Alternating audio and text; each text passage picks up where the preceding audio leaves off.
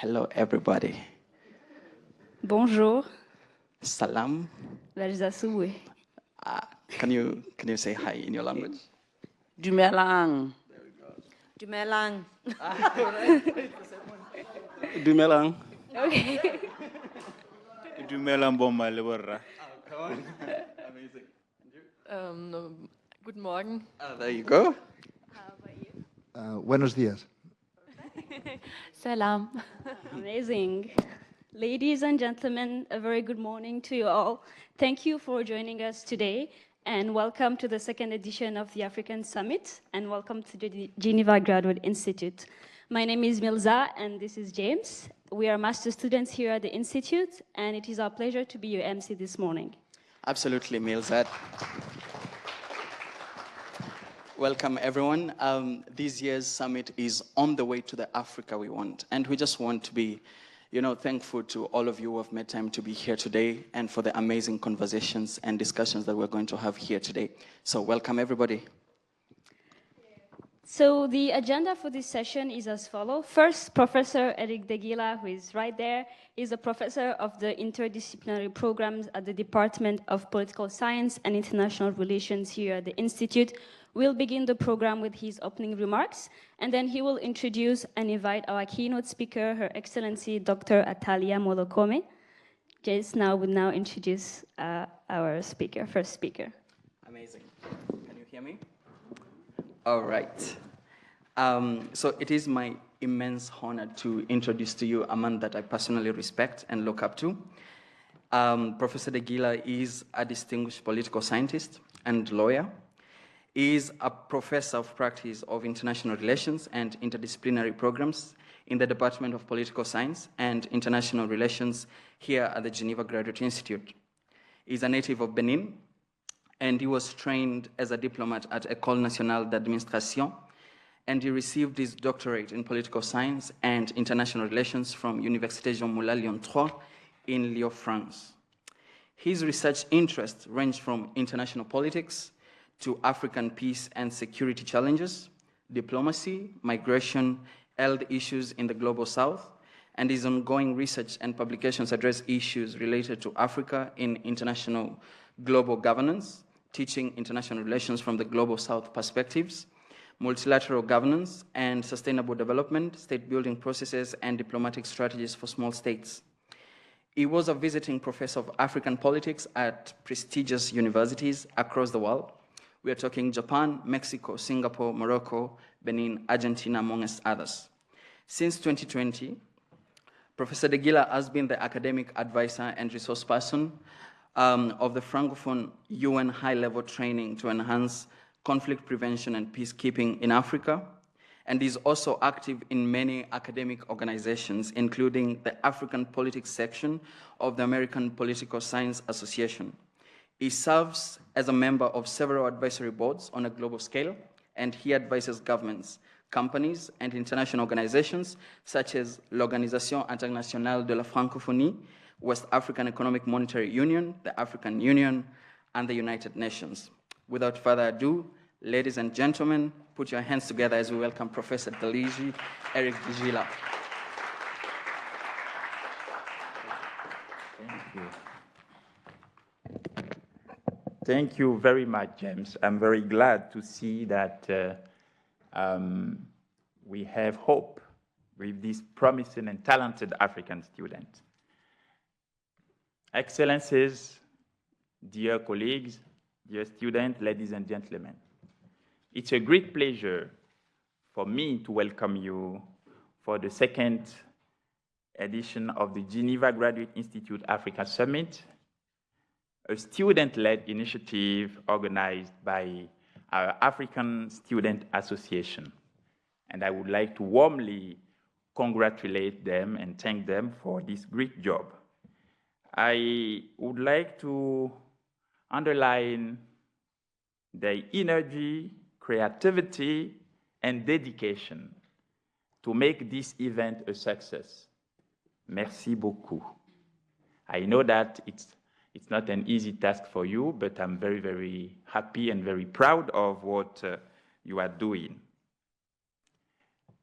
to our guests, your presence today is a positive signal on the growing importance of the region in international affairs.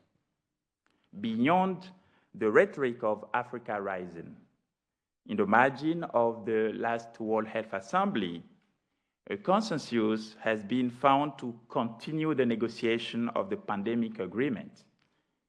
And I can tell you how African states have been very incremental in the process by promoting their own perspective. This is a strong signal. For many decades, Africa was viewed as a blind spot of international system, a region of problems, the dark continent of civil wars, poverty, endemic neo-patrimonialism, bad governance. I'm not saying that these challenges do not exist in the region, but Africa is far beyond these reductive stereotypes, and the commitment of African states in international Geneva shows another perspective. Before I give the floor to Her Excellency, my dear sister, Ambassador Dr. Atalia Molokome, to deliver her keynote speech precisely on how Africa is contributing to the making of our global governance, allow me to share few words in relation to the debate on Africa in international affairs. For me, this conversation should be engaged in a multi-layered perspective by questioning the issue of status and hierarchies. Indeed, there is a tension between African experiences, which inform AYA as a discipline on the one hand, and the status granted to African agents, meaning African states, as second league players in world affairs, on the other hand.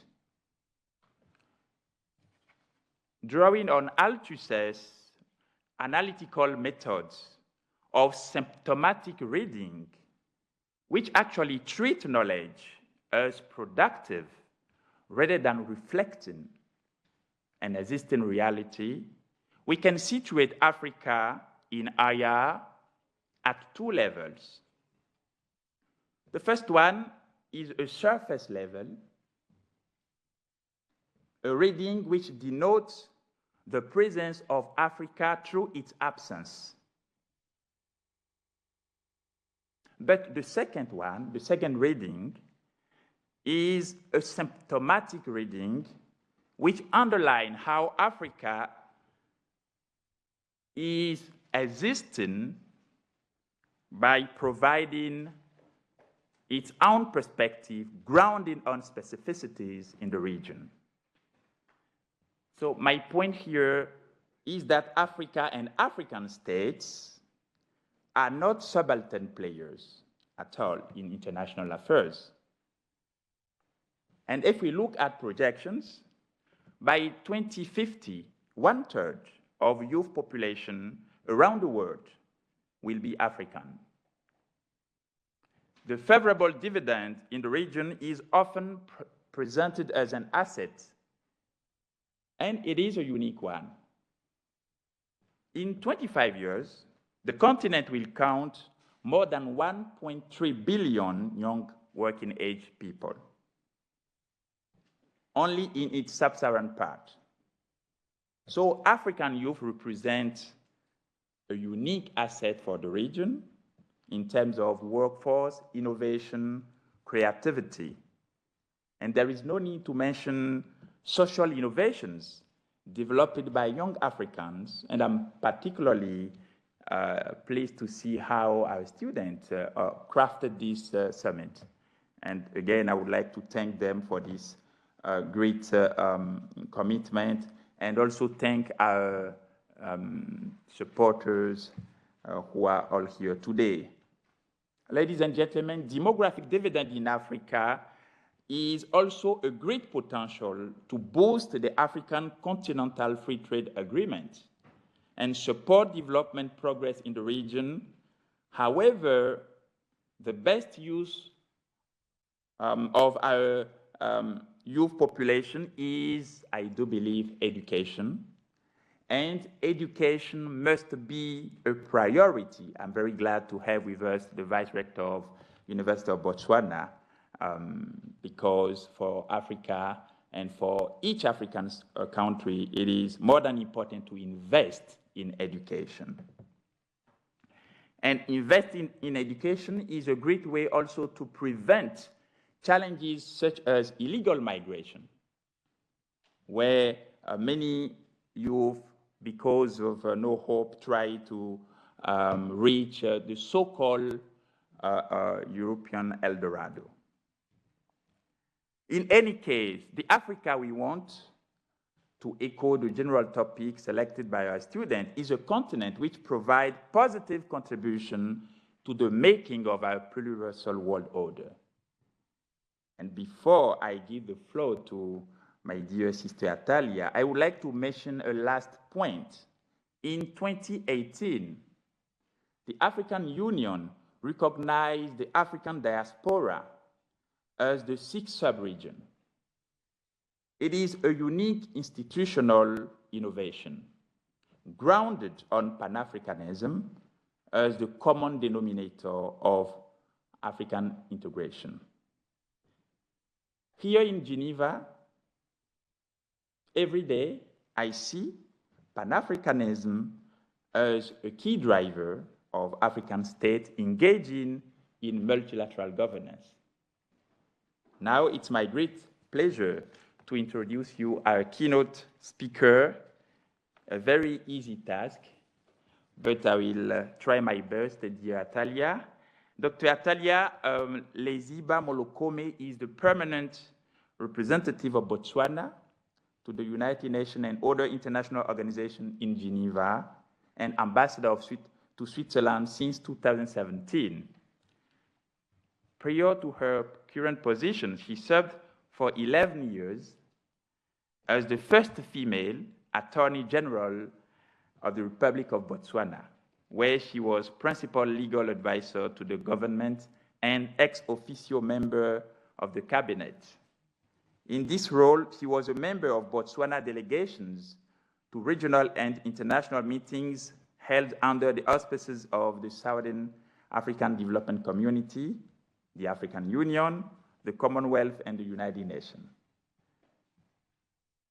Atalia is a distinguished lawyer. She holds a Master in Law from Yale Law School, a PhD in Law from Leiden University. She also attended a Diploma in International Commercial Arbitration from the Chartered Institute of Arbitrators in London, and is a Fellow of CIRB. She has served as a judge of the High Court of Botswana, Senior Program Officer for Gender at SADC, Senior Lecturer in Law at University of Botswana. She also authored and published a number of journal articles and book chapters on human rights, democracy, and rule of law. Dr. Molokome has contributed to the founding of a number of human rights organizations at national, legal, and international level, and currently serves on international boards, including the Nuremberg Principal Advisory Council. I can continue. During her tour in Geneva, she has served as on a number of committees, including the chairperson of WTO Trade Policy Review, co-chair of WTO Informal Working Group, chairperson of ITC, chairperson of WTO Dispute Settlement. I continue? Atalia, please.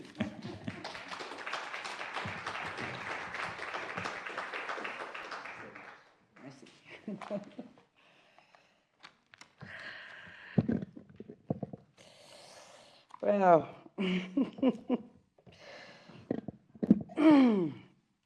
thank you so much, my dear brother.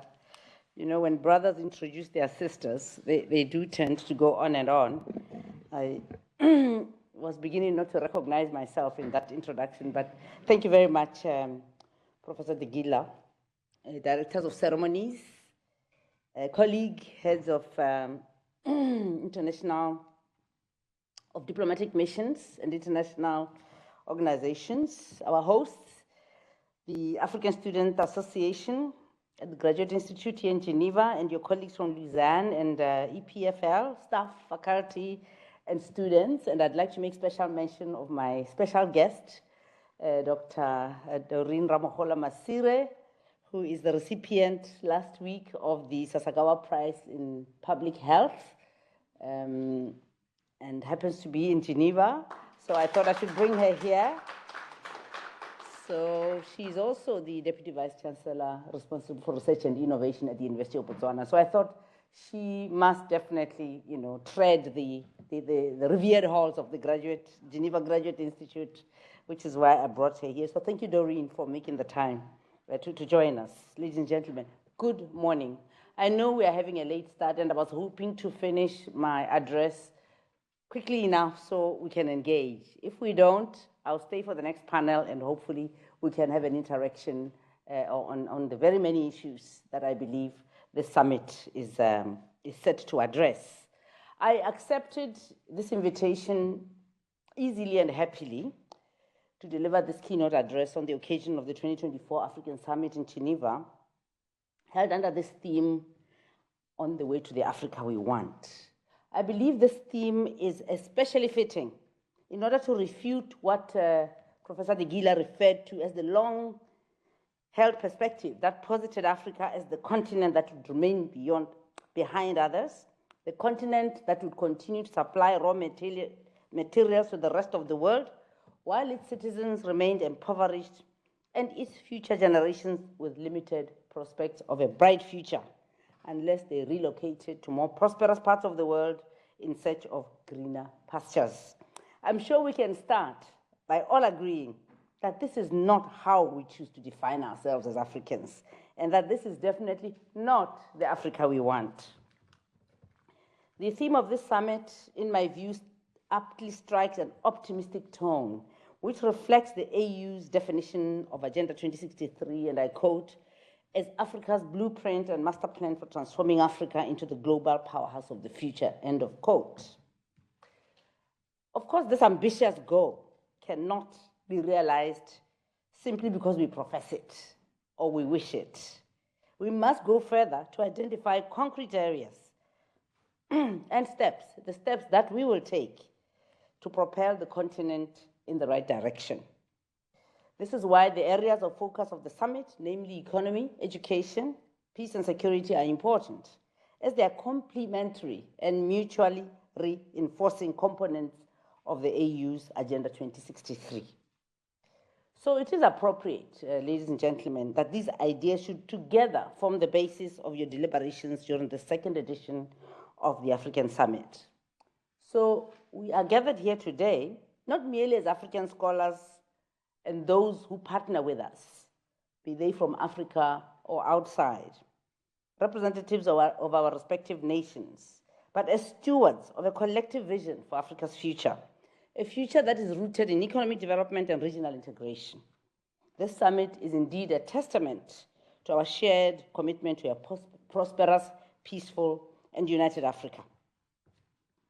I'm especially pleased to note that this summit is co-organized by student organizations from the Graduate Institute in Geneva and the University of Lausanne, as well as EPFL, reflecting the commitment of African youth to make their contribution to the discourse on critical issues that have a bearing on the development trajectory of the African continent. What Eric did not mention is that I was a teacher myself, so I feel very sentimental whenever I walk into a university campus. I used to teach law, as he said, I think he did mention, at the University of Botswana for some years. And I do believe that African youth, especially postgraduate students, have a special contribution to make to the whole discourse and the quality of the debate on the future of Africa. So congratulations, well done for convening this summit. course, our quest for economic development, the central focus must be on fostering robust collaboration among African states and institutions.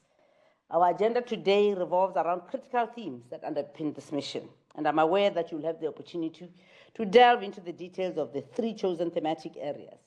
But like Eric before me, allow me to make a few brief remarks on each. I promise I won't detain you for long. On the economy, I note that the summit will discuss the effective implementation of the African Continental Free Trade Area. Quite a mouthful. Even the short version of it, the AFCFTA, does tend to be a tongue twister. So I think we should just call it the Free Trade Area, the African Free Trade Area. It anticipates the establishment of autonomous financial institutions, the formulation of an efficient African commodity strategy, among others. These are the pillars upon which the future of our economic landscape will be built. This agreement is without doubt a landmark initiative, representing one of the most ambitious efforts to integrate the African economy. With the potential to create a single market for goods and services across 54 countries, it promises to unlock the unparalleled opportunities for trade, investment, and industrialization. However, I think we all know this. The path to realizing this potential comes with immense challenges and requires a concerted effort from all African states and citizens. The vision of the African Continental Free Trade Area is not just about removing trade barriers. It is also about creating a seamless, cohesive economic environment that fosters innovation, entrepreneurship, and sustainable growth across the continent. It is heartening to note that to date, almost all the AU member states have signed and ratified the agreement. It's a good start. So we've achieved a lot. But there is much left to be done, a lot of outstanding work to fully conclude the negotiations. I think you all know that to date, 92.3% of the rules of origin negotiations have been concluded, and work is ongoing to conclude the outstanding rules on apparel and textiles, as well as the automotive industry. You may already know that the start of trading under the AFCTFA agreement was officially launched on the 1st of January 2021. Despite this, trading only commenced in October 2022 during the launch of the Guided Trade Initiative, a strategic framework to operationalize and accelerate the implementation of the agreement. Again, commendable efforts, but we still have some ways to go. This is why some cynics, and perhaps others call themselves realists, have posed the question whether this agreement is indeed a viable initiative. The answer, in my view, is a resounding yes. I need not reiterate the benefits of a united African market, which include increased intra-African trade, currently much too low. It will give Africa stronger bargaining power on the global stage and accelerated economic growth. Yet, for the African Continental Free Trade Area to be truly effective, certain prerequisites must be met. These include establishing robust financial institutions, harmonizing trade policies, and ensuring infrastructural connectivity. These prerequisites are essential to creating a stable and predictable economic environment that will attract investment and promote long-term development. Moreover, and related to the other theme of the summit, it is crucial to recognize the importance of political stability, peace and security, and good governance in achieving our economic objectives. Transparent and accountable government structures will create an environment of trust and predictability, which are vital for the economic activities to flourish. We must strive to strengthen our legal frameworks to protect investment, the sanctity of private property, to ensure fair play in the market. This will not only attract foreign direct investment, but also boost the confidence of local entrepreneurs and investors, which is what many African countries are working on, growing the local private sector and small businesses. But we must accept, as Professor Degila said at the beginning, without necessarily confirming the stereotype, that this is not always the case everywhere on the African continent. We therefore need to do more to invest in a culture of good, transparent governance, observance of the rule of law, human rights, and accountability to the people who have entrusted us with leadership and management of their valuable resources. The successful implementation of the African Continental Free Trade Area requires overcoming significant barriers to trade, and I think these are well known. I will not enumerate them. You will deal with them during the panel discussion on this subject. Again, the abundance of resources in Africa, in many of our countries, has not always translated into structural transformation, inclusive and sustainable development. The situation from a formal economic point of view has been said to be partly due to price volatility and other external shocks in commodity markets, as well as to limited value addition, which exposes countries to macroeconomic instability. Again, we must accept that in some cases, it has been the result of mismanagement and corruption by those entrusted to lead our countries. Recognizing these challenges and the critical need to address them, the African Union has prioritized the African Commodity Strategy as one of the flagship projects of Agenda 2063. I will not move into the details of the strategy. Again, you'll be discussing them. They will be in my keynote address, which I will make available after the presentation.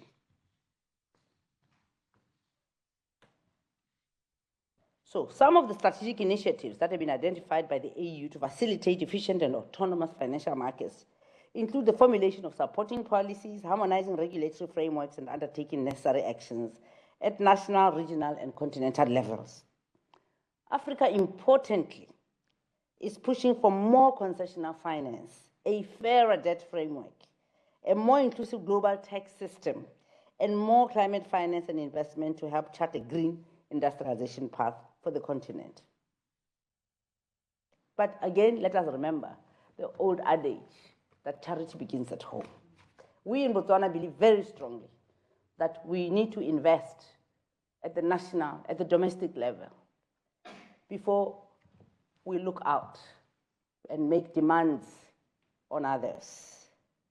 We must work hard, as I said, at the national, domestic level to create and strengthen our political and economic institutions that will propel our countries forward and elevate, importantly again, the standard of living of our people. This requires responsible and visionary leadership that will manage our resources, as I said, as trustees on behalf of the people and for the benefit of future generations. In my own country, Botswana, we have been blessed with mineral resources like many African countries, especially diamonds, which successive governments have happily managed in a manner that translated into tangible benefits for our development. We had the good fortune also, it's not enough to have minerals for God or the ancestors or whoever you believe in to have endowed your country with mineral wealth. We had also the good fortune of having good traditional leaders who had the vision in the early 1970s to cede or transfer by legislation the mineral rights in their tribal territories to the state to be used for the benefit of all citizens, irrespective of where you find a mineral deposit in Botswana. The members of that community are not going to be the sole beneficiaries of that. Legislation automatically transfers the right to mine those minerals and the regulation of their exploitation to the state, which should conduct the mining and processing and the beneficiation of these minerals on behalf of everybody. So you cannot say because diamonds were found in my backyard or in our tribal territory, then it is only our people or our tribe or our family which will benefit. Botswana law does not allow that. But that is thanks to a piece of legislation in the early 1970s where our chiefs transferred all their rights to mineral deposits to the state. Again, it's not good enough for your traditional leaders to say, yes, here are the rights to the state. Here are the rights to exploit and do this responsibly.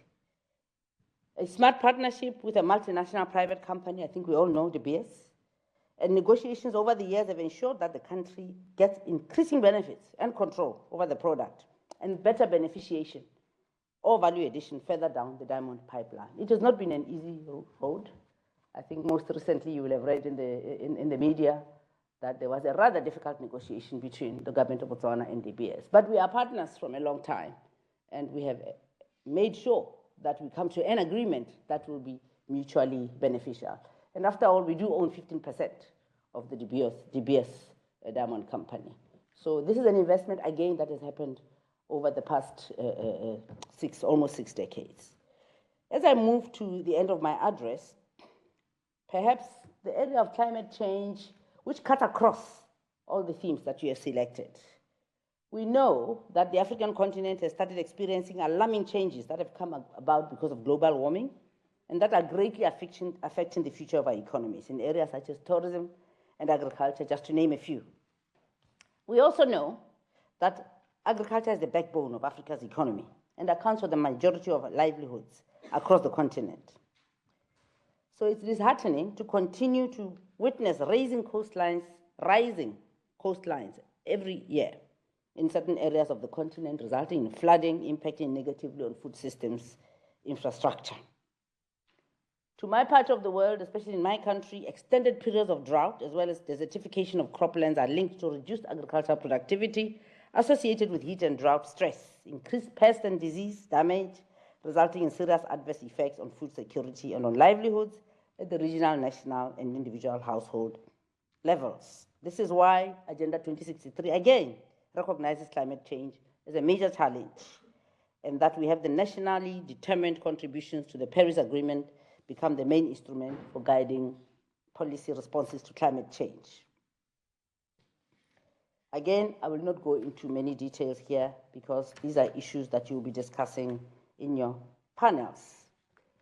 But I need to say something about gender equality and the empowerment of women to ensure that Africa moves forward and to ensure that women obtain their full rights.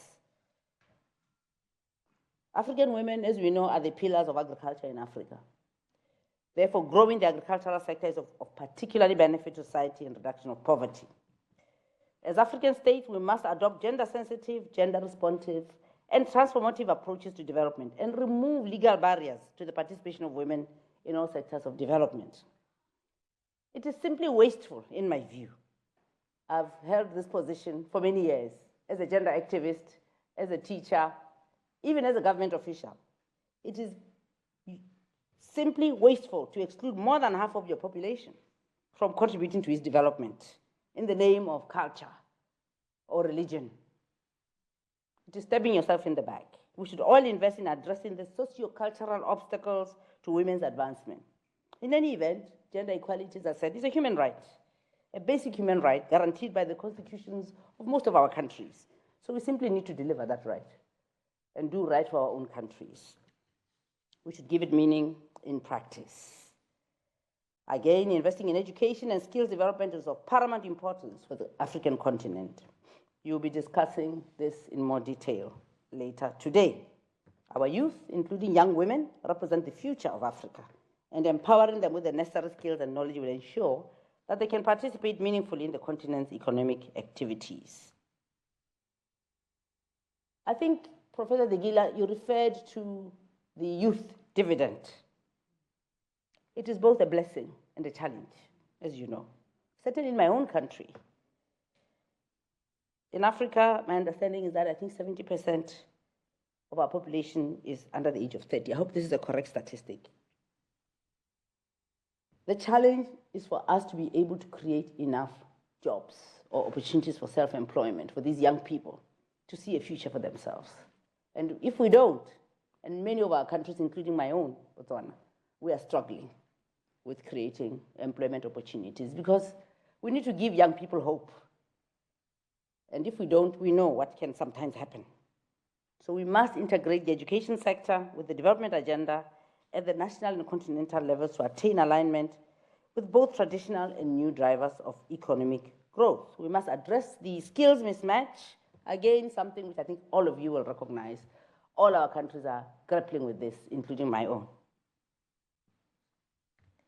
Let me move towards completing my address by turning to peace and security in Africa, another area that you've selected, but which is also critical for the attainment of Africa's progress. We have seen both significant progress and substantial challenges in achieving lasting peace and security in Africa. Many efforts are underway. I think the news channels are replete with examples of conflicts and instability around Africa. It does not define us, no, it doesn't, but it is a fact. This is what we're having to deal with. And I believe that the combined efforts of African governments, regional organizations, international partners, and local communities are crucial in building a more peaceful and secure continent. The AU, ECOWAS, SADC, and many others play a critical role in conflict prevention and management through the mechanisms like the Peace and Security Council and the African Standby Force. I was going to share something from our subcontinent, but I do think that I need to give you a little bit of time to engage and interact, which is our attempt as SADC to bring peace to the Cabo Delgado region, province of northern Mozambique. But we can maybe discuss that. Some of my officials are here, and we can share this experience. I think it's a best practice. It's something that appears to be working. You never know how long these efforts last, but it appears that SADC has managed somehow to bring some stability to that part of Mozambique through intervention by SADC heads of state and government. Let me end by saying, going back to where we started, I said which Africa we did not want. I think let's end by saying, by me sharing with you what I believe should be the Africa that we want. It is an Africa that is a peaceful and secure one, where children and young people can freely pursue their education, where the economies are thriving and African countries are trading profitably with one another for the benefit of all their citizens. And on that highly optimistic note, I hope, I end by wishing you fruitful, thought-provoking, and enlightening deliberations on our very worthwhile journey to the Africa we want. And I thank you for your attention.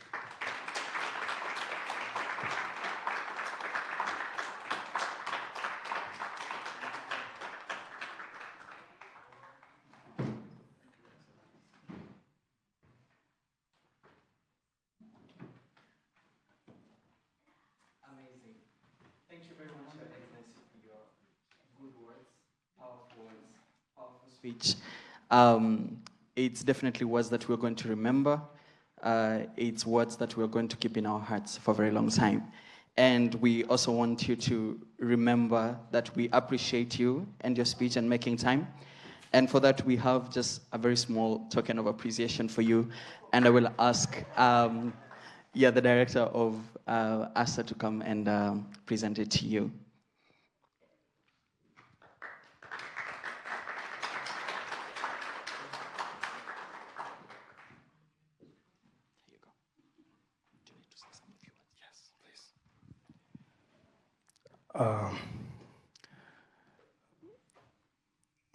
Dr. Atalia Molokome, Ambassador. Can you all hear me? Is it fine? Okay. So, dear Excellencies, distinguished professors, distinguished guests, dear friends, as James rightly mentioned, I have the privilege and the honor to co-direct the Afrique Students Association of the Geneva Graduate Institute. But what he hasn't mentioned is that I've had this privilege to do this alongside wonderful brothers and sisters, extraordinary brothers and sisters at the Institute.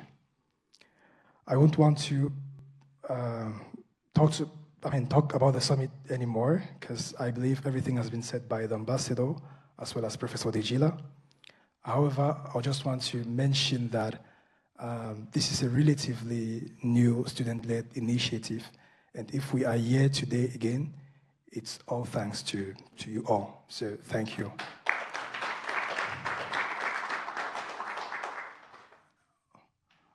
Ambassador,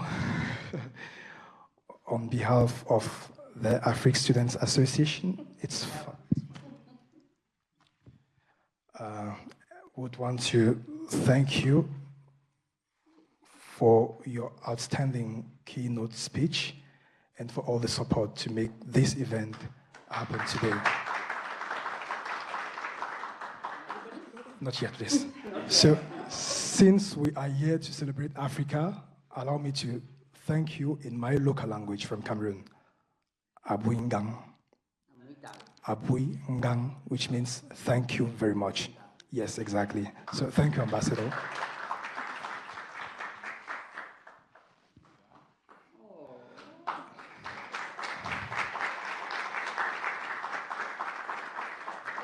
You're welcome. Merci beaucoup. Thank you so much. This reminds me of my grandmother's village when I was growing up, so I can relate to this. Thank you very much. You're welcome, Ambassador.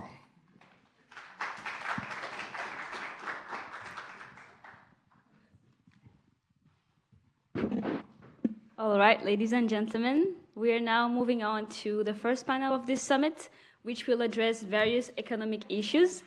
And I'm pleased to introduce the moderator for this panel, Mr. Uime Eyo, to take over the lead and lead the discussion. Before he comes on stage, I'll briefly introduce him.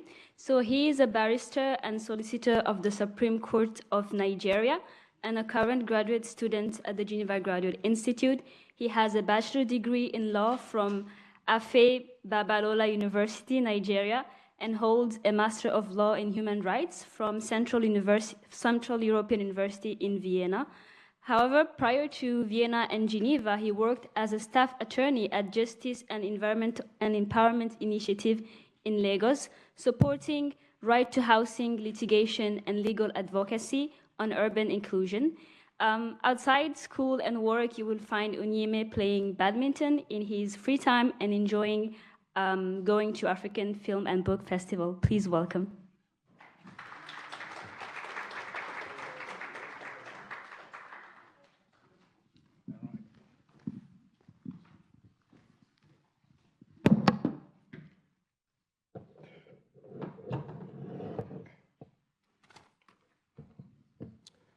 Good morning, everyone. I would like to quickly introduce our panelists for this session to join us on stage.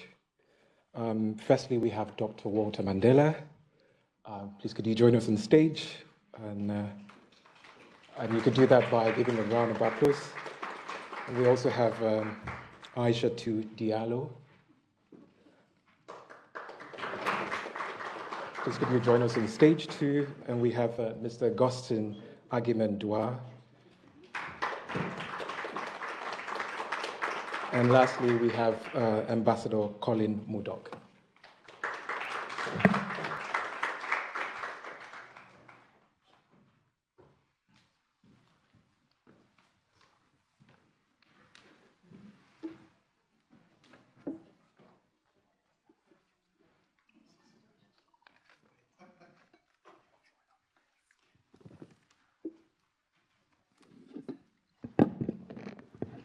So before this panel starts, allow me to say a few words. I would like to recognize and warmly thank few African ambassadors who are here today before they leave. And first of all, I would like to warmly thank Her Excellency Ambassador Usha Duarka from Mauritius, who is with us, please. We are also very privileged to have with us His Excellency Ambassador Sabri Bachobi from Tunisia, please. And of course, our very, very close and dear friend, Ambassador Professor Mohamed Ka from the Gambia, a great supporter. Thank you for being here. And once again, thank you very much to my dear sister, Atalia. Thank you. All right. Hello. Yeah. Good morning, and once again, thank you so much for joining us live here at the Geneva Graduate Institute for the 2024 edition of the African Summit in Geneva, and also a big welcome to our online audience too. My name is Uime Eyo. I've been introduced already, but I'm a first-year master's student here at the Graduate Institute.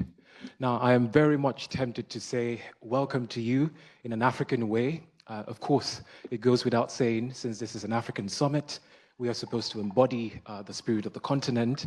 And I can see most of our participants brightly adorned with African fabrics, highly commendable. But I'll just say welcome in a very few familiar African dialects. And so in West Africa, I would say Akwaba, would say Ekabo. And in my native language in southern Nigeria, I would say Medi. And in East Africa, would say Karibu. Right, but we're super delighted to have you grace this occasion, and we do hope that you enjoy every bit of the summit experience. Now, this happens to be the first specialized session of the summit, and we will be focusing on the economy as a core thematic within the context of Agenda 2063, which is Africa's blueprint for the future. Now, you and I would agree that a strong, vibrant, resilient, and African economies are very much instrumental to the functioning of African states and also development of same. Right, and so we want to have a broad conversation on a wide range of issues. We're super pleased to be joined with this panel of experts in their own right. I'll be sharing deep insight on a wide range of issues, including prospective regional integration to spur economic growth, reflections on the African continental free trade area, which is actively the talk of the town. What is the future of Africa-Caribbean relationships and partnerships, and how can we utilize these partnerships to spur economic growth? And also, what are the pressing challenges when it comes to climate change and its impact on African economies, bearing in mind that African countries bear a disproportionate brunt of the crisis. But before I introduce formally our panelists, a quick one on housekeeping. This session runs for 1 hour and 20 minutes. We're adopting a hybrid approach, so we'd have rounds of questions here and would open it up for members of the audience to participate via questions and comment. Please, when the time comes, we strongly encourage you to pose your questions to any of the panelists and do so in a very succinct and brief way. Thank you. I have the pleasure of introducing, firstly, on my far right, Dr. Walter Mandela. He is a distinguished lawyer with extensive experience in international and multilateral organizations, government, consulting, and private legal practice. He's currently the lead for Regional and Global Cooperation in Africa at the World Economic Forum. He's previously held positions at the World Bank, WTO, United Nations International Fund for Agricultural Development, and the Ugandan Human Rights Commission. He holds a Bachelor of Laws from Ugandan Christian University, a Masters of Art in Human Rights and Democratization from European Inter-University Center, Venice, another Masters of Law from the University of Cape Town as a Mandela Rhodes Scholar, and a PhD in International Law from the Geneva Graduate Institute. Thank you so much, Walter, for joining us today. And also on my right, we have Mrs. Aishatou Diallo. She is the Chief of the Office for Africa at the International Trade Center in Geneva.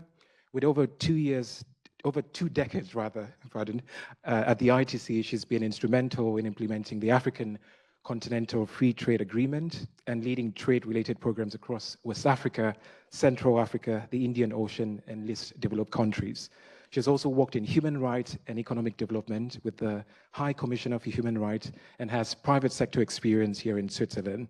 She holds a master's degree in international law from University of Grenoble and an advanced degree in economics from University of Geneva. Thank you so much, Aishatou, for joining us today. And on my far left, we have Mr. Augustin Agiman-Dua.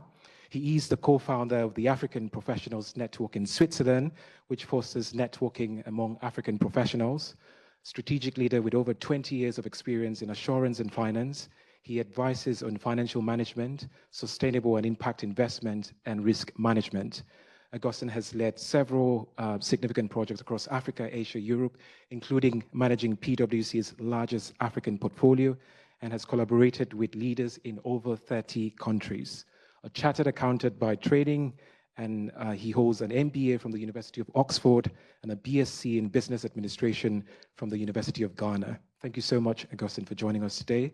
And lastly, I have the pleasure of introducing formally His Excellency Ambassador Colin Murdoch, who is the permanent observer of the Organization of Eastern Caribbean States, OECS, to the United Nations in Geneva. A citizen of Antigua and Barbuda, he has held senior positions including senior advisor in the Office of the Prime Minister, permanent secretary in the Ministries of Foreign Affairs, International Trade, and Immigration. He also served as a commissioner to the OECS, permanent representative to the WTO, and a non-resident ambassador to Cuba. He holds a master's degree from the Fletcher School of Law and Diplomacy, United States, a graduate diploma from the University of West Indies, and a bachelor's degree from the University of West Indies, Cave Hill campus. Ladies and gentlemen, thank you so much for joining us today. Well, so just to get the conversation started, just sort of an icebreaker, I'll begin with you, Walter. Late last year, I did read a piece in the New York Times written by Declan Walsh titled "The World is Becoming More African." Very catchy title, but he does a great work in historicizing trends and reconciling them with global patterns. And then he goes on to put a spotlight on the fact that Africa is projected to have the world's largest workforce and a rapidly growing consumer market within the next few decades. And so what are your thoughts on this? I wanted to ask you, do you think African states are leveraging on this? But more particularly, what are some of the key steps African states must undertake to craft a successful commodity strategy that capitalizes on this demographic dividend? I know that's quite a lot, but yeah, thank you.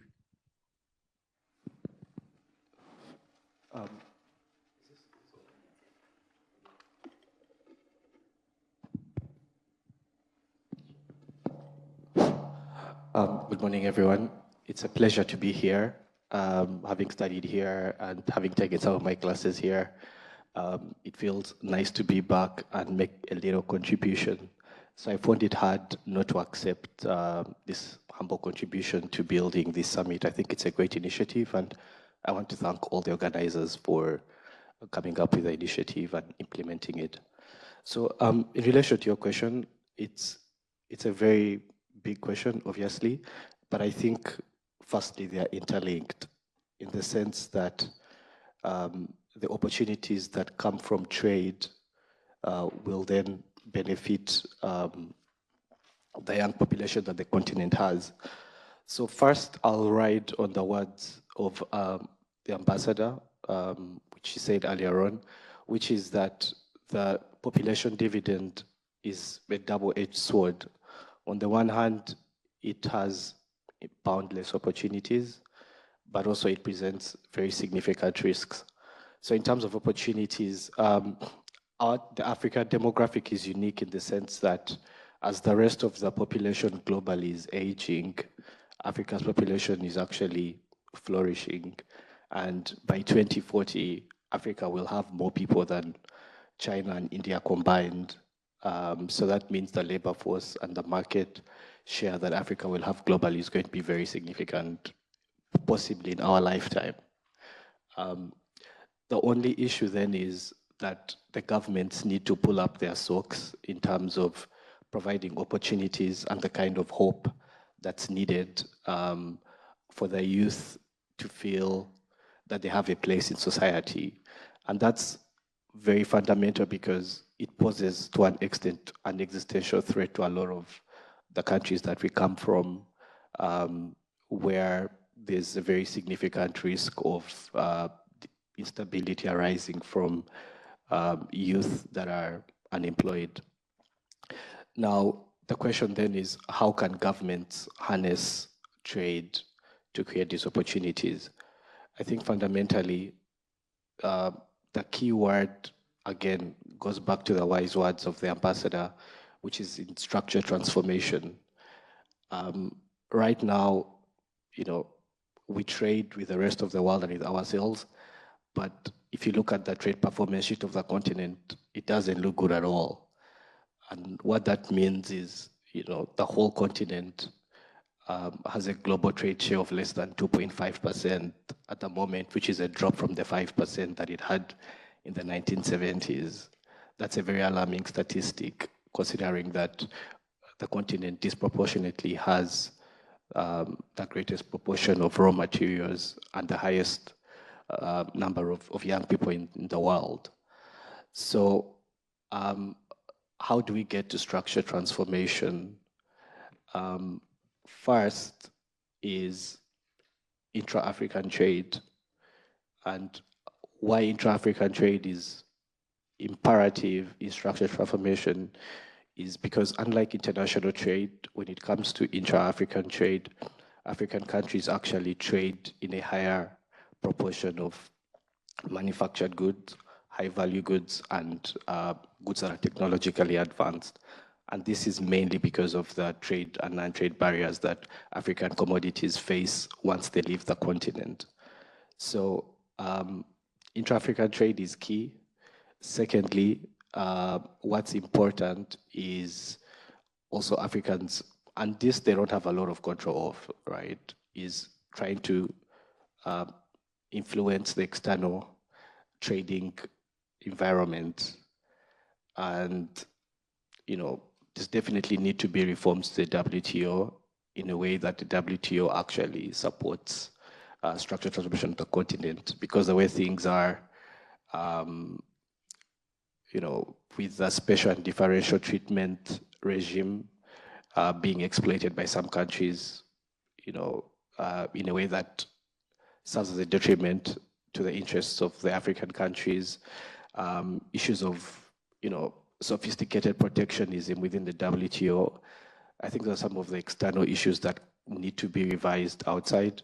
And then also African countries need to make more of the preferential trade agreements that they have, which is mainly AGOA and the European Partnership Agreements. Now, within all this, there is a certain confluence of opportunities right now, which I think African countries can leverage on. Already it's being done in some countries, but I feel like more could be gotten out of it. So first is the global green transition, right? Africa has a very substantial amount of critical raw materials. If you look at lithium, cobalt, copper, and so on. Now, Zimbabwe, for example, is leading the way in this and has basically banned raw lithium exports. And their position is, if you're going to use that lithium, you need to add some value from within. And I think that's a model that could be replicated. And, you know, the pivotal place of Africa in this is corroborated by, you know, countries are panicking in terms of wanting to have access to this. So if you look at recently, I think last week, there was a Korea meeting. Before that, African countries are being invited, you know, to Saudi Arabia, to the US. These are not coincidental, you know, there is something big at play, and I think we need to make more out of it, or the most out of it, right? And then another opportunity that I see is, which is tied to this, is, I mean, it's not an opportunity per se, because, you know, it's an existential threat to the world in terms of climate change. But many times climate change has been, the dialogue has been used in a way that Africans are not happy with, which calls for the transition. But I feel like there is an opportunity for Africa to leverage its industrialization on this by really making the case of processing from within to cut back on carbon emissions, because getting the goods out and transporting them to be processed abroad increases the carbon footprint. So there is a case to be made, and this is something that UNCTAD is championing, and it's saying, you know, if you process from within, then you're reducing the carbon emissions, and that's a language that seems to appeal. So I think we can do more out of that. Lastly, I think also as the world is becoming multipolar and there's a change in the global power dynamics, there's also opportunities there that the continent can raise. So, you know, if you look at the US-China rivalry, there are freebies, in quotes, and low-hanging fruits that we could exploit. So, for example, if China is implementing the Road and Belt Initiative, how then do we, you know, leverage some of this infrastructure to drive some of the regional infrastructure projects that are going on? How do we use the EU Global Gateway to enhance some of the infrastructure that we're already trying to plan to boost regional trade? So I think these are some of the opportunities that exist that we can leverage on to then drive structural transformation, enhance trade, improve our terms of trade, and ultimately the balance of payments, raise standards of living, give hope to the youth. And then with this, I think the African youth will have some kind of hope that the future has some light for them in it. Thank All you. right. Yeah, thank you so much, Walter. Very interesting reflections on demographic dividends and structural transformation. Well, again, I just really want to harp on a point that you noted about intra-African trade. And I just want to reconcile that with the African Continental Free Trade Area. And I'm coming to you, Aisha, too, which is something that is irresistibly on the lips of everyone. Policymakers are talking about it.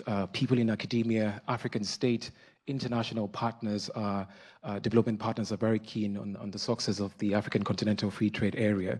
And I just want to ask you, I mean, it's been almost half a decade since that agreement was signed in Kigali, if I'm not mistaken. How would you assess, the progress with the African Continental Free Trade Area? And what are some of the implementation challenges? Do we have any? And do you want to give suggestions to in some of the ways that we can address these implementation challenges? Hello. Okay. Thank you very much. First, please allow me to thank the African Association for having invited the International Trade Center to join today the African Summit. And I would like also to send my warm greetings to Ambassador Atalia, as well as Ambassador Kanabani and Ambassador Carr, and all the distinguished guests that are joining us today. It has been said, I think that the African Continental Free Trade Area is the most important initiative that has been launched by the African Union since its creation. This is an important initiative which is supposed to benefit to the African continent, but most importantly to the private sector. But as of today, only, according to the International Trade Center, a survey that we have carried out in 2022, less than 50% of MSMEs are aware of the AFCFTA. And we say that the AFCFTA is supposed to be a transformative tool, but the main beneficiary, the African private sector, is not really involved and not fully aware of the AFCFTA. And this is a challenge. Having said that, we have to recognize that since 2018, many things have been done. Of course, as you know, the protocol on trade in goods, trade in services, the protocol on digital trades, even on women in trade, competition policy, investment, all these protocols have been finalized. Some of them are currently under implementation, the protocol on trade in goods, the one on trade in services, as well as one which is also very important for business to happen, the protocol on dispute settlement. And as of today, it has been also said by Ambassador Atalia, we have 45 member states that have signed the agreement, 47 that have ratified so far, so this is extremely important. We have a secretariat in Accra, and we have the Guided Trade Initiative, which is an initiative to help countries to familiarize themselves with the AFCFTA.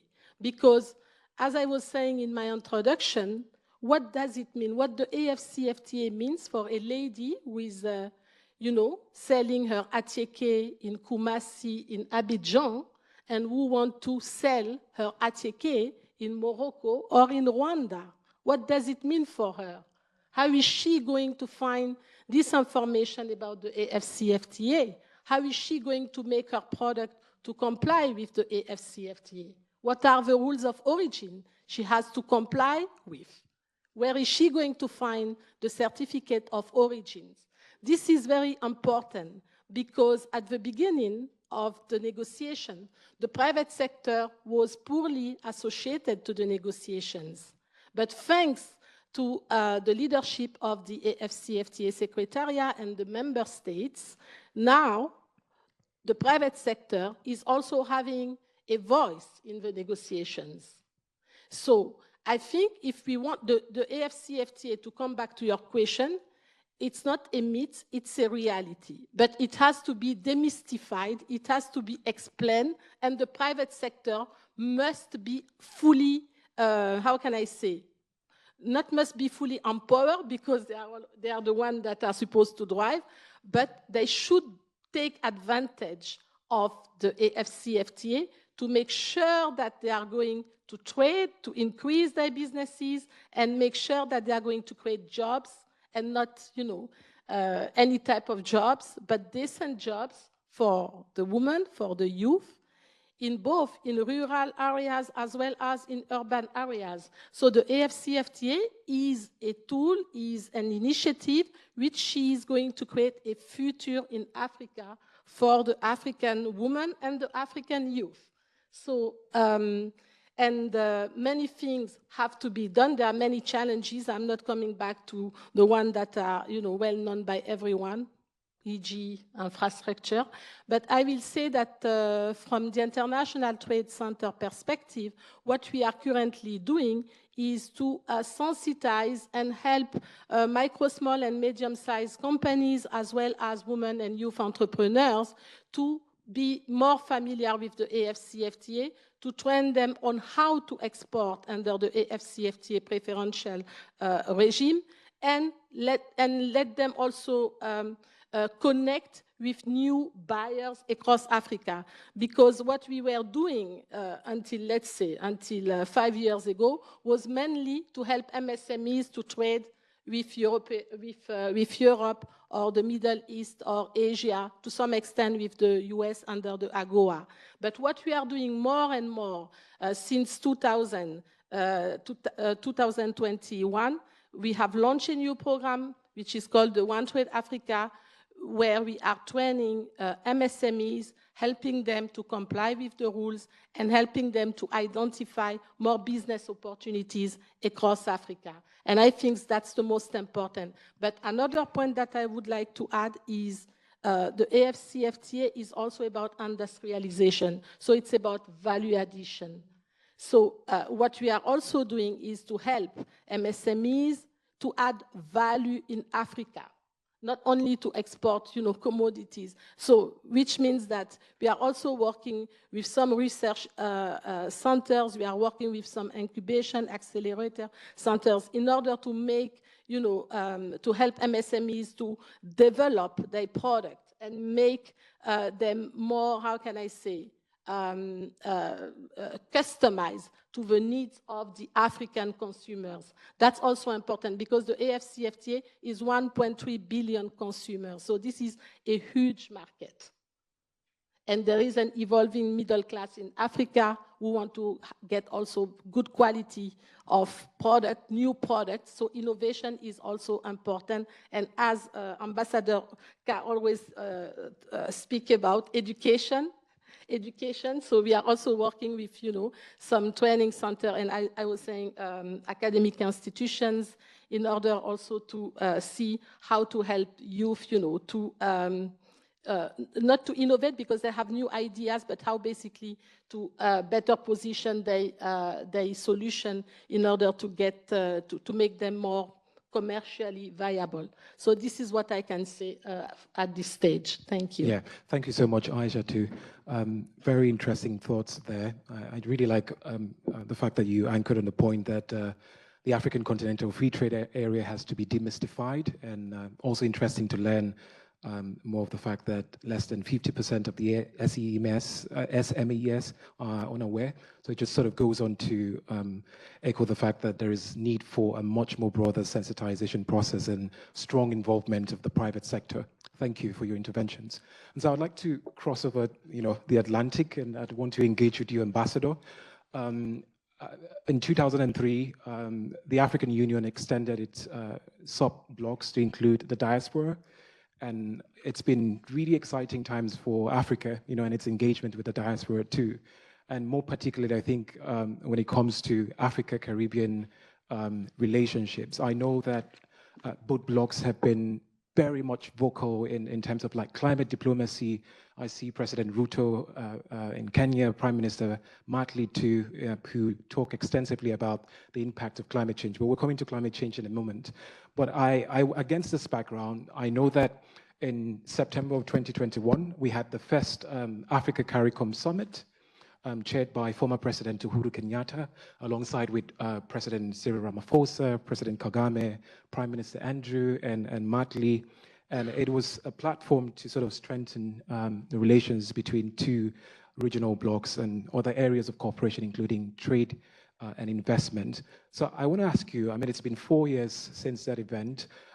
What are your, would you describe, was that a success? And more specifically, what are some of the specific economic cooperation initiatives that have been launched in the aftermath to ensure, or rather to enhance trade and investment between the African blocs and the Caribbean blocs too?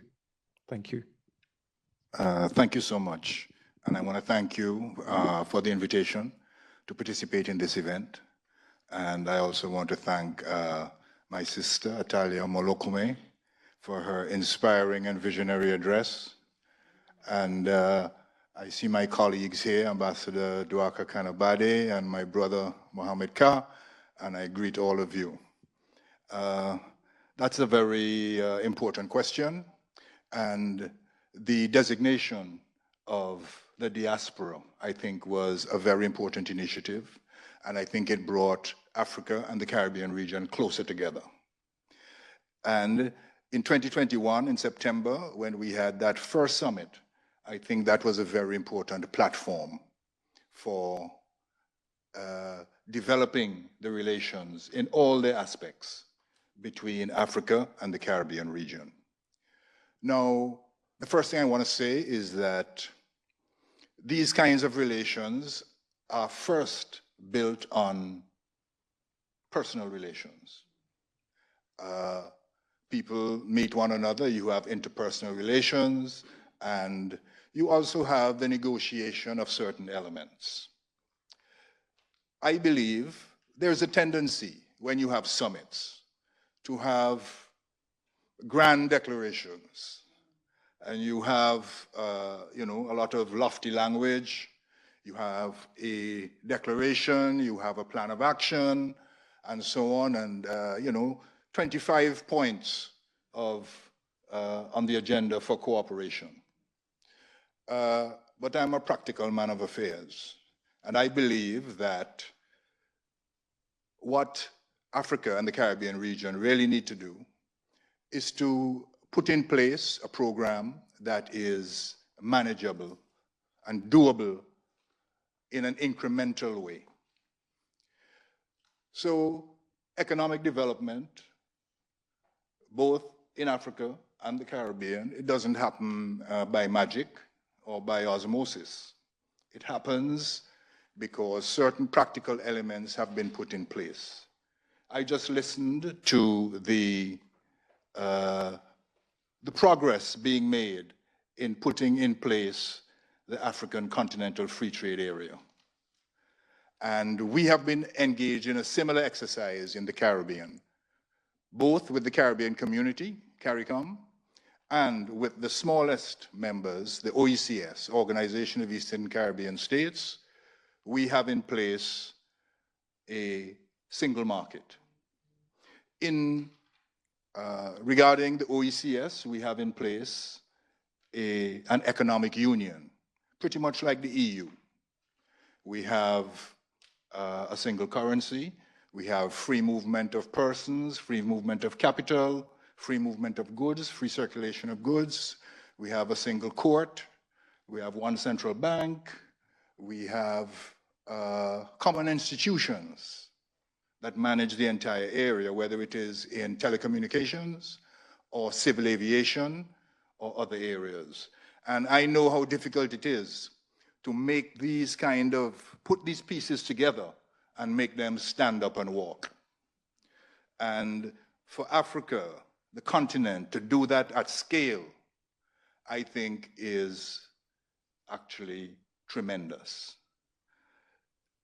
In terms of the building blocks, this is going to be driven by the private sector.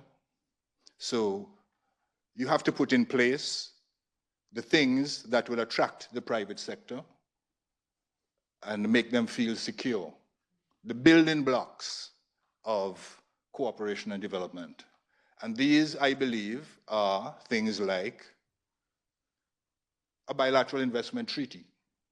Investors must feel secure that the investments they have made are safe from expropriation or other kinds of risk that will cause their investment to be, null and void. At the end of the day, it's about risk management. You have to have a double taxation treaty because investors do not want to be taxed in two jurisdictions at the same time. You have to put in place elements for people to move, whether it is visa-free arrangements, free movement of persons. You have to put in place the arrangements for capital to move. It's one thing to say that you would like African investors to invest in Caribbean countries, but how easy is that to do? What are the practical difficulties in terms of that? And in that regard, I would like to mention the critical role being played by the Africa Exim Bank, which has stepped forward into the region and has become a leading player in moving capital between both regions. Now, many of the countries in the Caribbean are actually service economies. They do not produce they're not big in the goods trade or in the commodities trade. They used to be, but now they have mostly transitioned to a service economy, especially tourism. So my own country, Antigua and Barbuda, has an economy that is 96% services. So you can understand that although the percentage varies from country to country, the transition has already taken place, and these are service economies. So I think you have to build on the major economic sector, tourism, and you have to put in place the arrangements for people to move, to develop that tourism, both ways. How do you do that? Visa-free arrangements and air service agreements. Right now, there's an airline in Africa, in Nigeria, called Air-e.s. And Air-e.s is currently engaged in negotiations with several Caribbean countries, including my own, Antigua and Barbuda, for not only direct flights between West Africa and the Caribbean, but also to invest directly in Caribbean airlines that do intra-regional travel. And I think this is very, very important. The COVID pandemic collapsed regional travel in the Caribbean. And there was an airline called LIAT, 1974 Limited, and it basically disappeared. Now there's an attempt to revive LIAT and to have LIAT 2020 to provide intra-regional travel and also to feed the service that Air-e.s will provide into the region. So Air-e.s is investing in LIAT 2020 and is acquiring 70% of the shares of that LIAT company.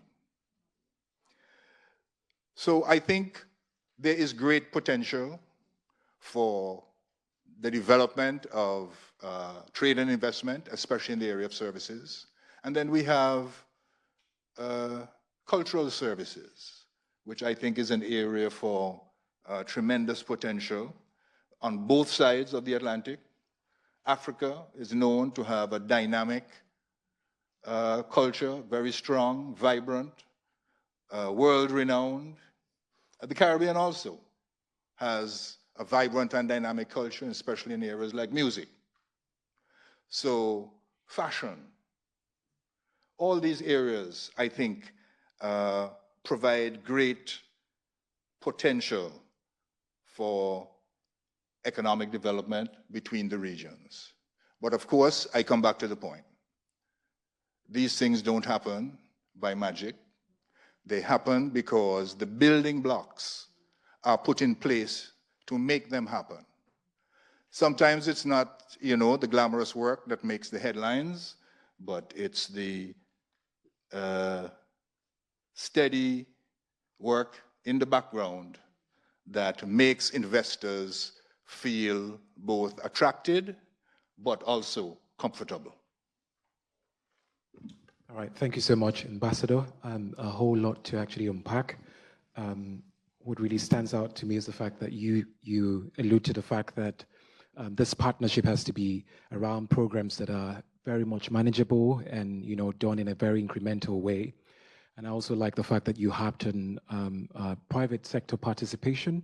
And I think much later, I'll, you know, really ask you more about your thoughts on the Afro-Caribbean Trade and Investment Forum, you know, which is has really been at the fore in most of these discussions between Africa and the Caribbean states. But thank you so much. I'll move to you now, Agustin, on the theme of climate change, which is a very pressing concern, and of course, certainly does have an impact on African economies. According to the African Development Bank, Africa loses about 5 to 15% of its GDP per capita annually due to climate change impacts rather, and this includes losses from extreme weather events such as drought, floods, and storms.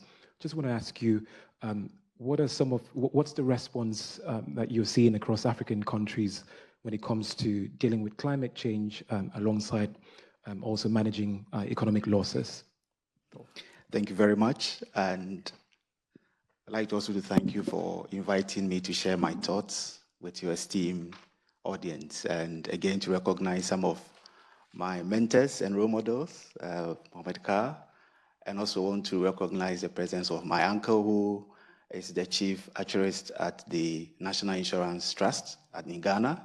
He came for a meeting, and I came here to also to listen to us. So thank you very much for coming. Indeed, climate change, as we all know, is really having significant impact in Africa, not only in Africa, but all over the world. But the context of discussion is definitely in Africa. And we've seen it in Somalia, we've seen it in Mozambique, we've seen it in Malawi.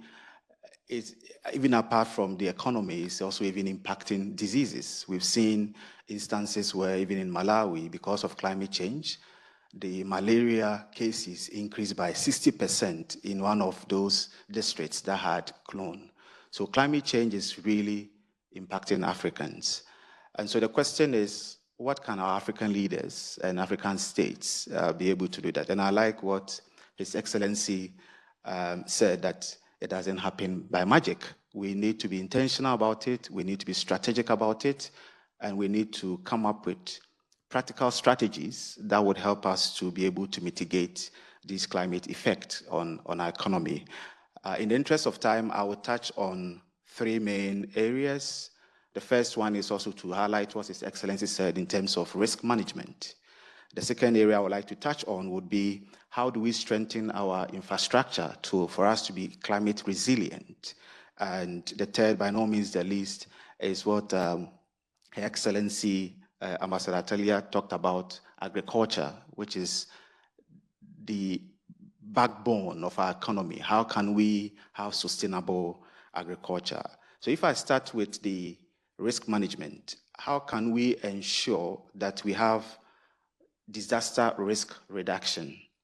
And here we need, as Africans or African states, to be able to establish early warning systems and also to improve disaster response capabilities. And how do we do this in terms of the early warning response? African leaders, African states will need to invest in technology.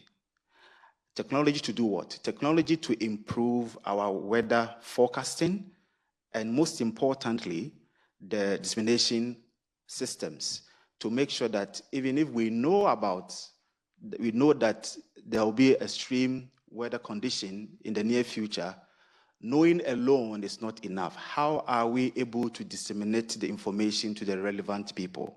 That would be very important. And we also don't need to stop there. We also need to capacitate our communities and train them. Training them to be able to know how to respond and also to be able to minimize the loss of life and property. And we've seen this happening in other countries. We have seen how some countries have been able to leverage what I talked about in terms of investment in technology and also capacity building or making sure that their communities are resilient, and they were able to minimize the loss in terms of climate change. And an example is Japan. And we have another example in Taiwan. So this means that it can be done. We may not be able to prevent climate change, but if we put in strategic measures, we would be able to minimize the impact on our population. The second area I want to talk about is infrastructure. We need to be able to build climate resilient buildings. We know that in the past, maybe our ancestors, they were not experiencing climate change as we are doing now. But moving forward, how do we integrate that and incorporate that in our building structures, and to make sure that our buildings are able to withstand the storms, and also we also have flood defense, so that we will be able to prevent and mitigate the risk of climate. And the last, by no means the least, I want to talk about is the sustainable agriculture. And we have seen how droughts has really impacted the crops and the agriculture of most of these African economies. So the question will be, we need to use crops that are more resilient to climate conditions. And we also, as Africans, we need to capacitate and empower our workforce to be able to help us to provide solutions to climate change. And also, African leaders will need to start to invest in research and development, especially to come up with solutions that would help our context, specific country context, to also be able to help us to respond to climate change. So these are the three main areas that I think African leaders can talk about in terms of the disaster risk reduction, strengthening our infrastructure, and also promoting sustainable agriculture. Thank you. All right, thank you so much, Augustine. Very important key insight on climate adaptation and resilience. We need to invest in infrastructure, more about the early warning systems, also investing in technology. Thank you so much for those interventions. So I'll come back to you, Aisha, to just take one question, and then I would open it up for members, our distinguished audience, to engage with their questions and comments too. There was so much enthusiasm when you talked about small and medium-sized enterprises. So I just wanted you to kind of zoom in again and just kind of enlighten us how you think that the African Continental Free Trade Area would benefit small and medium-sized enterprises within Africa, and what are the measures that can be put to place to support these businesses more strengthening?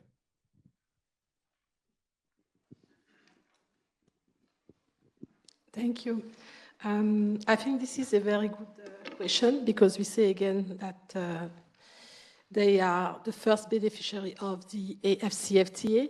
I think the first things to be done, it has been also said by Ambassador Atalia, is to improve the business ecosystem. First, because, for African MSMEs to export, it's quite challenging in terms of, access to finance. For instance, most of the commercial banks in Africa, they are applying high interest rates, and the MSMEs are not able to provide all the guarantees, all the requirements that are being requested by the commercial banks or even the microfinance institutions. So first, I think there is a need to work on access to finance. That's fundamental.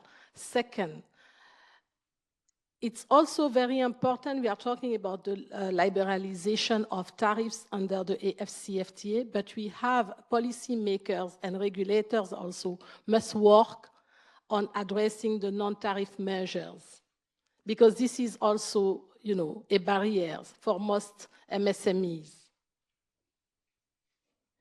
The fiscal regime in most countries is not really adequate. It's not really conducive for MSMEs. There are too many taxes for them.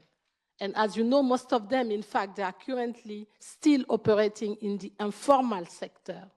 So how to encourage them, how to provide them with some incentives to make them, you know, move from the informal sector to the formal sector and be able to pay some taxes, but not, you know, too many as it is at the moment.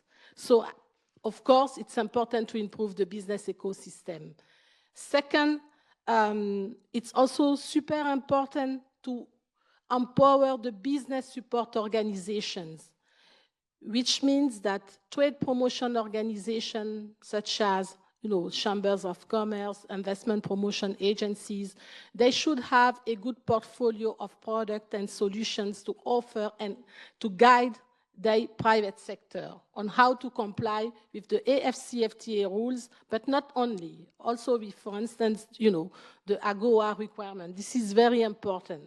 So it's important for those business support organizations to be able to guide on how to comply on quality, on sanitary, phytosanitary measures, on packaging, on marketing, which trade fair to attend, which potential investors, you know, they should target.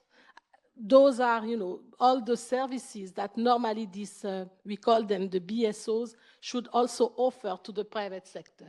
And of course, the MSMEs themselves, the micro, small, and medium-sized companies, it's also important for them, you know, to upgrade the quality of their offering and to get also some trainings. I will not say trainings because now we don't really know, we don't really like to use training, capacity building countries, and the private sector, they are tired, you know, about listening these words, but they should, how can I say, they should be able to get a full package of advisory services that could help them, again, to improve their offering and meet the consumer's requirements.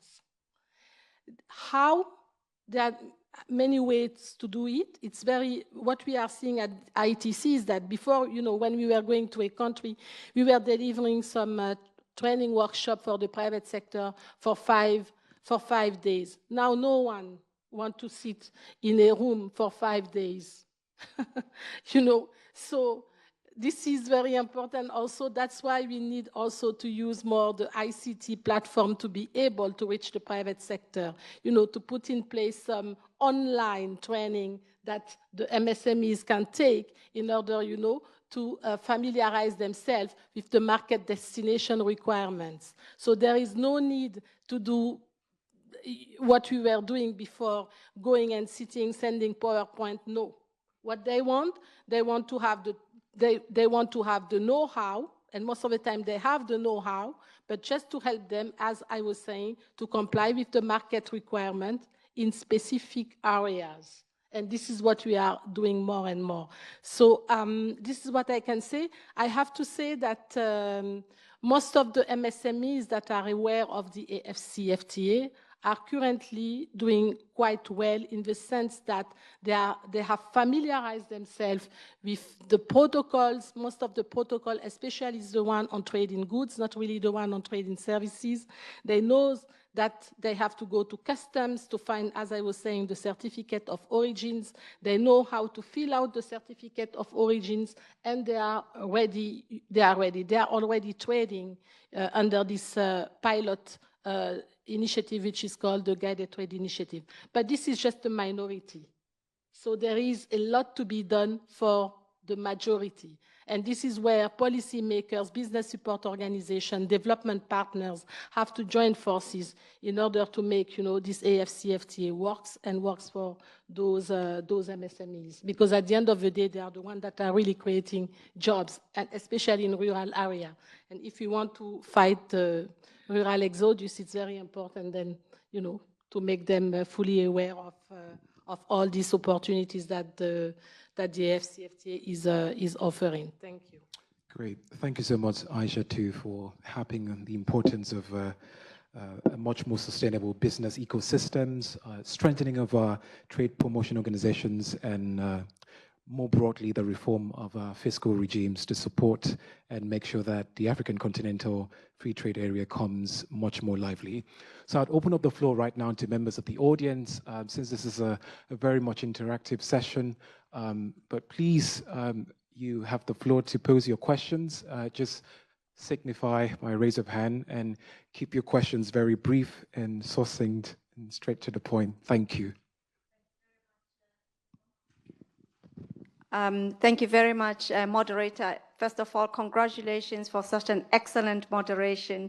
But just to say, it's really such an honor to be sitting in this audience and such wealth of information, and the stage you set in your welcome remark, Professor Degila, and the excellent platform that we're now riding on, Your Excellency.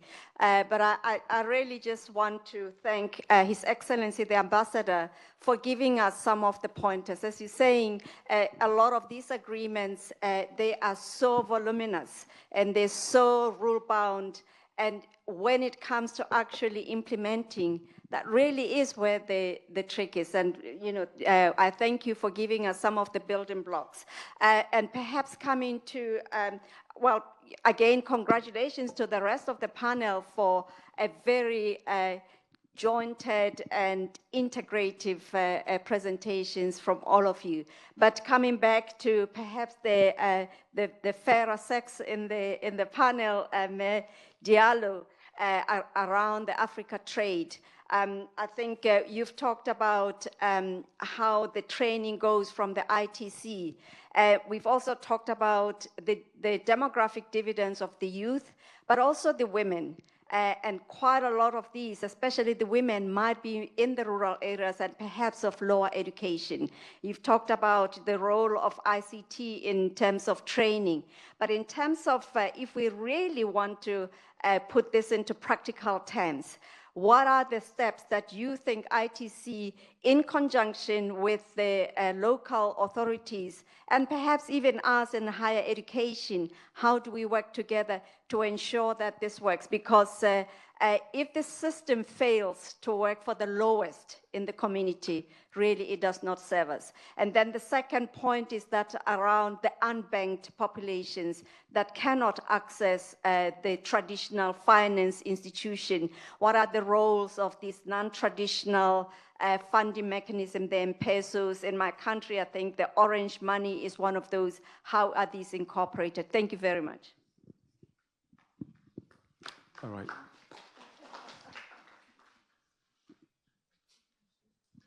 Do we have any more questions or comments? Oh, here. All right. The professors are full force. Thank you so much. I want to stand on the comments that my sister just made, appreciating our brilliant keynote speaker and the opening remarks of our brother professor and the brilliant panel that we have here. As I listen to the panel, I can't help but think why the panel is not addressing the biggest trap that African states are confronting, which is the debt challenges that we have. It doesn't seem that every step we move forward, we're moving several steps backwards. So the centrality of the challenges of the viciousness of debt, that is a trap and shackle to our economy. The other question is what the moderator touched earlier, which is on the need for industrialization. Maybe it was our brother from WEF, the need of us reversing the trend of having our raw materials out and truly and meaningfully have manufacturing located at source to be able to convert our raw materials to value-driven. Connected to that is how can we improve the efficiencies of intra-supply chains? It's enough to have goods and services moving, but if the supply chain infrastructure is not there, is not efficient, doesn't have the right financial architecture and the rules that Ambassador has mentioned, it becomes a mirage. The centrality of the augmentation of economies. In today's world, we know that digitalization is unstoppable. The rise of AI and the lack of capacity and capabilities that our economies will not be able to compete without having truly digital infrastructure and data infrastructure. So the importance of e-commerce as well. How do the panel see these dynamics evolving where the economies have to shift from the traditional economies where industrialization and all the revolutions have passed us? What's your thoughts on that? Thank you. Thank you. And just one more, and then we come back to Thank you so much, Eugene James, working at Test Forum. I really like the point about value addition, and I think as Ambassador Ka is mentioning about manufacturing, I really took well the points about what can be done internally and how Ambassador Murdoch was mentioning the linkages with the Caribbean. What I was thinking is maybe if we can, at the risk of being a bit broad, but if we look at a really macro level, what are some of the reforms, some of the changes that we need to see at the global level in terms of the multilateral trading systems, rules, trade facilitating measures that can help with more value addition creation in individual African countries? I think that would be something that for me to take away would be very interesting. Thank you so much. All right, thank you so much. Yeah, I'll just have to, I'll take a second round of questions, but I'll let you, Aisha, to react firstly, and we go from that order.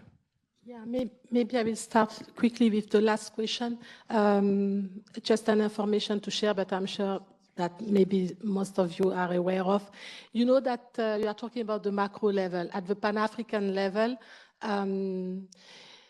we have done a study to prioritize, 94 continental value chains, which means what are the most promising value chains that will help Africa to boost its industrializations. And of course, 94 continental value chains where each country can recognize itself, it's a lot.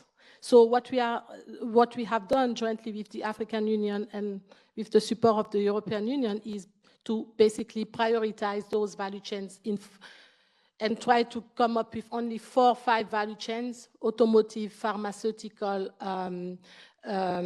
cotton, textile, as well as agri-food, and say that it will be good for African countries during the next 5 years to focus on those value chains, priority value chains, in terms of trade facilitation, in terms of investment, in terms of access to finance, and make sure that these value chains are going to create a meaningful transformation at country level, sub-regional level, and continental level. So I think this is already a very good initiative, and some partners, such as you mentioned, Afreximbank, is also supporting this effort. That's the first thing.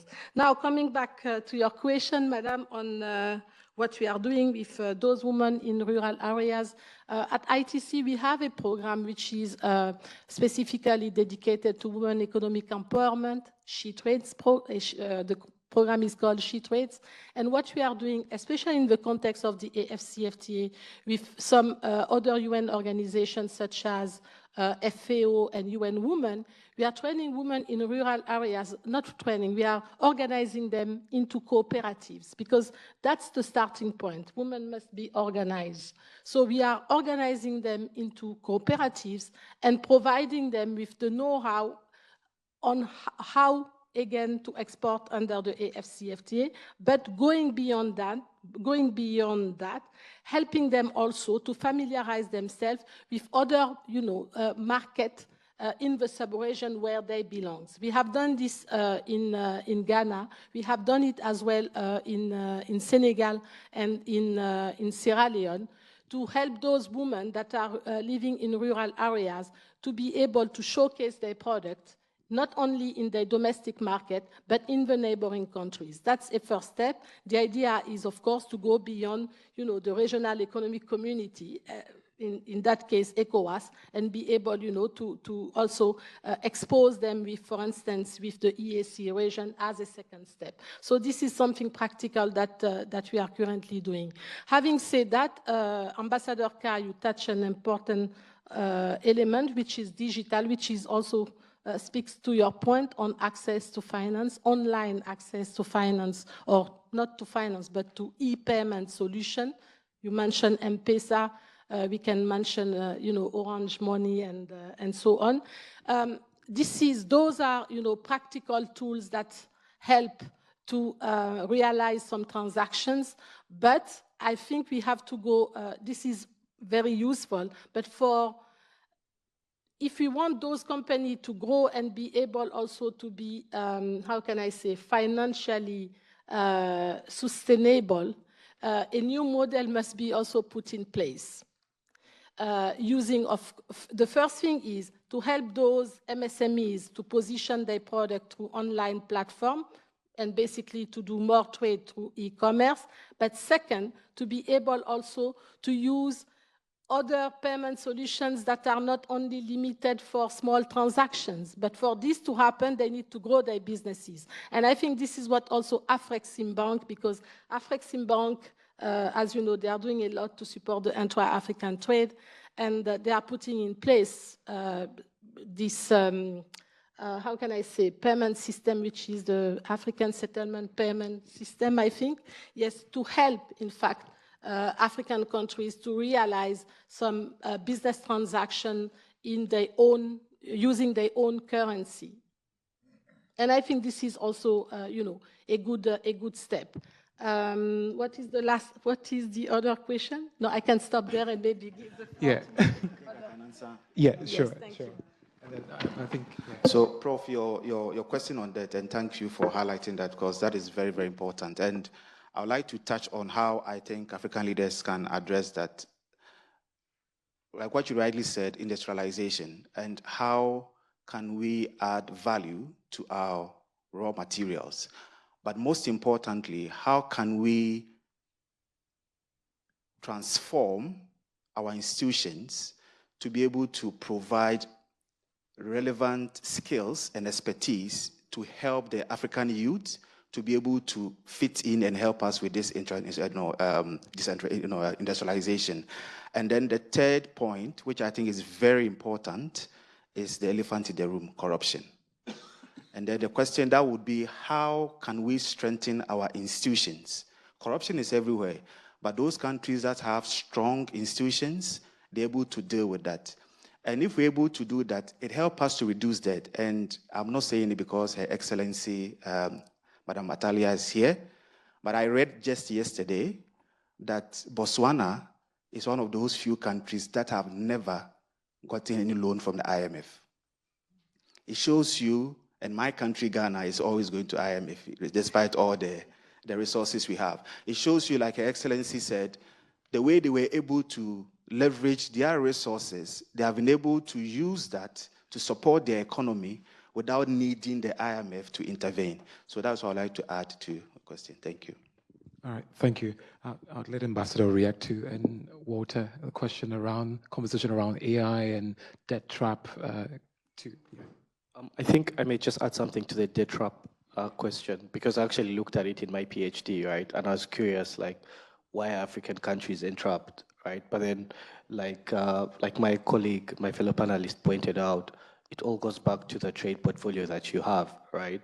So what happens is, if your terms of trade are poor, in terms of your trading good, ultimately your balance of payments are going to be also wanting, right? And then you find yourself in a situation where you can't provide services for your nationals, and then you have to borrow. Probably when you borrow, then the rates are high, and then you find yourself in this perpetual curve. So how do we break it? We break it through, and I know we've sung this a lot now, but it's really structurally transforming our economies and producing better quality goods, producing goods that have high-tech value, and ultimately goods that will earn us more. And then we now need to work on the how, but I think we're on track, especially with the AFCFTA, which, like my colleague pointed out, has been the best thing the AU has given the continent. You know, with this, Africa becomes the 5th biggest economy in the world. You know, GDP is 3.5 trillion. So I think we can hedge our bets on this. Thanks. Thank you. Ambassador. Well, thank you. Well, first, I identified so much with what Aisha was saying, because I think both in Africa and the Caribbean, we have the same problems, it's just at a different scale. And I think we have to find a way to assist so many of the MSMEs, and the way to do that is, of course, to group them so that you get scale. And I just want to say this is also my personal opinion, that if you are a new investor and you find yourself in a bank, you're in the wrong place, okay? I think we need to find alternative financial institutions. Banks have a different scale of risk, and they are, in fact, risk averse. So you need to find something like an investment fund that is used to dealing with startups and small business, rather than going to a commercial bank and sitting in front of a loan manager and saying, I want to start a business or I want to expand my business. That is a recipe for great difficulty. So, and the other thing I wanted to say is that so much happens on the level of political will and interpersonal relations. Every cause needs a champion. It doesn't happen by magic. So, you know, the meeting between the leaders, the African leaders and the Caribbean leaders that took place in 2021, I was actually in that meeting. And the personal relationships, it started before on the issue of reparations. That's where the African leaders and the Caribbean leaders first got together. But more generally, I think it's an important element of business, which I think everybody knows, which is don't do business with people you don't know. Because if you don't know them, you don't know if you can trust them. So I want to emphasize the personal relationships, interpersonal relationships, and political will. All right. Thank you. Thank you so much. I would have to excuse Aisha too. Thank you so much for joining us. She has to run off for a very pressing commitment. Yeah. A round of applause for her. Yeah. Okay, great. I'll just go one round of questions again for our panelists, and then I'd open up the floor to members of the audience very quickly. Walter, I want to have this conversation around labor mobility. And I mean, undoubtedly, this is a cornerstone for economic integration. And I think a couple of weeks ago, Nigerian billionaire Aliko Dangote was in a CEO forum in Kigali and was just complaining how he needs over 35 visas to move around the continent. And then just thinking about the ordinary African that really wants to move around and do business in the continent. So my question is, what are some of the measures African countries can adopt to ensure a seamless labor mobility across the continent? One that would enhance employment opportunities and also economic diversification. Thank you. Thank you. I think that's a very pertinent question. But on the continent, there is definitely an appreciation that there is need for free labor movement. So if you look at the AFCFTA, it has the protocol on free movement of people, which is supposed to facilitate free movement, settlement, and establishment within the continent, right? But then that's weak compared to that, to the similar legal frameworks in the sub-regional economic communities. So within the ESC, which is a common market, essentially, you know, free movement of people, goods, services, ECOWAS, or even SADC, right? Like, this has been recognized. But I think there's a very real reality that, states have to put their people first, right? And unless there is a kind of economic growth within the countries that can facilitate them to be open to foreigners, including Africans, I don't think this will work, right? So, for example, if you look at South Africa in the 1990s, when the economy was growing much faster than it is right now, and post-apartheid, when there was a huge flight of expats, South Africa was very friendly to foreigners, including Africans, and people were coming from all over, from Nigeria, from Uganda, from Ghana, and there was really no issue until what has happened from 2005, where there hasn't been growth. Growth has been 1% on average in South Africa from 2005 up to now, and that has sharply seen the rise in xenophobia that's happening within the country. So I'm just using South Africa as a case study, but this could happen in any other African country. But what I'm really trying to emphasize is that openness to labor from outside has to be tied to growth and opportunities that come with growth. And that takes us back to how we can then make trade work for inclusive and sustainable development. Yeah. And then I just want to also stress something that I wanted to mention earlier, but which I forgot, is that often in the trade discourse, we tend to ignore services, right? And His Excellency, I thank him for raising that to the conversation and then even giving us the figure of how services is 95% of his economy. So what's happening right now is since 2015, services trade has actually been globally, services trade has been growing twice at the rate of trade has been growing. And that's also a dynamic on the continent. And there have been some countries that have embraced this. They've seen the opportunity and embraced it. So for example, in Kenya, President Ruto is also talking about the creative economy, right? Now, Kenya, Rwanda have been able to recognize this and then exploit it.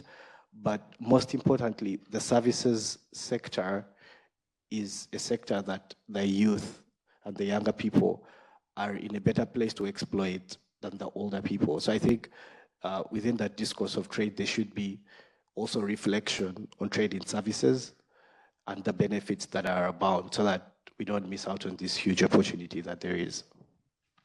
All right, thank you so much, Walter.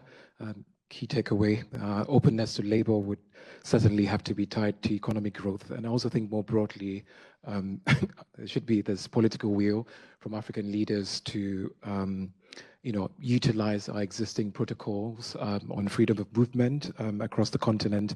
And I really do hope that we have that unified passport at the end of 2063 for Africans to move freely and conduct business. So I want to come to you, Ambassador, against the background of the Afro-Caribbean Trade and Investment Forum I had talked about. I know that was held, we had one in Georgetown last year, but against that background, just wanted to ask you, what are some of the key sectors where Caribbean investors should focus their attention within African markets, and vice versa, and how this would maximize economic benefits for both regions? Yeah. Yes, thank you. I think that if you're looking at key sectors that you're looking to drive economic growth, then I think you have to look at the dominant sectors in the economy that in fact are already driving economic growth. For the Caribbean, that would be tourism and other services. So I think there's great potential in tourism, and I think there's great potential in the creative industries. As I mentioned before, you have to put in place certain things, the building blocks. But I come from the Eastern Caribbean, and if I stand up on the coast of my country and I look east, Africa is 6 hours away by direct flight. But there are no direct flights.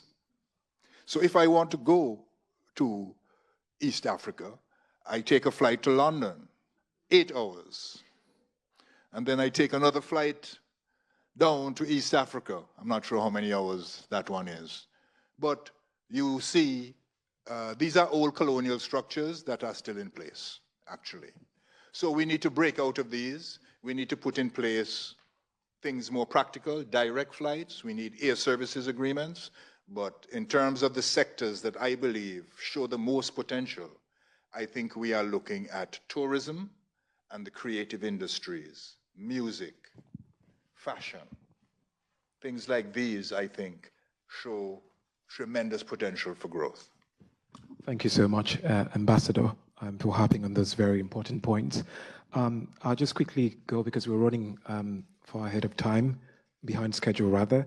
So my last question for you, for Mr. Agustin, is a conversation around climate financing. And I just wanted to ask you, what are some of the ways African nations can innovate in financing climate resilience? I don't know, you want to share your thoughts on green bonds and climate funds and how all of this can be used to utilize sustainable growth. You could do that very quickly. Thank you. Thank you. So, yes, so in the interest of time, I will just give 3 ideas. Like you mentioned, green bonds. As we all know, green bonds are these bonds where the proceeds are used to finance environmental friendly projects. And African governments need to do more, and they also need to de-risk it, mitigate the initial risk by putting in more guarantees to attract investors. The second area would be climate funds. And climate funds, I think African leaders can take it from 3 angles. The first one is the National Climate Fund, also looking at the regional fund, and also leveraging the international fund. What do I mean by these 3? The national fund, where governments create this fund and they have the private sector contribute, like what Zimbabwe did with the AIDS fund. Zimbabwe created the AIDS fund, and that AIDS fund has helped the country tremendously to fight HIV in the country. How can African leaders think along those lines to create a climate fund where we can also have innovation hubs to encourage initiatives that the fund can support? The regional funds could be a fund supported by the African Union, where countries can contribute and also can benefit. It will be more like an insurance scheme. You may not know that tomorrow it will be your country, but if we have that fund and one country is hit, that fund can support that country. And of course, leveraging the other global funds like the Green Climate Fund. But here, I think what African leaders need to do is how can we strategically capacitate ourselves to be able to access those funds. That is something that we can do. The other area is the blended finance models, especially PPP, and we've talked about the private sector. They are the engine of growth. How are we able to work with the private sector and, most importantly, raise capital to support climate initiatives? Thank you. Thank you so much, Agustin. Very important insight in leveraging national climate funds, strengthening the capacity of African states themselves to access these funds, and private sector participation. I'm afraid we just have to take 2 questions from the audience because we need to break for lunch. And so just 2 questions from the audience, and then please, you have the floor. Hello. Okay. Hi, first of all, thank you so much for the wonderful conversation. I've personally indeed learned a lot. My question about economic inclusion was answered in the conversation by our wonderful panelists, but I would like to take this opportunity while I have the mic in my hand to engage with Her Excellency Ambassador Molokami, since we did not have a chance to comment on her keynote speech. Your Excellency, Botswana has made notable strides in gender equality and women's empowerment. Could you please share with us some examples of initiatives or policies or good practices that successfully integrated gender perspectives into Botswana's development and security strategies? And how have these initiatives contributed to the overall growth and stability of the country? And what lessons can other African nations learn from Botswana's experience? Thank you so much. Thank you. Do we have any? I can wait if you want someone else to talk, then I can answer. Do we have any other questions in the audience? I doubt. So, Ambassador, you could go ahead. So no excuse to postpone. First of all, I was going to just, take the opportunity to really thank and commend you, Uyime, Eyo. Is that how you pronounce your name? Yes, excellent moderation and the panel. Clearly, look, I think the combination was a very rich, resulted in an extremely rich session from which I must say I personally benefited. I know I've received accolades from comments from, certainly those who introduced me. But, one of the things I believe in is that we learn all the time. I love to learn, and I must say that I learned from you. Ambassador Murdoch, as always, both insightful and practical. We meet a lot in international Geneva, especially at the WTO.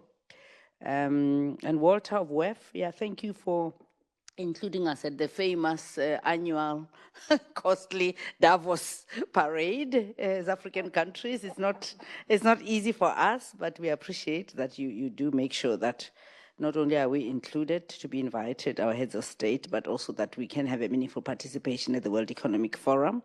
It's an excellent resource, the forum. So just to say that it's something we appreciate. I know ISATU has left, but ITC is yet another resource on which we depend in terms of our MISMIs and the support that they give to us with sheet trades and all that. I learned a lot from Augustine on climate change and the interventions we need to address. So maybe I should just say quickly that also we were praised, and Botswana does get a lot of praise, but then we're quite modest, and we should be, because we have had some achievements, as I explained why.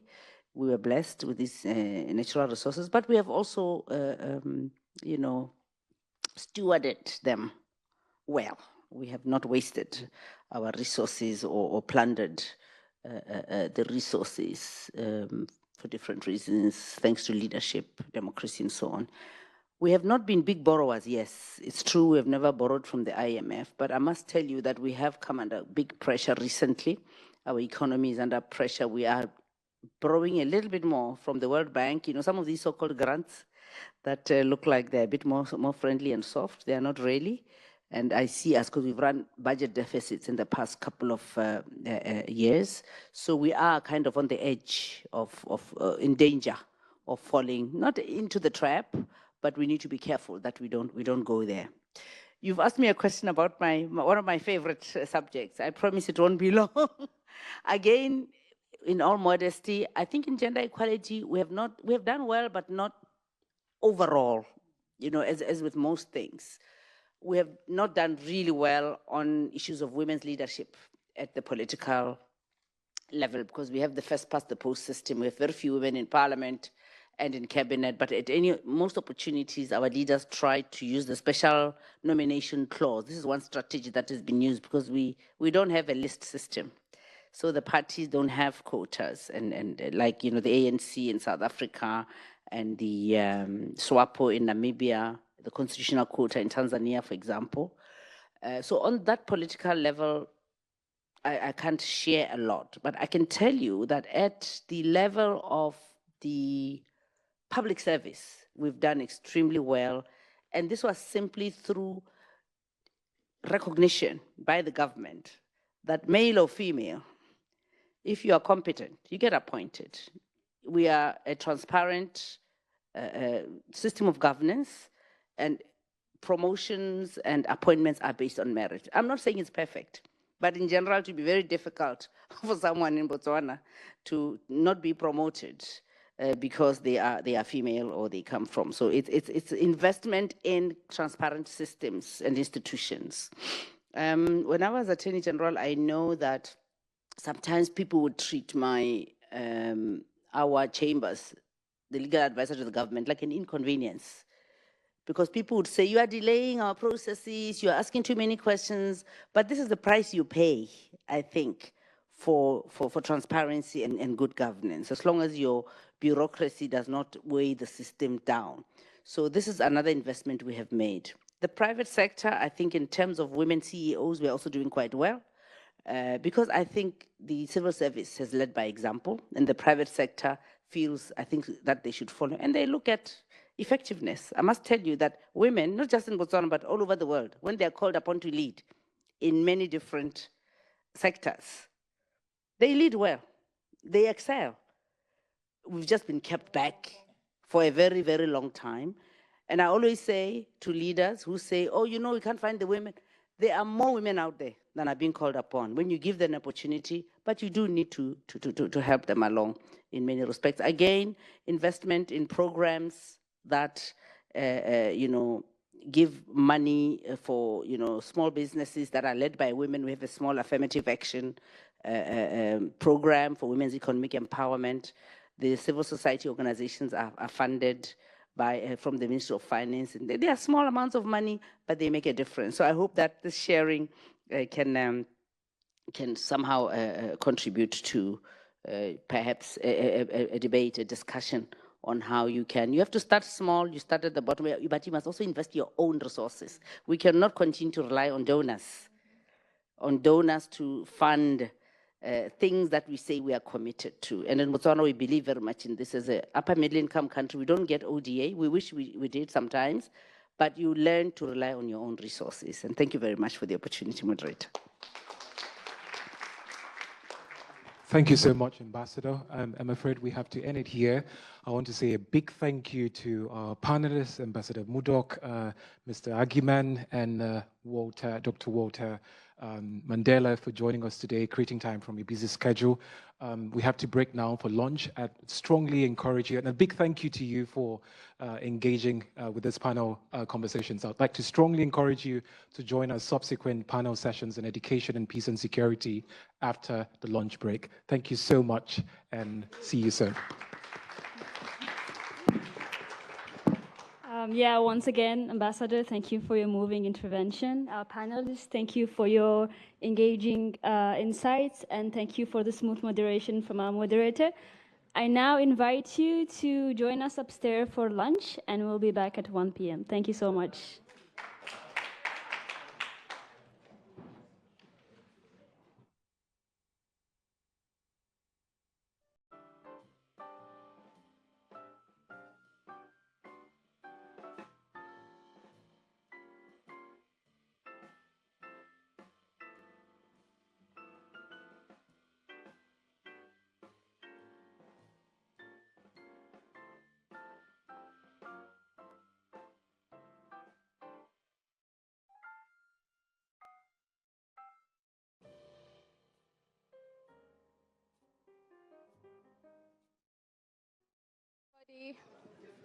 Can you hear me? Perfect. So welcome back to the African Summit. This is going to be the afternoon session, and I will be one of your hosts. My name is Anne Warigamburu. I am proudly Kenyan. So fun fact, the name Wariga means last because my mother wanted me to be the last child she ever had. And she was looking for a son, but she got a daughter and she said, enough, I'm done. This is the end. So for those of you who are with us in the morning, many thanks for coming back. I hope you enjoyed the lunch. You know, in Africa, we really take care of our guests, right? And for those of you who've joined us now, welcome. This is the African Summit, and thank you for making time. So for this session, we'll have two sessions in the afternoon. We'll have the education panel and the peace and security panel. But before we get to the panels, we first want to entertain you, just for a bit. And to do this, I'm going to invite Njeri. So I know for those of you, again, who are here in the morning, you know Dr. Mandela said Kenya, especially Kenya, he said Kenya, we are more on we are leaning more towards the creative side. Yeah, we're trying to vocalize our talents. And so Njeri, please take the stage. And then secondly, we have Claudel from Cameroon. Also the ASA co-president, a man of many talents, he says. And he's also looking to become a Kenyan, so good luck with that. I mean, yeah, so take the stage. Hello, can you hear me?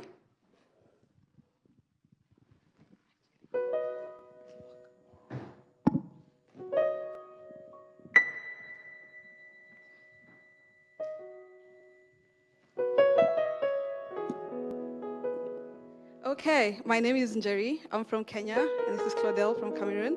We're going to be performing a Swahili song. It has a bit of English and a mix of Yoruba. I've had to learn Yoruba, guys. Total disclosure, I've written some of the Yoruba words on my palm, just so in case I forget. But the song essentially is a celebration of the African aspiration and the challenges that we encounter as Africans on our way to the Africa we want. So it's gonna have like the word Africa, but as I sing it, I'd like for you to think about the aspirational Africa that we have and the Africa that we want to create. I'm nervous, guys, so.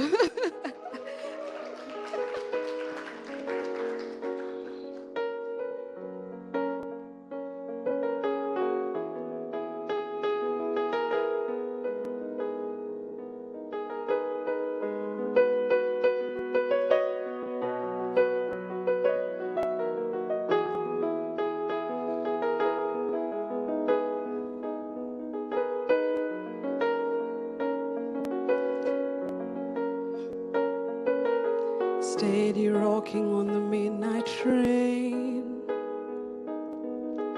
Steady rocking on the midnight train. Oh, steady rocking on the midnight train. To Africa, to Africa. Steady rocking on the midnight train. Steady rocking on the midnight train. Oh, steady rocking on the midnight train. To Africa, to Africa. Hii maisha ni safari tunapita kama moshi, na kabla tuzame mchangani kuna kushinda na kufeli. Oh, inabidi ujijue tofauti ya mwalimu na mwanafunzi ni ujuzi na ujuaji. Oh, it's unbelievable that we make it this far. Undeniable to see the promised land from afar, and it's so beautiful. Oh, they can't stop the fire, steady tripping through the pain. Kuna blessings in the rain. Oh, steady rocking on the midnight train. Steady rocking on the midnight train. Oh, steady rocking on the midnight train. To Africa, to Africa. Let's go, guys. Steady rocking on the midnight train. Steady rocking on the midnight train. Oh, steady rocking on the midnight train. To Africa, to Africa. It's a narrow road to Africa. Oh, they can never deny us. Whatever it takes, keep on walking. Whatever it takes, keep on moving. To Africa, to Africa, to Africa.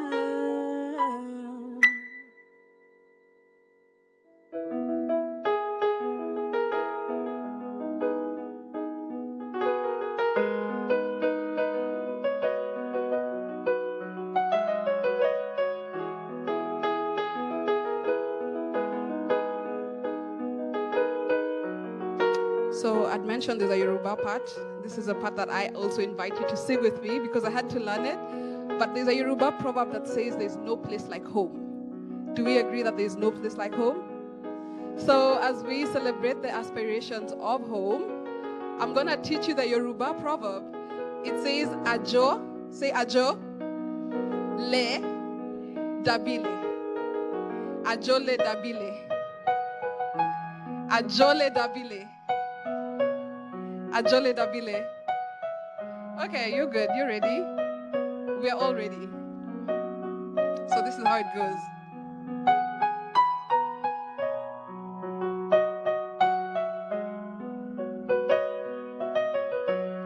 Ajole Dabile, ile, Ajole Dabile, ile. Let's try. Ajole Dabile, ile, Ajole Dabile, ile, Ajole Dabile, ile, Ajole Dabile, ile. Let's go. Ajole Dabile, ile, Ajole Dabile, ile.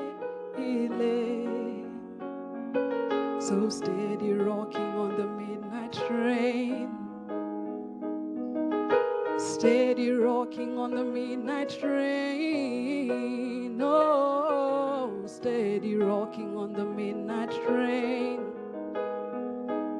To Africa, to Africa. One last time. Steady rocking on the midnight train.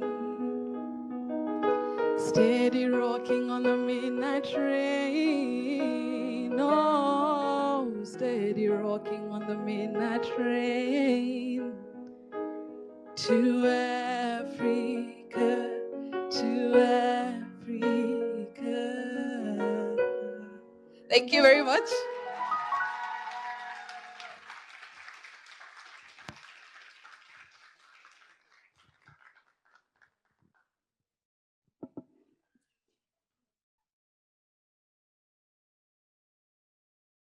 Is it on now? Okay, perfect. Jerry, thank you so much. Is this your debut? Like, you did a lovely job, and thank you so much to Claudel. Okay, so are there any Tanzanians? Are there any Tanzanians in the room? Any Tanzanian? Okay. Okay, so James and I will attempt to translate at least 2 lines, right? And you can fact check us, right? Because Tanzanians say our Swahili is not good enough. But so we're going to try, and you could fact check us. So the song, things I picked. Hii maisha ni safari, what does that mean? This life is a journey. Okay. Great. Is he right? Good. Tunapita kama moshi. Ooh, that's a good one. We're passing like smoke. Great. Okay, but contextualize it because you're direct translating. I don't know. We pass by fast. Okay. Na kabla tuzame mchangani. And before we sink in the sand. Okay, contextualize it. I don't know, before we get caught up in world problems. Tanzania, help. I don't know. Contextualize it for us. Please help here. Okay, he's doing a good job. Great, well, you're the one judging me. Okay. Okay, kuna kushinda na kufeli. Oh yeah, there is winning and losing. Okay, perfect. So, there you go. What's the message of the song? What message did you take based on what I've translated? I mean, so I will put it under my own interpretation. Okay. Especially in the season I am right now. There is a lot of, drama in the world. There is a lot of, challenges we go through. But one thing that keeps us hopeful is the resilience of the human spirit and how we hope for better days in the future. Perfect. Thank you. Okay, lovely. So I don't think we have time for a second activity. No, but, unfortunately. Let's just proceed to the next panel. So I'll just be reading the bio real quick.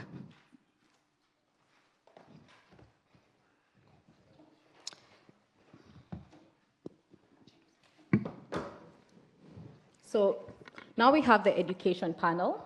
And before we begin, I would like to call to the stage Mr. Jafar Chawi.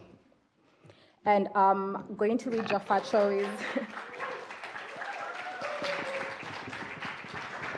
I am going to be reading Jafar Chowi's bio. So Jafar is a master's student at the Graduate Institute of Geneva, where he specializes in peace, conflict, and security. His academic journey began at Mohammed VI Polytechnic University in Rabat, Morocco, an institution celebrated for its Pan-African perspective and commitment to fostering innovation and development across the African continent. In addition to his academic research and pursuits, Jafar has demonstrated a profound commitment to community service. He played a key role in organizing multiple medical campaigns in rural areas of Morocco, where access to healthcare is often limited. These campaigns provided essential medical services to undeserved populations in Morocco. Fun fact about Jafar, he is a football fan, and Jafar's love for this beautiful game goes far beyond casual fandom. His enthusiasm for football is so profound that he dedicated his bachelor's thesis to exploring the intricate dynamics of football. In his thesis, Jafar delved into politicization of the game and corruption in the high spheres of football. Jafar, the stage is yours. So, hello, and thank you for this wonderful bio. I'm very happy to be here. First of all, a little bit of context. I'm replacing a friend that could not be the moderator today. So without further ado, I believe that we should start. And let me welcome our three esteemed panelists today. Dr. Eleanor Conje.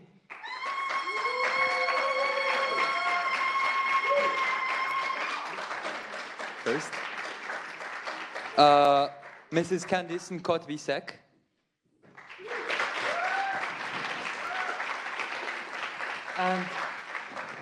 And Dr. Gaidi Faraj. Huh?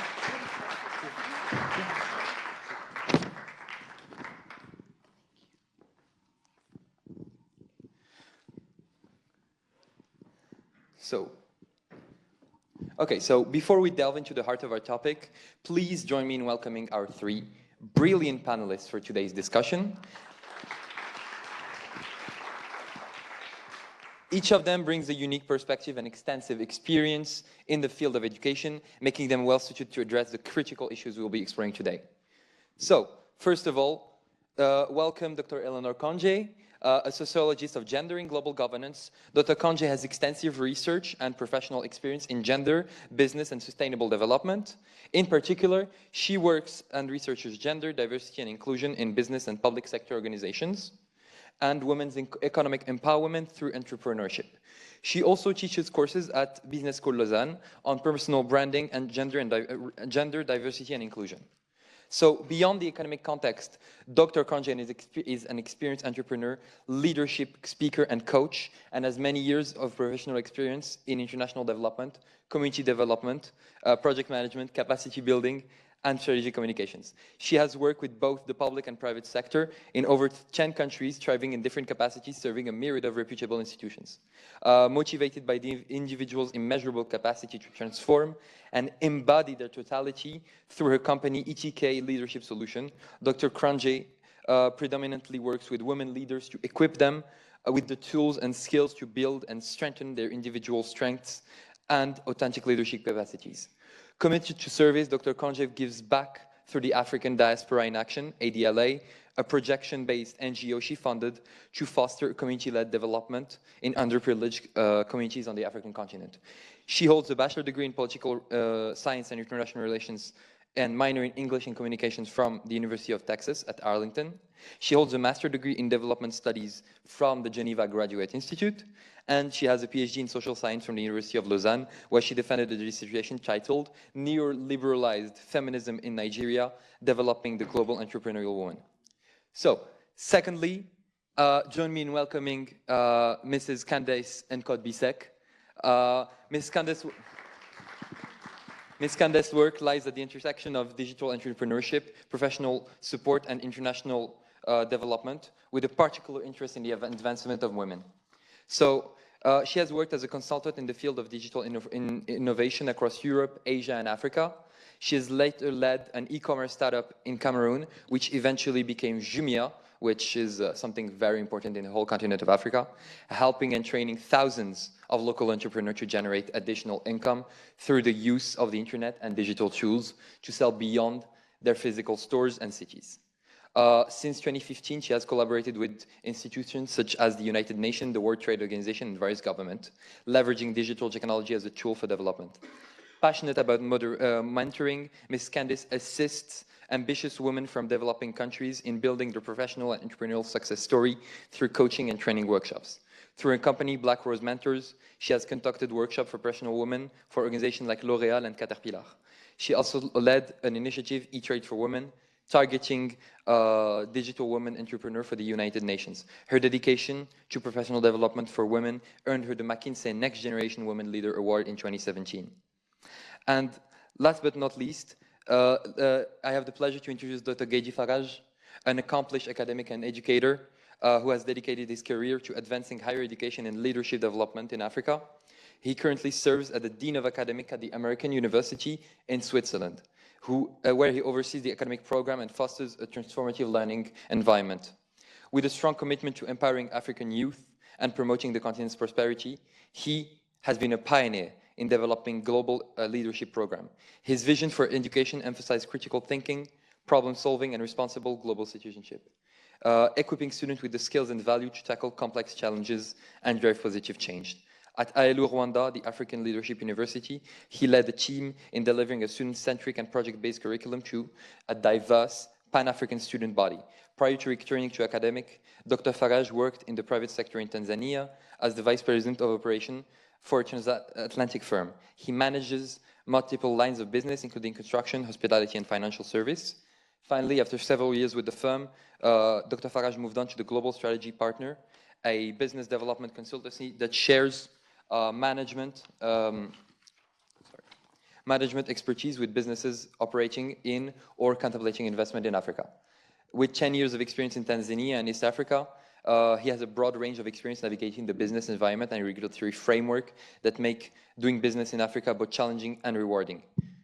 So, with our esteemed panelists now introduced, let us delve into the compelling topic that has brought us today, education in Africa. So, today we are gathered to explore a visionary education initiative proposed by the African Union as part of their ambiguous agenda, the establishment of a virtual African university. This groundbreaking project aims to harness the power of information and communication technology, ICT, to expand access to tertiary and continuous education across the continent. By utilizing ICT-based program, the virtual university seeks to research a large number of students and professionals simultaneously, offering high-quality, open distance, and e-learning resources. The goal is to ensure that students can access the university from anywhere in the world 24/7. While the vision of an African university is undoubtedly very commendable, it brings to the forefront several critical issues that needs our attention. One of the most pressing concerns is the question of accessibility to internet. In many African countries, more than half of the population, sometimes even more, lacks reliable access to electricity, making this dream of a virtual university seems very distant for many. So moreover, before we delve into the complexity of establishing a virtual university, we must reflect on the foundational aspects of our current educational system. The existing educational framework in Africa is often mirroring the West, which may diverge from the ideologies of Africanness and Pan-Africanism that are increasingly resonant across the continent. Isn't it time to decolonize our educational system? And shouldn't African history be taught from African perspective and African narrative and using our own languages? Furthermore, the continent faces significant challenges for youth, especially with high rates of unemployment among talented graduates. This raises an essential question. Are our educational system aligned with the employment needs of our society? Today, as we have seen, our panelists bring a wealth of knowledge, diverse perspective, and invaluable experiences to our topic. As such, let us leverage this unique opportunity of having them all together in one room to discuss the topic. They will discuss the potential challenges of a virtual African university, the needs for decolonization of our curriculums, and contextually relevant educational system, and how we better align with unemployment, and how do we better align education in Africa with the threat of unemployment for youth. So thank you for listening to this very long exposition. First of all, I would like to ask Dr. Kanji about considering about this idea of a virtual African university. So considering the establishment of a virtual African university aims at researching a broad audience of African students, what are the challenges we should anticipate, and which aspect of the African educational system should we question? Thank you. Thank you so much, and it's great to see everyone in this room, and I want to say congratulations to the students here at the Geneva Graduate Institute for putting together this Africa Summit. It feels great to be back home. I was just saying to James as we were walking in that I finished my PhD in this library right here. I don't come back home as often as I should, but it's an amazing space that all of you have created here. Now, on this question, and especially as we reflect on it with Agenda 2063 of the African Union, I think it's a great initiative for us to imagine what a virtual university for African people and African students could look like. One of the challenges that I want to highlight, I think on one hand, the accessibility of it is a challenge, of course, considering the internet issues, but nonetheless, because it is a virtual university, it gives more space for more people to actually be able to access it. So it's kind of one of those two things that we have to keep in mind both at the same time. Also, considering the fact that we are a people who have leapfrogged, Africans have leapfrogged because of technology, I don't think internet issues should be something that we're too concerned about, especially considering the fact that a lot of our young people are on the internet, are using TikTok, Instagram, and so on and so forth. I think the bigger challenge that we need to talk about is really more so what is beautiful about traditional educational institutions and what do they have to offer when it comes to the raising of students. As somebody who's in the education industry, I can tell you that the transfers of knowledge goes beyond the classroom. It's just not about you coming online or coming into the classroom, I'm lecturing, you go home and that's it. I think the format of how this virtual university should be done is something that we have to critically consider, because a lot of what is needed on the African continent has to do with the mindset shifting of young people. The mindset shifting that comes with both access to knowledge, but at the same time, that comes to raising leaders. So, talking about the Africa Leadership Academy, I actually sat on a panel with Ashaleke in Davos. I was a moderator for in Davos earlier this year. And the conversation we kept on having is that the challenge that we have on the African continent is a challenge of leadership. If leadership is a challenge, how do we cultivate educational systems that empower our young people with leadership skills? Leadership skills are not just skills that you learn through a virtual reality or through a simplification of go online, watch a video, watch a lecture, and you go home. It actually comes in relationship building. It actually comes in raising young people, in being able to interact with your university professors. Already in the traditional university on the African continent, that's a challenge. So in my own conceptualization, how much more is it going to be a challenge when we do have this virtual space? Part of my joy has been being a professor at the Business School Lausanne. Some of my students are here today. And also having the opportunity to travel the African continent to teach. I just came back from teaching a course in Libreville in Gabon. And what I'm saying to you, the reality of students being able to interact with their professor is critical for mindset shifting, because there's a lot that happens beyond the classroom. They hear the knowledge, they interact with the professor, they get what they need to get their degrees. But if we're really raising a generation of African leaders who are actually going to create an impactful environment and atmosphere, we have to be a lot more intentional than that. So my question would be, how can we have that level of intentionality in a virtual university? On one hand, it's great for access to knowledge across the whole continent, but I know what it means to teach virtual classes because I've taught them before as well. How does that hinder our ability to actually cultivate mindset, shift mindset, raise young people so that they are ready to take on the great challenges that we have on the African continent? Yeah. No, I agree with you, because like this, and it's really reminiscent of a time that a lot of us were studying during, and it's the COVID time where we're all online. And I think I speak for everyone if I say that it was completely impossible to actually follow well the classes, because online, you don't see a person, you don't see people sitting next to you, and you don't have any incentive to actually follow it, and you're just there to be there. And I think that plays a big role, and actually that's one of the, I think it's a very important pitfall that you raised for this initiative of African education. Yeah. So a follow-up on that is a question I want to ask you, but I want also to ask the other panelists is, can Western educational framework coexist with the growing ideologies of Africanness and Pan-Africanism on the continent? Because for my part, I studied in a university that claimed, and well, quite accurately claimed, to be African-oriented and really tried to put a focus on African thinking. And we had professors from all over the continent, and that was very beautiful, because in Morocco you would expect to have professors from like the Maghreb, a little bit from West Africa, but I was very surprised that every part of the continent was covered, and it was very beautiful to have that. And yeah, it was really it really showed me, for me personally, that Pan-African ideology was possible in a university level. But I want to hear your opinion on this. Like, how can we live with the Western education framework?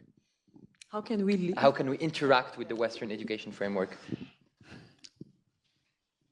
In my opinion, I mean, and before I start, I really want to extend a thank you to the committee of ASA, who has extended an olive branch for APNS, which I represent, African Professional Network, to be a partner in this event. And I'm really, really hoping that we are going to build on that for many, many years and keep bridging the gap between the professional world and the student world, academic world in Switzerland, in the African diaspora.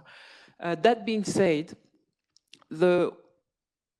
in my experience, with the exception of great example like ALA, ALU, and other institutions on the continent, the Western model of education is still very much predominating. Now it's through social media that we discover some aspect of our history that were not disclosed in the past. So I think the real challenge is not necessarily interacting with the Western model of education, but is how do we equip our students, our children, the next generation, to also not take over, but influence and take space in the world. African people are amazing in so many ways, culturally, historically, in terms of talent, in terms of strengths, and so many other things. How can we fill them with what they are and their history and their culture in a way that allowed them to make an impact in the world, not just fit into a world that wasn't necessarily designed with them in mind. It requires from our decision makers to also question the way things are thought. I'm coming from a country where people from my generation and the generation before were forbidden to speak their native language at school. It was forbidden because there was an unconscious bias towards that not being involved. It's not the case everywhere, thankfully, but there are many things about the reality of our history, the power of some elements of our culture, the language, etc., that by owning them more at the institutional and educational level, by daring to challenge the initial Western model, educational model that we match our educational system to, we have an ability to, be the Wakanda we deserve to be. So just briefly on that, I think it's interesting the example that you give of your university, and I'm not familiar with it, I'm not familiar with the professors there, but I do think when we have these conversations about education models, we have to be very careful about representation and the fallacy of representation, right? So just because you have professors from all these different places doesn't necessarily mean that they bring the appropriate perspectives that we're looking for when you start talking about Pan-Africanism, for example. And I love the fact that the African Students Association at the Geneva Graduate Institute have raised the question about the type of education systems that we need in Africa, because too often they're modeled on the West, and I hope it's not lost on you guys, the irony of raising that question while you pursue an education in the West. I guess I'll piggyback on that to say I also appreciate the invitation, and I will try not to make I'll try not to make my first invitation my last. But I think while it is possible for those two things to coexist, when you talk about the Western models and an African or Pan-African model, we have to be careful about which model dominates and which one we honor and respect the most, right? And so it's okay to get an education in the West. I understand the value it has, the stamp it's going to give you when you go back to your respective communities to try and do work. But how much value do you put into it so that you're encouraging the next generation, like when do we break that cycle and say that, you know, this is not any better than what we can create for ourselves? And so I think that's the real risk right now. And I think we have to be honest about the fact that a lot of us have gotten educations that, because we'll critique the system, but we won't critique our own education, right? So when are we going to take the time to unlearn a lot of what we've learned within these systems ourselves and recognize the damage that they've done to ourselves? If we talk about trying to have a positive impact and build Pan-African institutions, we have to also acknowledge that we have to unlearn a lot of what we've learned, or else we're going to be bringing those Western models into Africa and there'll simply be representation in terms of African people doing it, but they're still doing the Western model. So when are we taking the time to unlearn what we've learned in these Western models before we start talking about how we can build something that's truly Pan-African? And I'm just going to feedback on what they both said because, and take a little bit of a radical positioning, right? One of the things that I raised quite a bit, I talk about this in my course this semester, where I said to my students, I want y'all to go and do a research project that shifts the positionality of what we're talking about in class from a Western framework to a different kind of other framework, right? Especially when we're talking about gender, because that's what we're having, the conversation that we're having right now. And I was very frank that I take a Western positionality because those are the institutions that I was taught in. Therefore, as an academic, what I learned, how I research, what I publish, and the theories that I utilize when I'm writing and also when I'm teaching come from a Western framework. So to your point that representation matters and representation is great, but just because there is representation and you see a Black professor, an African professor in your class, doesn't mean that they're bringing in an African perspective, right? So to your point about unlearning and challenging ourselves, I also try, and Claudia and I had this conversation, I try as much as, I'm an idealist by nature, and I think a lot of the people in this room, including those who, you know, developed this concept know here, we're idealists. And we tend to have a lot of idealistic conversations and also imagining a world of what could be without understanding the level of grounded work it would take for us to be able to create that. There's something that Kwame Nkrumah says in one of his books where he talks about that at the point in which we encountered the West, in which we encountered colonialism, we were changed forever. There is no world that can ever exist for us as African people that does not have Western influence in it. Western influence is going to continue to coexist as part of us because of that encounter that happened. So then the question becomes, and that's why I like, how can we progressively begin to critically unlearn and bring in alternative perspectives that allow us to continue to function in this world that's been created for us, because it has been created, if we look at that as the other, that has been created for us, but at the same time, that creates space for us to begin to learn about who we are. Because if we take it from a very radical, because I question radical approaches because they're just not sustainable. And if we're talking about this from a sustainable perspective, like I was saying earlier in the first question, if we're gonna shift the mindset of young people, what do we need to introduce while we still function in this model that was created for us? To say we're gonna wake up, and I know that's not the question it's saying, to just say, okay, we're gonna shift everything today, it's not gonna happen. Because unfortunately, there are hierarchies even within the world of academia.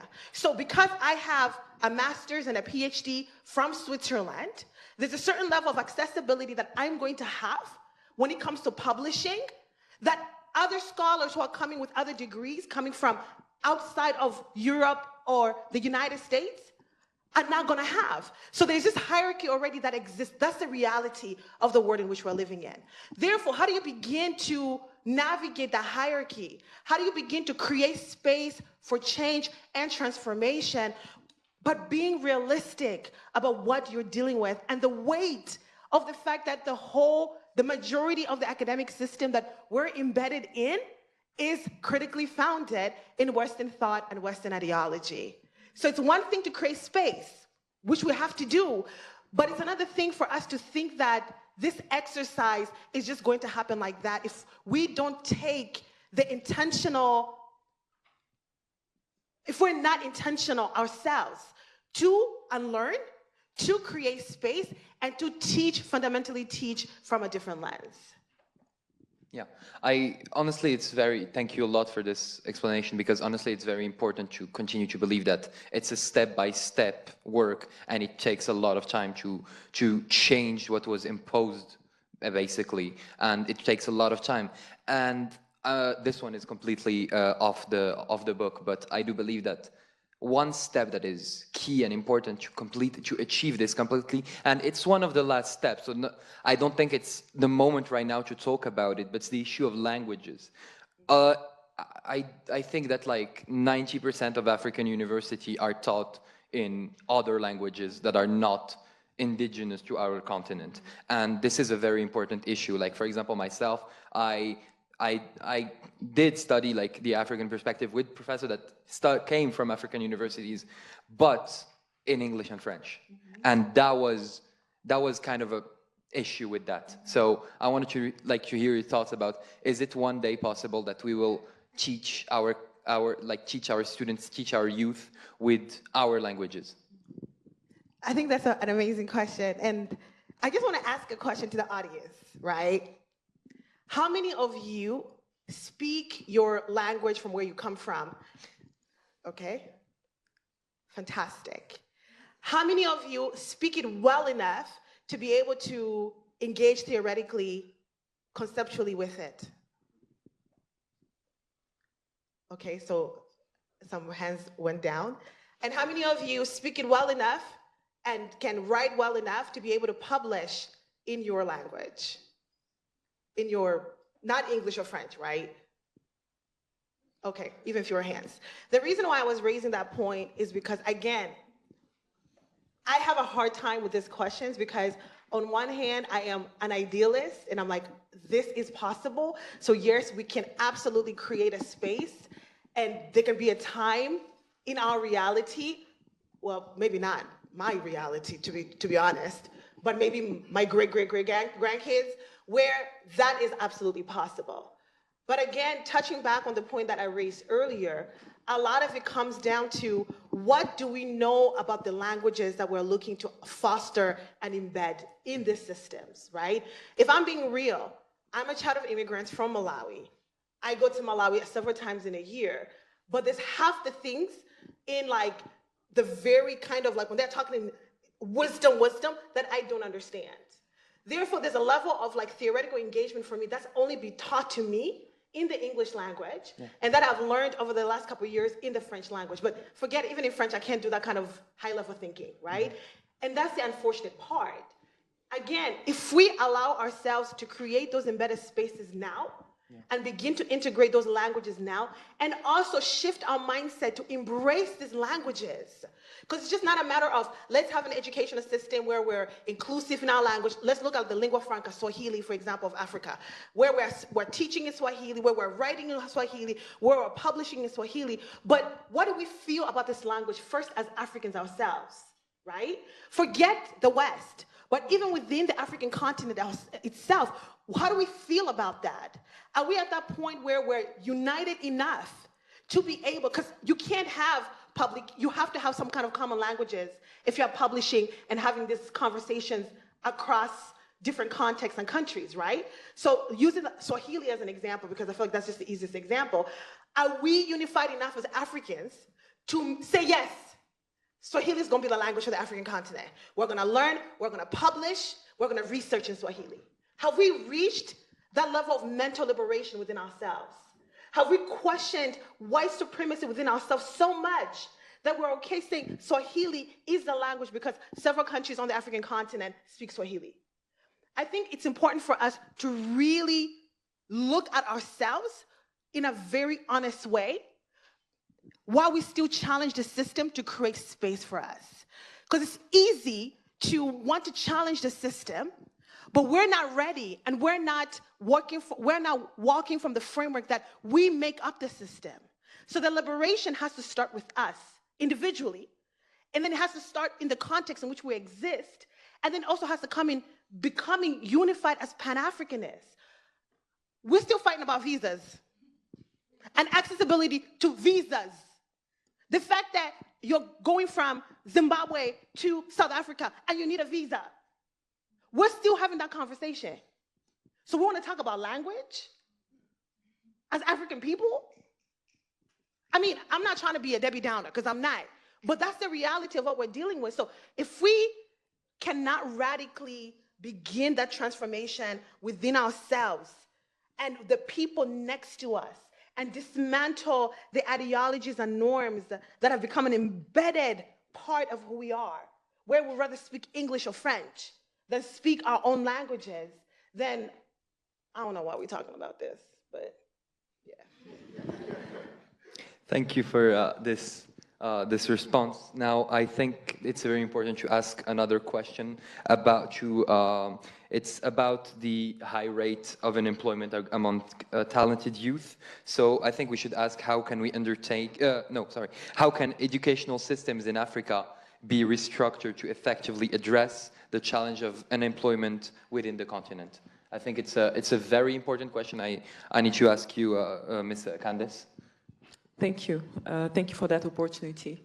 It's a topic I'm passionate about because I have had the chance to work as a consultant, as a tech startup business leader, as an executive coach, as a lecturer, as a program manager, so many things. And I've worked in several countries, in Europe, in Asia, in Africa, in different sectors as well, private sector, international development here in Geneva. And what I've come to realize is that there are different cultures when it comes to educational approach. There's a culture of let's put the highest amount of information in those brains, and then we'll figure out at the end of the study, when they get their degree, what they're going to do, which is generally being very smart and unemployed. And there's a practical approach to it, a practical, innovative, creative, entrepreneurial approach to it, which bridges the idea of cultivating students' talents, interests, passions, because you need to bring something that comes from you to the world, basically. There is the needs of the local industry, meaning what are the companies and organizations in the ecosystem that you intend to work with, need in terms of talent and skills, etc., etc.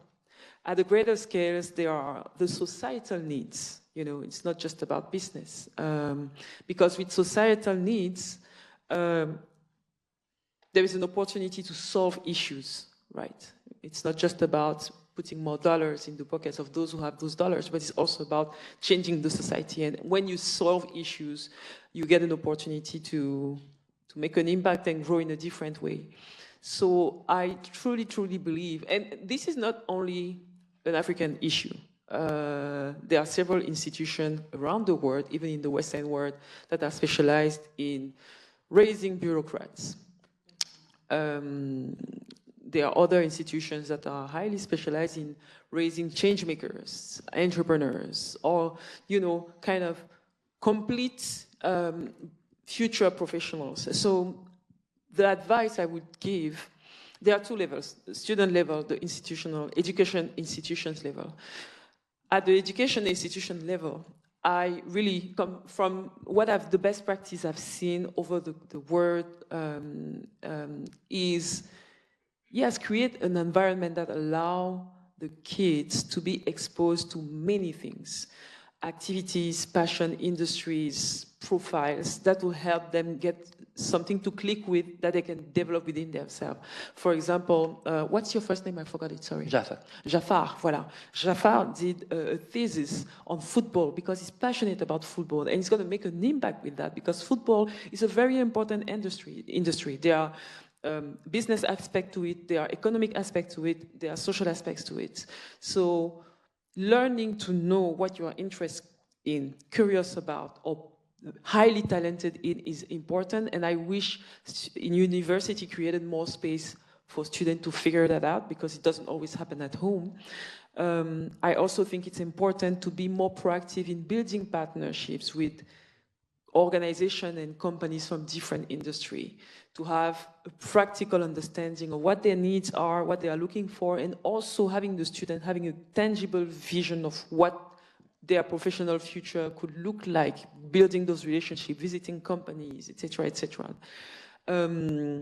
Also, as I said, creating a way of understanding and interacting with what are the social needs, and most importantly, and I'm biased because I work a lot with entrepreneurs and I'm an entrepreneur myself, creating intentional program that allows students to develop that entrepreneurial mindset, whether they want to be entrepreneurs or not, because an entrepreneur is about understanding the world they live in, seeing the gaps in, and creating a product or services that come from their passion in solving that pain point and problems.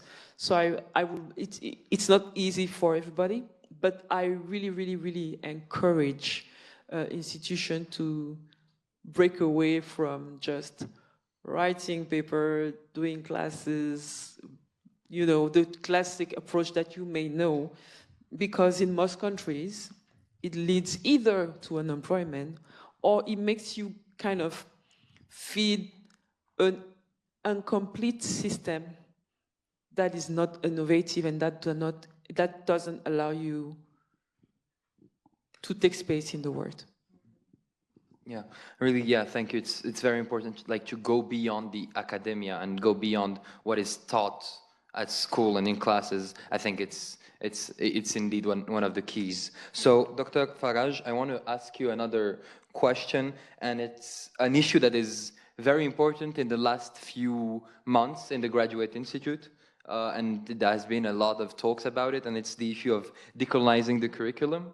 And it's an issue that we have to do in Africa as well, to incorporate more of our personal idea, our personal experiences, and our own perspective on history, on science, on politics. It's very important, I believe, to incorporate this. There has been efforts here at the Graduate Institute from the student body to incorporate more and more thinking from non-Western authors. And I want to get your opinion on this and how maybe it should be done in the African continent as a whole. Yeah, so that's a very interesting question. And again, I would always caution against being tricked by representation, right? So there's a lot of people who have embraced a colonial mindset that look like the colonized, right? And so it's easy to parade them in front and get you to buy into. And so I'm glad my colleague here mentioned Kwame Nkrumah. Kwame Nkrumah wrote about neocolonialism as the last stage of imperialism. And he talked about how the former colonizers maintained control in their former colonies, not through direct rule, but through economic, political, and psychological control. And specifically when we talk about psychological control, because this is where we get into the education piece, he talked about the psychological tool of propaganda, and that they used propaganda to perpetuate kind of these colonial methods of doing business. And there were four specific dogmas that he called out, right? So dogmas being just kind of this propaganda they would preach as if it was truth, right? The first one is the assertion that Western democracy and a parliamentary system is the only valid form of governance, right? You guys have grown up believing that was the truth without it really being challenged in your generation, but a generation before, it was something that was challenged quite frequently, but it's a dogma, it's propaganda, it's not a universal truth, right? Number two, the promotion of capitalism and free enterprise as the sole economic systems capable of fostering development. Again, so we're talking about, employment and how do we train students for employment as if we have to accept the economic systems, as if they are actually fit for purpose. And we don't spend enough time, and this is where I do think we need classes that focus on theory, specifically because we need people that are focusing on how we develop new systems. And then we need more practical people out there. But we've accepted these two dogmas as if they're universal truths. And so then we have these conversations about how do we prepare students for employment without addressing the systemic inequality that exists, right? So we talked about, there was an article about Namibia recently. Again, Namibia is always coming up in the news because a disproportionate amount of their land is still owned by the descendants of the German colonizers. And they still have a very, segregated German community in Namibia. Everybody wants to try and model after American economic systems, but the American economy was built on land ownership. And the previous panel, if you guys weren't here, talked about how difficult it is for SMEs to get loans. It's because they don't own land. In the United States, you got loans because you had land. If in Namibia, the former colonizers own all the land, how are you ever going to build up a middle class, right? So what we need to do is not just have Africans who teach, but we need Africans who teach a critical theory that addresses issues like land redistribution, right? One of the dogmas was the sanctification of the colonial carve-up of Africa. So you have to accept the borders, right? That was a dogma. But not only did you have to accept the national borders, you had to accept the private land ownership that existed when we handed over the territory. So the idea of land redistribution was considered like a taboo. But we have to talk about land redistribution, and we have to talk about reparations, right? And if you talk about land redistribution and reparations, then you can talk about economic systems that are fit for purpose, and then you talk about employment. Because if you talk about employment first, all you're doing is training people to work for the people who already disproportionately own and control the wealth. So that's very problematic. Yeah. Can I ask? Yeah, of course.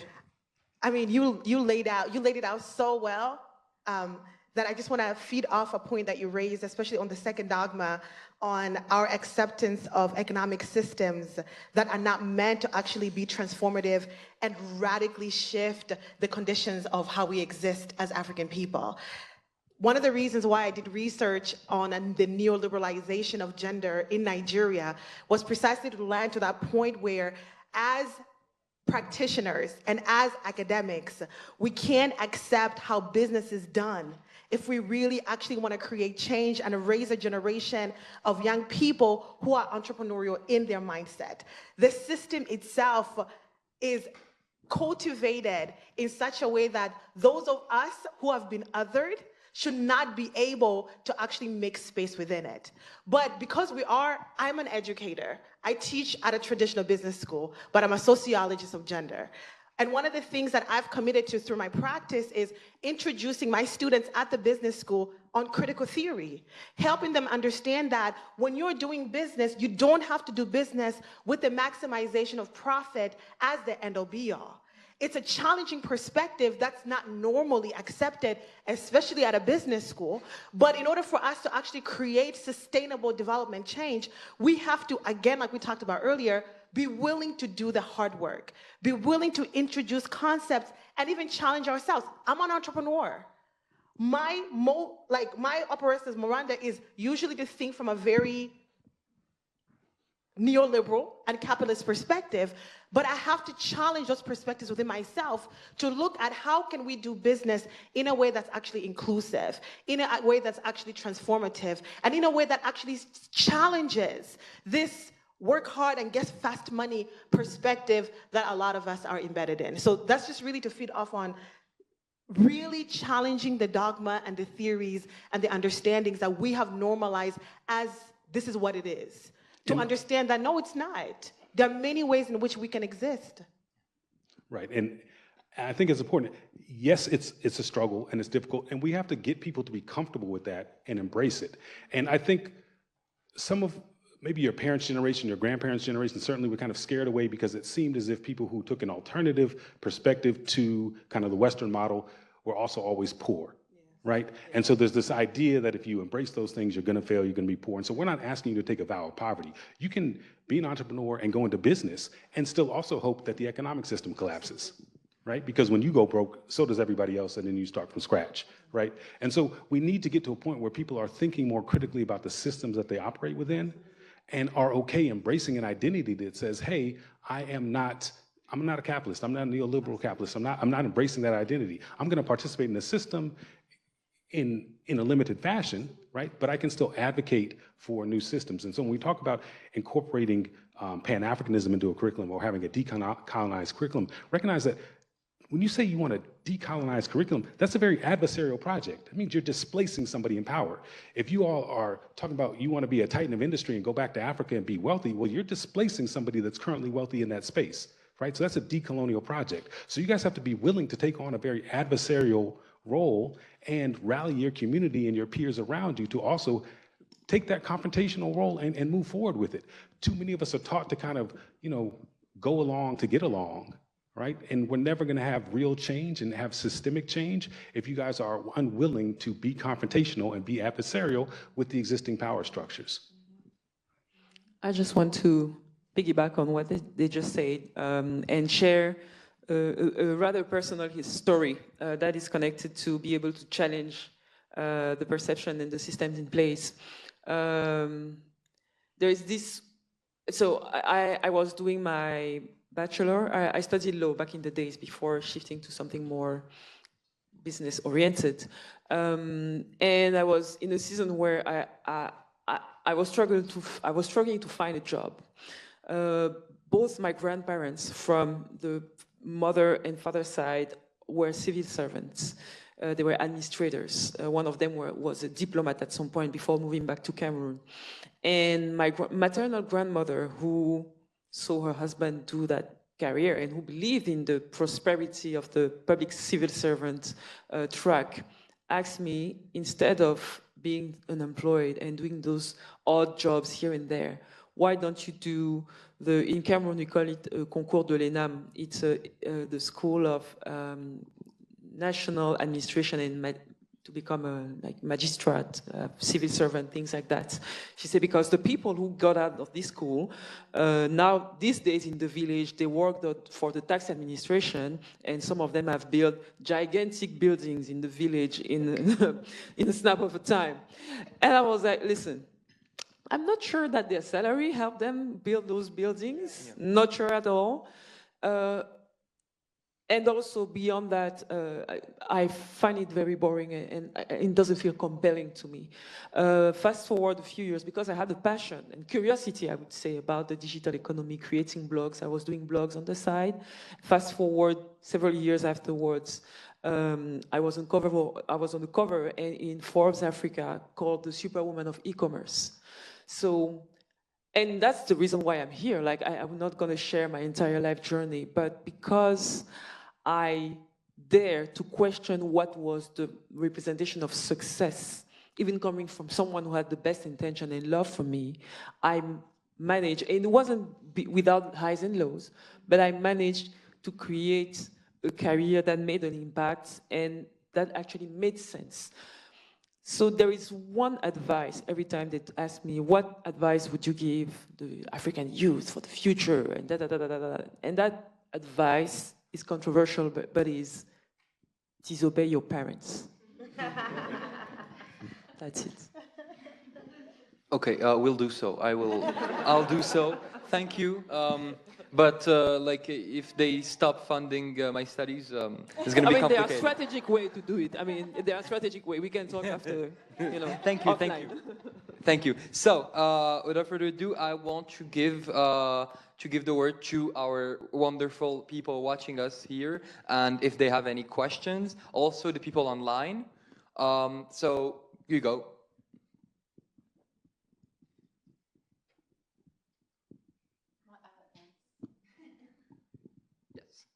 Yes.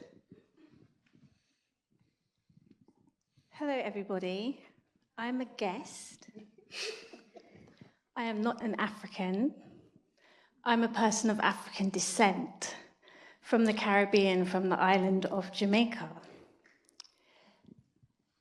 And as an outsider, insider outsider, I find these conversations bizarre. In part because how you define Pan-Africanism isn't what I understand Pan-Africanism to be.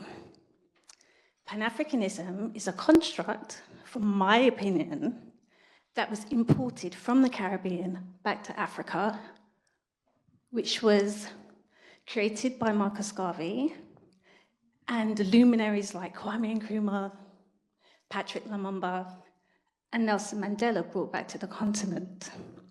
So I'm wondering how you're able to have this conversation without including us in the Caribbean, people of African descent in Europe and the Americas, because I don't understand how this mission can be successful without a globalized mindset. So my question to all three panelists is, what's your opinion on that? So I don't mind starting as also a citizen of the 6th region of the AU. So I was born and raised in California. My parents were born and raised in the United States.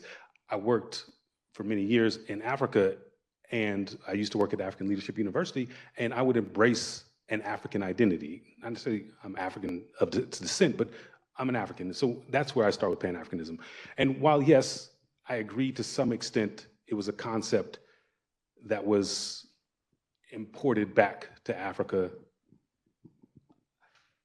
it's always been there, and it's kind of just manifests in different ways. But we need the diaspora to be a part of the conversation, but we also need the diaspora to recognize, because the problem with the Marcus Garvey, for example, whom I love, was that he wanted to go back and Christianize and bring capitalism to Africa, right? And so we need to make sure that the diaspora understands that they have also been terribly brainwashed and colonized, and that they can't, because you see it today, right? Post-COVID, there are tons of Africans from the diaspora, particularly from the United States, moving back to Africa, and then they're complaining about things that don't work the way they expect them to work in an American context, right? Instead of trying to learn and understand a new culture. And I'm not talking about like electricity and water, I'm talking about why are those people staring at me? Why are they looking at me like this? Like, understand the culture within which you live, right? And so we definitely need to have those conversations. I agree 100%, because the reality is, because this is the point, when we talk about education in Africa is based on a colonial model, but the education in the West is also that same colonial model. It is generally taught to teach people to be colonial administrators. Absolutely. And so we need those people to unlearn this mentality that they're gonna come in with this kind of patriarchal attitudes and dictate to others what is best for them, right? Because they themselves don't even know, because they've been so victimized by the global systems of white supremacy that they also came up through, right? So agree 100% that they need to be part of that conversation, but they need to humble themselves too when they come to the table for that conversation. No, absolutely. Nadine, thank you for a fantastic question. We've explored this topic so many times. And one thing, I mean, for me, my answer is very, very simple, and it just feeds off on what you just said.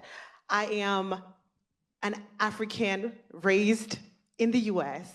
And when we sit on this platform in Geneva, Switzerland, talking about Africa, I'm talking about Africa from the lens of all of us as people of African descent, right? Because the reality of it is, even when I was teaching in Gabon last week, one of the students asked the question, like, Dr. Kanja, why are you here? Like, what are you doing here, right?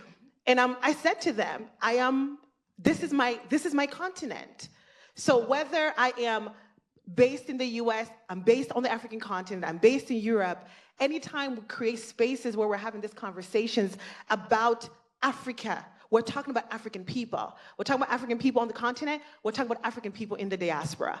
And we're talking about African people in the diaspora, we're talking about Caribbean people, right? So for me, the Pan-Africanist idea and identity is really embedded both in the cultural representations that are unique to all the 54 countries on the African continent, but also the very unique experience that we have as African diaspora in the West, whose identity, because of that influence, is Black political identity, right? So for me, it's not an exclusive space that's only supposed to be represented by or for Africans. It's an inclusive space because we're diaspora. I'm a diaspora, at least. But I'm a diaspora who's committed to the global conversation about who we are as people of African descent. And I also believe that we are all influencing each other, interconnected. Like from the diaspora as Caribbean or African American, there is this, sense of belonging that just comes through the blood, but at the same time, us as quote-unquote African are influenced by the advancement that you have done and the representation that you have had in Western media. Like, I learned English because I saw the Fresh Prince of Bel-Air and the Cosby Show on the TV, because they were the only black people with swag I would see on TV. No shame to my lovely country of Cameroon. And so in so many ways, we are interconnected. You know, the Ubuntu philosophy, where I am because you are.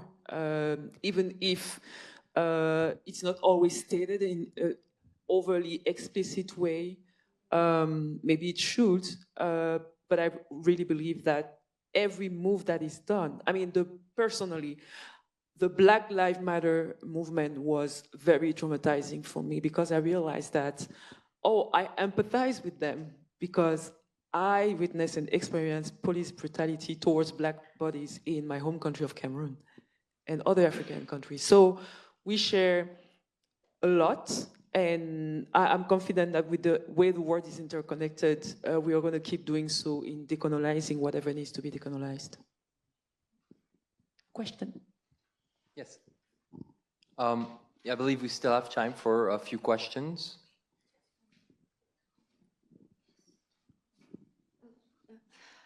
Shall I go? Okay. Yes. So it sounds good to free to take land from others from colonizers to build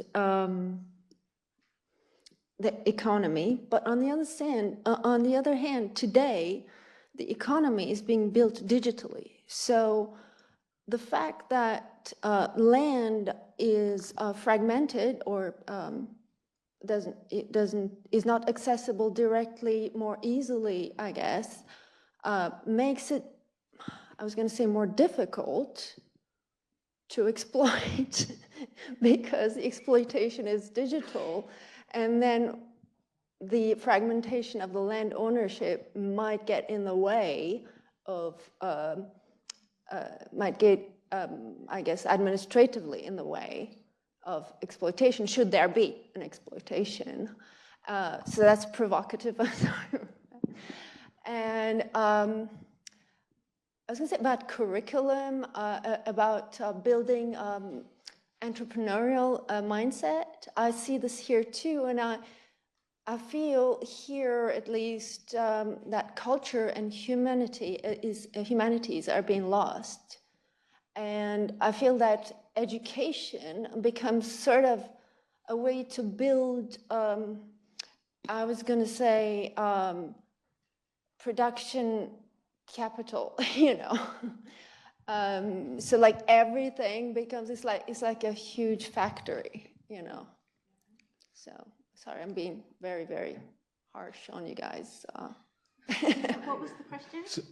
So I'm asking you to react on these. Yeah, so things. on the first point, I kind of understand what you're saying, but land is still critical because we're not growing food in the metaverse.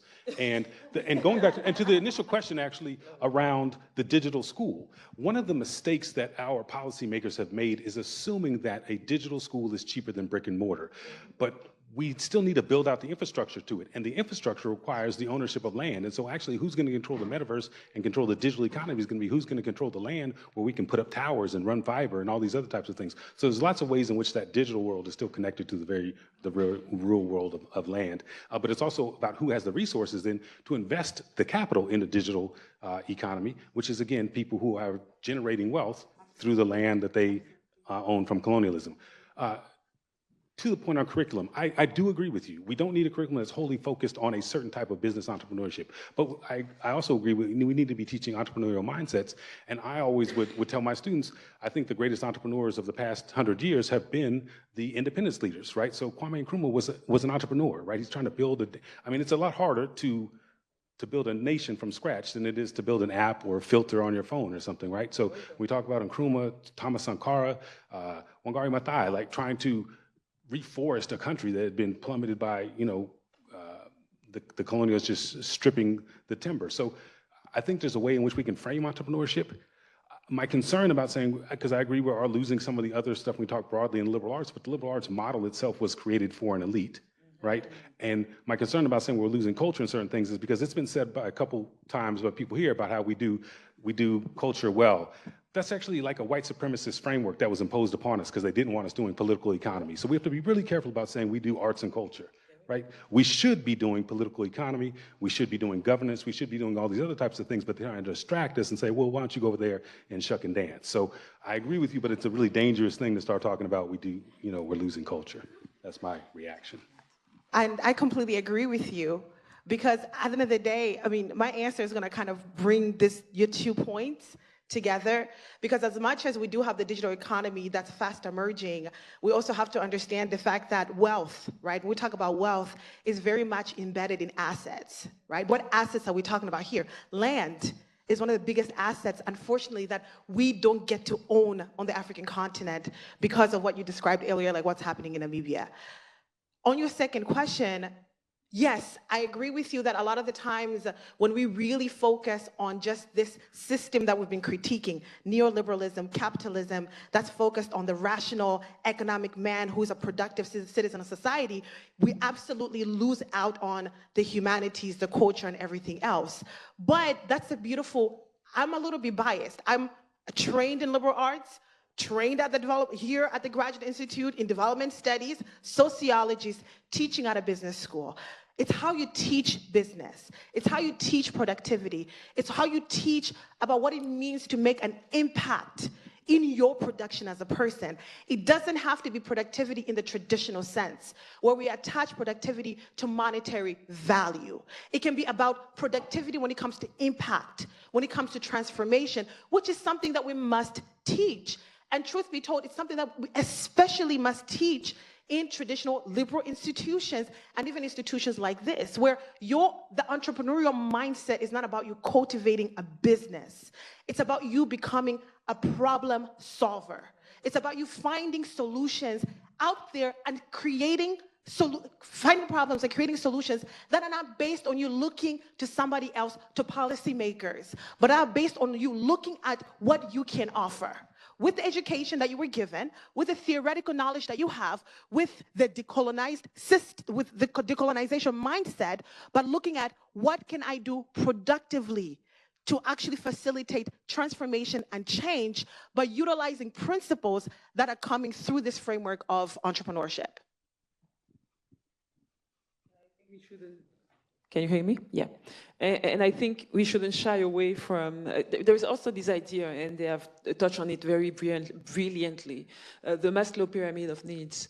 There are people who need to get a source of income and find a way to bring value to the world, to advance the way they are living. Nowadays, one of the most influential person on the world is Mark Zuckerberg, because he controls most of what is in our phone in one way or another.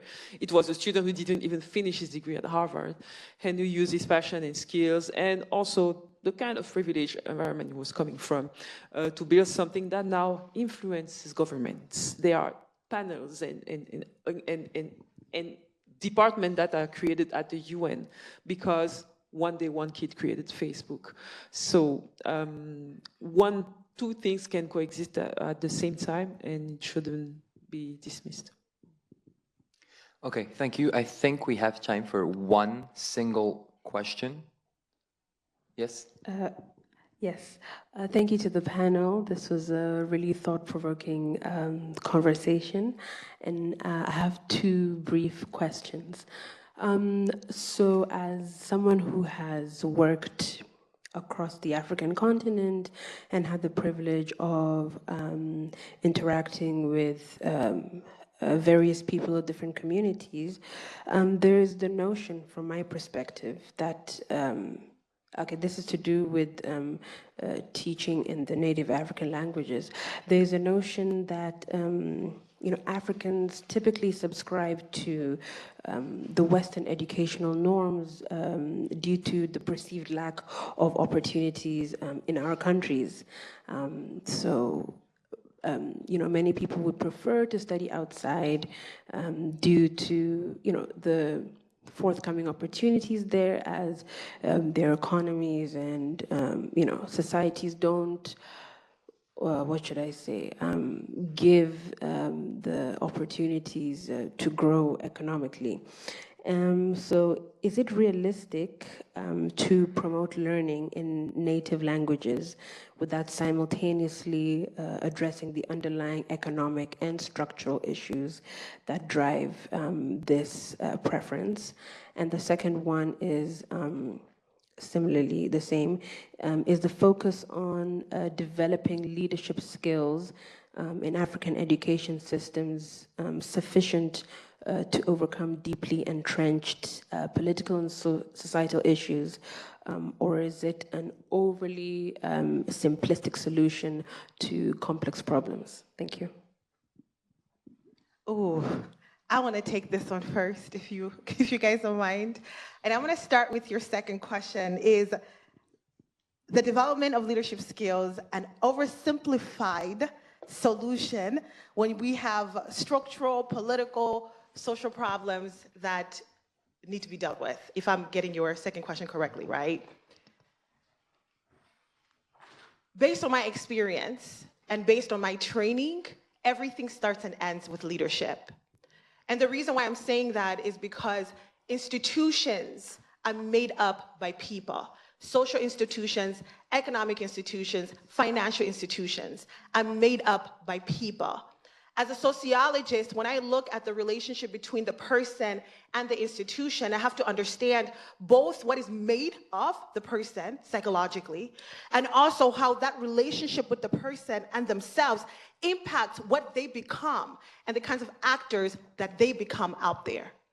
So the reason why I always say it starts and ends with leadership is because when you teach people, fundamentally, going to your first question, how to build who they are first, both equip themselves with technical knowledge and skills that allow them to tap into their own talents, their own strengths, and find solutions based on that. When they go into the world of work, they become effective citizens of society that then impact political, social, and financial institutions. But if you remove leadership, because leadership is just not, it's a little bit, okay. A lot of us didn't go to institutions that embedded leadership studies within the framework of policy, within the framework of offering development solutions. We really learned a lot about theory and technical know-hows. But when you think through the critical leadership models, at least the ones that I engage with, we talk about this from a holistic perspective of the person and their relationship with society, and how the person, when they're fully equipped with what they need to become effective leaders, can create thereby effective institutions, solving the problem that you just laid out. So I don't think at all that leadership skills and leadership skills development is overly simplistic. I think this is where our energy needs to be, ensuring that our young people understand critically, our young African people, all of us here, mindset. What is your mindset? Not just your mindset to make money, but your mindset to create solutions to problems that exist. And then also, what do you need? What do you need technically? Go to the Graduate Institute and get an education. But what do you also need in who you are as a person? What mentors do you need? What sponsors do you need? What networks do you need? So that you're able to both have the technical knowledge, but understand the myriad ways and contradictory ways that systems run, and how you can be a part of the solution to those systems. So it's not simplified at all. So really quickly, because I didn't comment on the language piece earlier, I think technology is going to take care of that. Within 1 to 3 years, we're going to have instantaneous translation services that will allow students to engage with any type of material. They can write in whatever language they want, and it can be instantly translated into papers, publishable, et cetera. So I think that's a reasonable one, and we need to start pushing back on forcing people to learn English or French in order to access institutions like the Geneva Institute, my institution, et cetera, et cetera. So we can't quite do it yet, but I think we're very close to being able to do that and rely on instant translation technology, right? So I think that's not one that I would push back on too much. In terms of teaching leadership, I think we just have to be clear about what it means, what leadership really means, and in what context. Because you see a lot of people teaching personality as if personality is leadership, and that's very different from understanding what leadership really needs to be in the context that we're talking about. And so when I was at African Leadership University, for example, I used to give this example to my students all the time. You have to make a choice. You either can be Thomas Sankara, right, or Blaise Compaoré, right?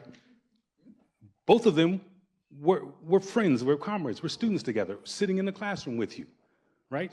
If you look to the left and right, you've got a Sankara around you and you've got a Compaoré, and you've got to make the choice of which one you want to be. And when we start talking about leadership, we have to talk about what it means to be a leader, right? And again, not get caught up in all the entrapments that sometimes the West will dangle at you. Because if we think about the two, who got more awards, honorary degrees, foreign aid, military support, right? For who had a longer term in office because he was supported by the West, right? And so when we start talking about leadership and leadership models, we'd be very clear about the type of leadership that we need if we're talking about building a strong, prosperous, peaceful, and sovereign Africa, versus if you're talking about personality for your own personal benefit and personal gain. I mean, what to say after that? One thing I really think is critical, and I highlighted this in the work I do in leadership development with companies, is that ultimately, if you want your organization to succeed, you need to have a culture that allows that organization to succeed. And leaders play a great role in shaping and influencing and transforming the culture and therefore the companies. But to be a transformative leader, you need to have leadership over yourself. You need to know yourself, to know your biases, your limitation, the darkest part of your personality that can show up unexpectedly in some circumstances while you are leading and managing, and handle them. If you don't, you just become at your scale, within your association, within your office, or wherever, whatever space you're going to occupy, a representation of those African dictators we like to criticize on our coffee table on Sunday brunch with our friends. And that's it, basically. Someone who is not a great leader is sometimes someone who doesn't handle themselves well. So the one thing I would advise you to get busy with is get to know yourself, get to work on yourself, and to show up in a way that influence positively the environment that you are in. Even if you are not in a formal position of leadership, you will see that people will be tempted to follow you and be influenced by you, because what you represent and what you embody is something that is good, coherent, and beneficial, and allows growth and resilience. Wow. Thank you for this wonderful presentation and this wonderful panel. And I would like to ask the audience to give a round of applause for our three wonderful guests. And thank you, everyone, and we hope to see you in the next panel in a few minutes. Thank you.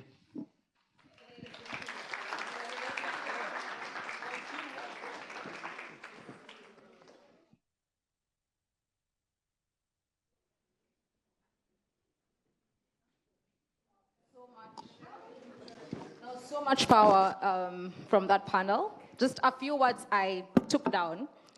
Decolonize, cultivate, shift, change, be realistic. You know, if we want systemic change, we need to be ready to challenge the status quo. We need to unlearn what we've learned. Those are just a few of the things I got. Maybe ASA, we could have t-shirts with those very key words. Thank you very much. In fact, one of my favorite words probably was disobey your parents from that whole session. Professor Degila, I promise, there was context to it. Okay, so let's settle down. Perfect. James, my friend James, where are you? I have a question for you. What did you notice at lunchtime? Well, there was good food, right? There was very good food. My personal favorite was the pepe. But I also realized that people spoke, in their friend groups. Hey, could we settle down? Right, yeah, I also realized that people just socialized within their friend groups, spoke to the people they knew only. Should we do something about this? Oh, yes, definitely. Right now. Before we move to the next panel. Yes, exactly. Okay. Yes. Quick activity. Yes, so we will ask you, every one of you, to rise up. You will walk up to a person that you've not met today. You will meet them and ask them a fun fact about themselves. And you have to be good because we will ask what you learned. So you do that in the next 2 minutes, and then we gather together before the next panel. Go.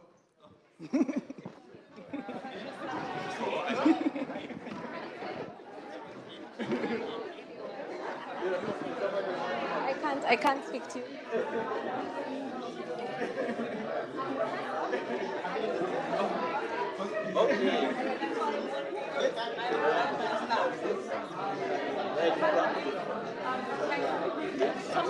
You've got bad things about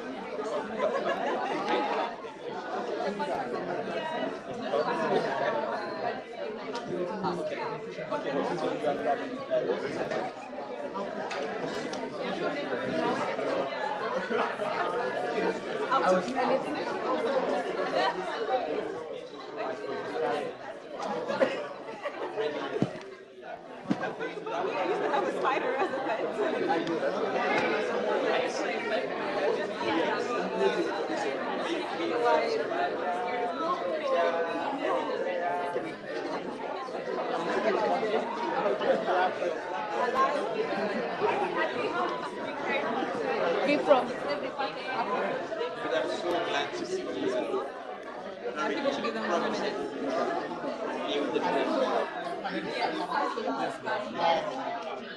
They're short on time. Right now.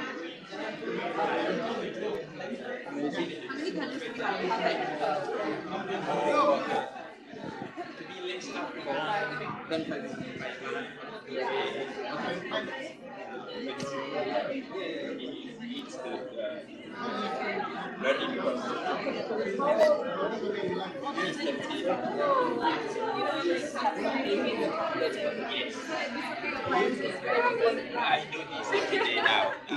Every day, I know. Then when we get it, something So you make me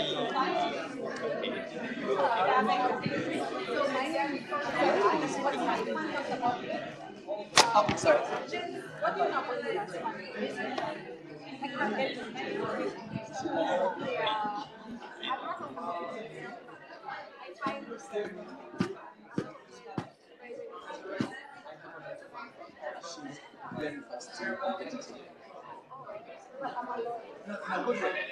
This is one good example.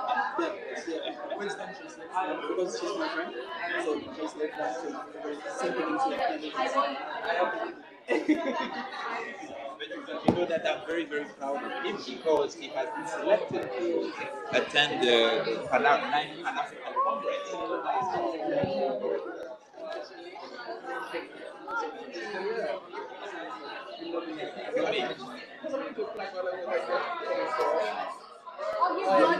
No, I'm not yet. He's not yet 24. I'm turning 24 this year. James is old at heart, but he's very young. He's just very mature.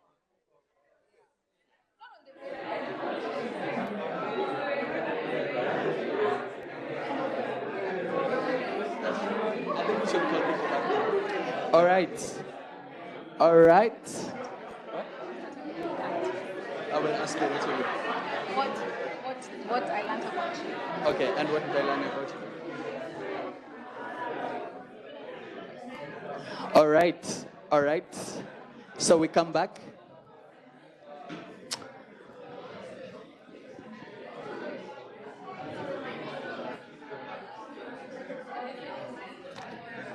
All right.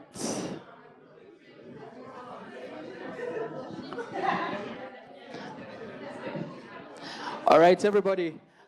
Could we settle down now? And let's see what we learned about each other.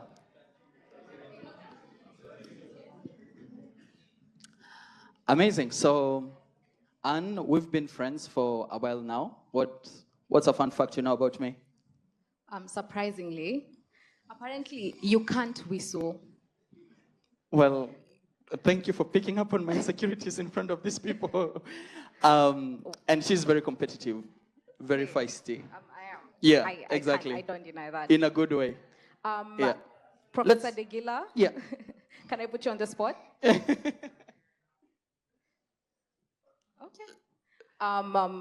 What did you learn about whoever you met today or whoever you met a few minutes ago? I'm very happy to see that we have very promising lawyers. So this is what I will say. Okay. All right. Who else wants to give a go? Kenny? What did you learn about the person? I just arrived. About what do you know about IF?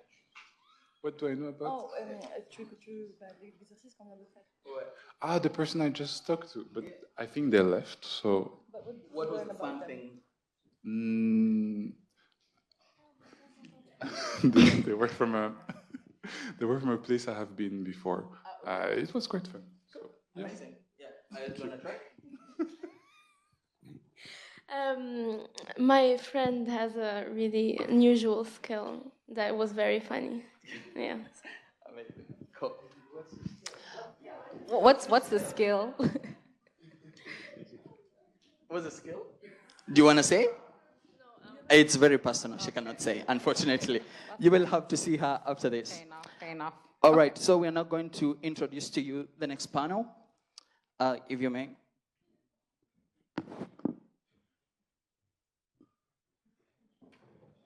All right, so the next panel is going to be on peace and security. It's going to be moderated by Jean-Baptiste Sebgo. I hope I'm pronouncing it right. Just to introduce him, he is a master's student here at the Institute studying international development. He specializes in conflict, peace, and security. He is from Burkina Faso, and he is the co-founder of Foundation Afrique Éveil. He is also a researcher at the Center of Conflict, Development, and Peace Building. His research interests focus on investment risk analysis and management, intrastate conflicts, peace building, security sector governance, and China-Africa relations. He completed his bachelor's degree in law and international politics at the University of International Business and Economics in Beijing, China. He speaks Chinese and is currently a fellow of Asia Society Switzerland in Zurich. Outside of work, Jean-Baptiste enjoys playing the guitar and is a fanatic of fitness. Now, he gave me permission to say the following, that he loves to be a blessing to the people around him. And this is why he enrolled himself in a seminary to become a priest. But according to him, he failed terribly. But we are so glad because it worked out. Now you have to moderate our sessions. So welcome, Jean-Baptiste, the stage is yours.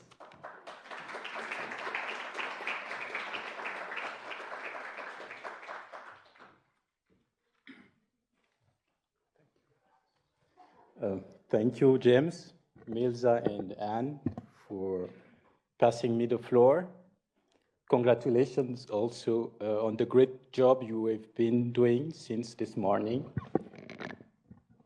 Distinguished guests, in your respective titles, functions, and qualities, it gives me immense pleasure to welcome you all to this panel discussion on peace and security of the African Summit on the way to the Africa we want.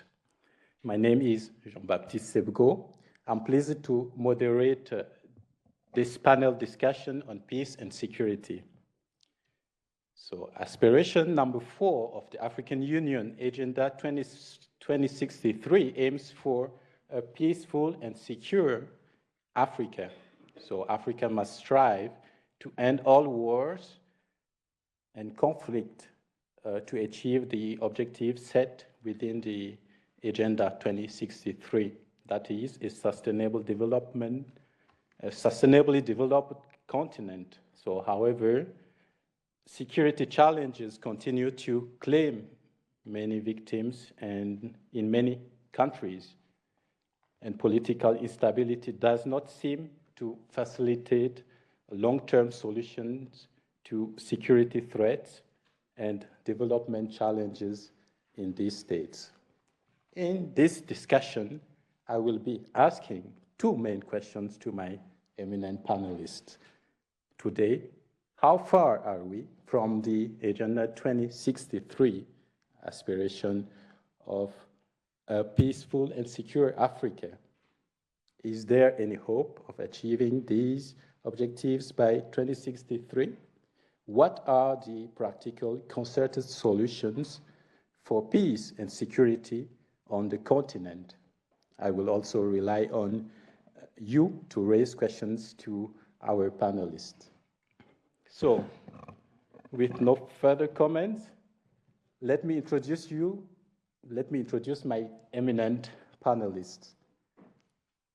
So, our first panelist is the guest you can have in such a panel discussion on peace and security, and especially on the role of gender inclusion in achieving peace and security.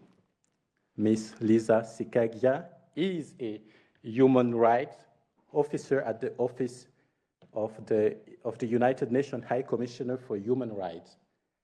She holds a master's in international human rights law from the University of Nottingham.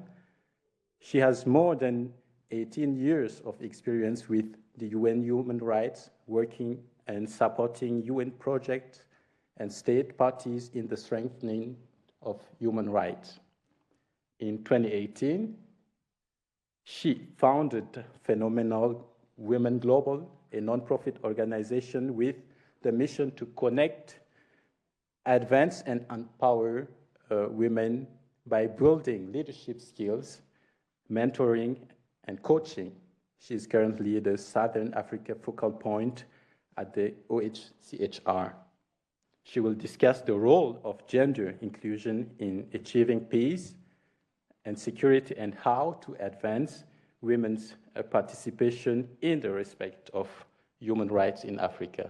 Please join us for this summit.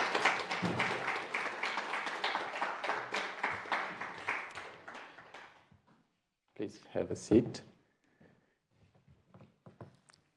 So our next guest needs no introduction, I will say. He is one of us. Dr. Arno Akojenu is an alumnus of the Graduate Institute, where he completed his master's in PhD in political science in the last century. He is a humanitarian actor and a diplomat with over 30 years in the humanitarian sector, with experience in government relations, political engagement, mediation, and rule of law.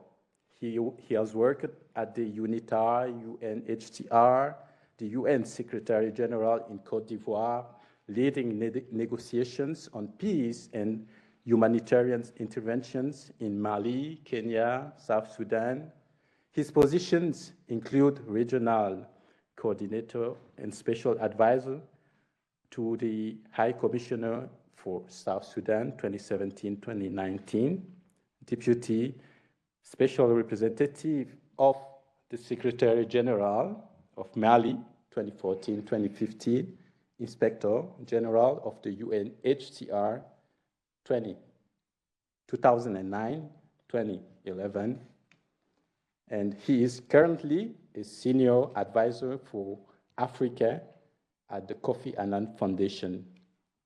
Monsieur Akojenu va discuter. Bienvenue. Bienvenue, docteur. Heureux de vous voir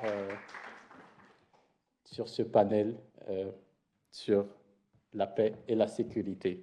Donc, avec vous, nous allons discuter de la notion de terrorisme, mais aussi des dynamiques conflictuelles qui se passe présentement dans le Sahel. Merci d'être parmi nous. Our third panelist is Miss Hafsa Couscous. Okay. One of our very few brilliant African PhD candidate in history and international politics, and teaching assistant here at the Graduate Institute.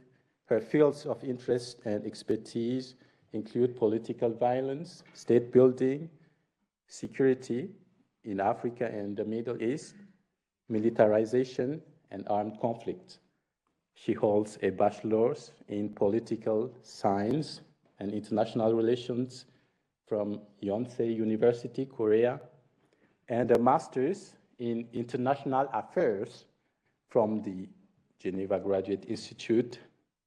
Hafsa has worked as a research associate at the UNIDIR, and her experience also extends to the division of external relations of the Interparliamentary Union here in Geneva, and to the Ministry of Justice of Morocco. Thank you for being here. She will expand on the necessity of a human security approach in the approach to security. The last panelist, the diplomats inside the room may pardon me for the following jokes.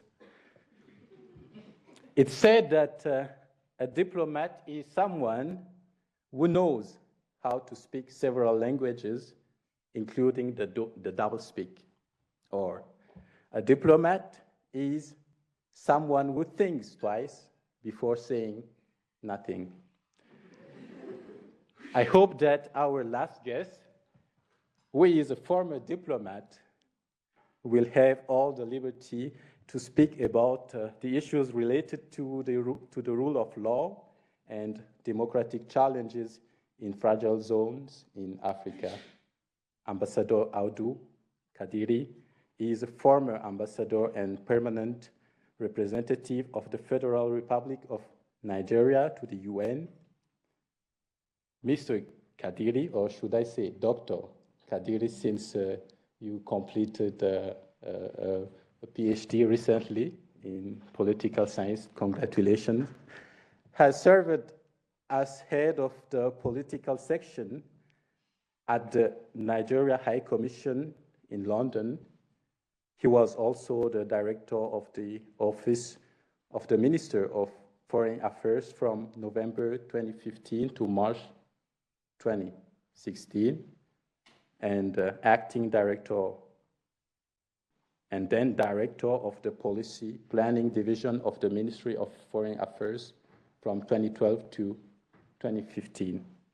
He has extensive experience in multilateral organizations, including the African Union, the WTO, and the UN. Thank you for joining us, Mr. Ambassador Kadiri.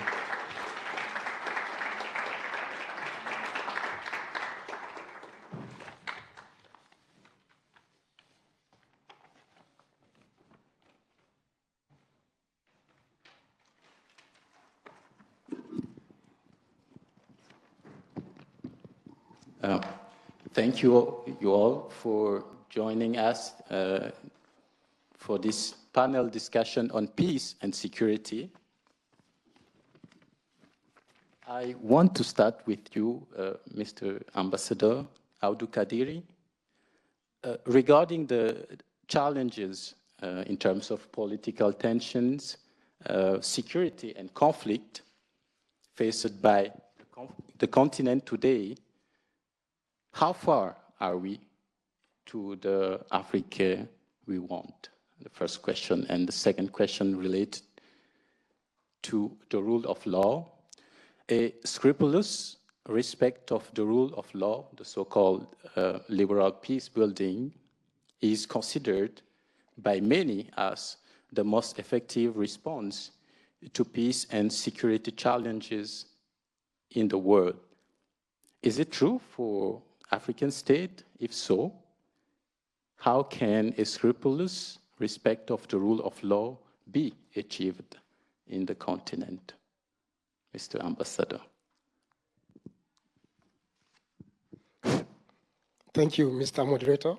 May I thank the African Students Association for organizing this event and for deeming it proper for me to be invited as one of the panelists. The topic, actually, I would require nothing less than 5 hours to discuss this this topic, that is the relevance of rule of law to the maintenance of international peace and security, and how this dovetails into the Agenda 2063. Now, let me start from the premise that we have 3 agendas to consider. One is the Africa we have. That is how Africa is today. And the Africa we want, which is aspirational, and the Africa we deserve. So I don't know which one we are pursuing at the moment. But as a student, let me properly situate the conversation we are going to have. First is the nexus between the rule of law and the maintenance of peace and security globally, regionally, and within African countries. Since I don't have enough time, I'll just look at one of the definitions I have. And because of my colleague here, it is a definition of rule of law given by Kofi Annan when he was the Secretary General of the UN in 2004.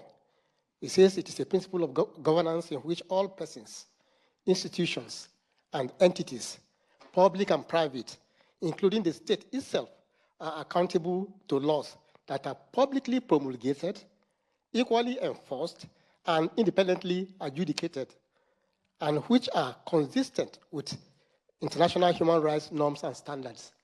This is just half of it, but it is sufficient for us to use in measuring the state of rule of law in Africa. At the dawn of independence, there was this optimism in the early 60s in Africa that we'll soon gain our freedom, and therefore we would be able to institute a democracy that meets the aspirations and yearnings of our people. And then we got independence, and what happened? Things began to change. Most of our political leaders who led us to independence became authoritarian, such that impunity became the order of the day. We've been singing the praises of Kwame Nkrumah as a Pan-Africanist. If you knew how he governed within Ghana itself, you see that there are questions. So you start wondering, what sort of leaders are we having after independence who will not respect the obligations they freely entered into? So you find instances where opposition members are being persecuted and put in jail, where equality before the law is not being met, where there is no inclusion of every community, every tribe in the governance system. So we began to have doubts, not until the turn of the 21st century that we started soul searching. How can we address this menace, some of which I've just addressed? But if I go through my paper here, for instance, the rule of law implies supremacy of the Constitution, that the Constitution must prevail in all circumstances. But was that the case? We talk about equality before the law. Was that the case? I recall, because when I was serving as a young officer in Zaire then, which is now DRC, so I had a new ambassador, and we were covering Burundi and Rwanda from Zaire, that is DRC today. So I just said DRC. So when he came, we had to go to visit the countries to which he was concurrently accredited. So we went to Rwanda, went to Kigali. That was Kigali of Habyarimana. So we went and had a bilateral with him. The ambassador came to report that he has come to report his presence and so on. And then we raised this issue of Hutu and Tutsi antagonism. You know what he said? He said, no, ambassador, just go and tell your government what we want is that all the what do you call it, Rwandans living in the diaspora should acquire the nationality of those countries. They shouldn't return. There's no enough space for us. How do you say that? When you have a constitution that talks about equality before the law, why should a Hutu have the inherent right to reside in the country, and then the Tutsi should acquire the citizenship of other countries outside their countries? We couldn't understand that, so we told him that no, that sir, we can't push this agenda. That even Nigeria has 250 ethnic groups. Where do we start from? You have just 2, and you cannot manage it. We have 250. So it is not something that we can condone. Then, of course, you should have a judiciary that is, well, in fact, the separation of powers should come first. So you have the executive, the legislature, and the judiciary. They should be independent. They should be independent, but not where you have a one-party state. We used to have that in Africa before. One-party state, everybody belongs to that party. So we are talking about the legislators, they are members of the party, the judges are members of the party, the executive, of course, they own the party. So Africa, from the start, we had several fault lines, what I call fault lines, which made it difficult for us to practice the democracy that we inherited from the colonial masters. After all, they didn't give us the opportunity to fashion it. Then we have the issue of promotion and respect for human rights. This is a big issue on the African continent. Without this, you cannot talk about rule of law, because rule of law has both positive and negative side. Negative is to restrain government from being arbitrary, from impunity. Positive is for government to provide things for the people. Then, of course, we must have an independent press. We must have a legal profession that is very dynamic and independent and free and vocal. But what do you see in Africa after independence was that they were being suppressed. So all this negative, and then, of course, all this impunity and so on, lack of compliance with existing rules and regulations, including African charters and whatever, the UN human rights, what do you call it, Declaration of Human Rights, the Covenant on Civil and Political Rights, the Covenant on Economic, Social, and Cultural Rights. So many treaties we entered into, we just signed those treaties and we don't implement them. So at the turn of the century, we felt that there should be a change. And then this question of the Africa we want became a priority. But to cut the story short, I can look at some indicators to see how far we have fared. Now, number one, the resurgence of authoritarian, sit-tight political leadership. We thought this was something of the past, but after adopting the Agenda 2063, we're not expecting that. We agreed we should be guided by democracy, human rights, and what have you. But today we find our leaders now changing the constitution. It's happening in several countries. I'll give you examples in Eritrea. Eritrea has known only one leader since independence. We have Uganda, we know who is there, how long it's been there. Cameroon, Equatorial Guinea, Rwanda, Togo. Just name them. Gabon, before what happened recently. And the Gambia, during Jammeh, Then we have escalating rate of military intervention. So the military are coming back. See, we have not been able to survive the legacies of military rule in my own country, Nigeria. We are still battling with it. We are talking about restructuring. It's a big political debate in my country because the military came and bastardized everything. So we thought that with the adoption of the Agenda 2063, military intervention will be a thing of the past. No, it's happening everywhere now. It's happening everywhere, particularly in my own in our own sub-region. Professor Degila, I hope you have a solution for us. So we have the military staging a comeback, but who do you blame? When the so-called African leaders that talked about Africa's renaissance, they are the ones now changing the constitution. We say we should have a 2-term limit. If it's for 4 years, twice, so you quit. But what they do now is they go and modify. I mean, of course, they have control of the parliament. They have control of the judiciary.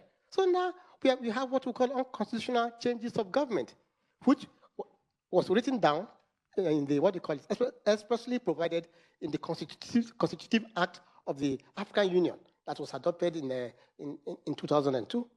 It's there. So they keep changing. So, and if you look at the resurgence of civil strife everywhere, so you have Nigeria, my country, where we have the Boko Haram. Boko Haram was issue of rule of law, simple thing. These guys were preaching that Western education is forbidden, but they were not violent. They didn't take to violent extremism. They didn't. The leader of the group was arrested by the soldier and the military, and they was handed over to the police custody so that he will be tried. And then what happened? Extrajudicial killing. He was killed. This is somebody who was entitled to life by the Constitution. So what happened? He was killed, and that was the beginning. So his movement went on the ground and became armed. That was the beginning of Boko Haram. And today we are still battling with it, 12 years after this gentleman was killed. Interesting. And then, of course, we have civil wars everywhere, in spite of the silencing the guns. The target was 2020. But by 2020, the guns were actually increasing. So they said, okay, let's adopt what they call a decade of acceleration. Whereas the past decade, you achieved nothing. We still have civil strife everywhere. We have it in Nigeria, we have it in Namibia, in Mali, Burkina Faso. It's a pity. Burkina Faso, Chad, Niger, Somalia, Ethiopia, Sudan, South Sudan, DRC, Central African Republic. There's violence, strife, and conflict everywhere, simply because of impunity, simply because we don't observe our international obligations in terms of human rights obligations. Now, to cut the story short, Ambassador, I just give you... You have 1 minute. 1 minute, yes, is enough. Is enough. Is enough. So the 1 minute I have, let's look at some surveys, you know. According to the World Justice Project's Rule of Law Index, trends in Africa reveal that the continent lags behind others in all dimensions of the rule of law. We are still lagging behind. 2, let's look at the Freedom House survey on the state of political and civil rights. The period 1991 to 2000 showed considerable improvement. That was when we launched the African Renaissance and so on, New Africa and so on, the Birth of Africa. But since 2007, it has shown a decline. That is freedom in Africa, a decline since 2007.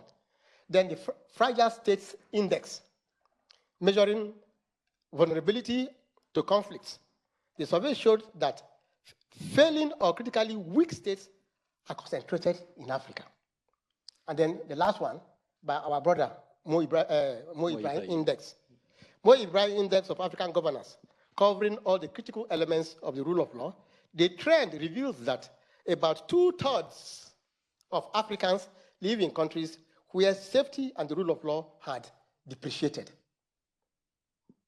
So except our leadership changes, things will not change. But I do not see things moving fine on peace and security. This is the last, the closing comment. The closing. We have the APSA, the African Peace and Security Architecture. Yeah.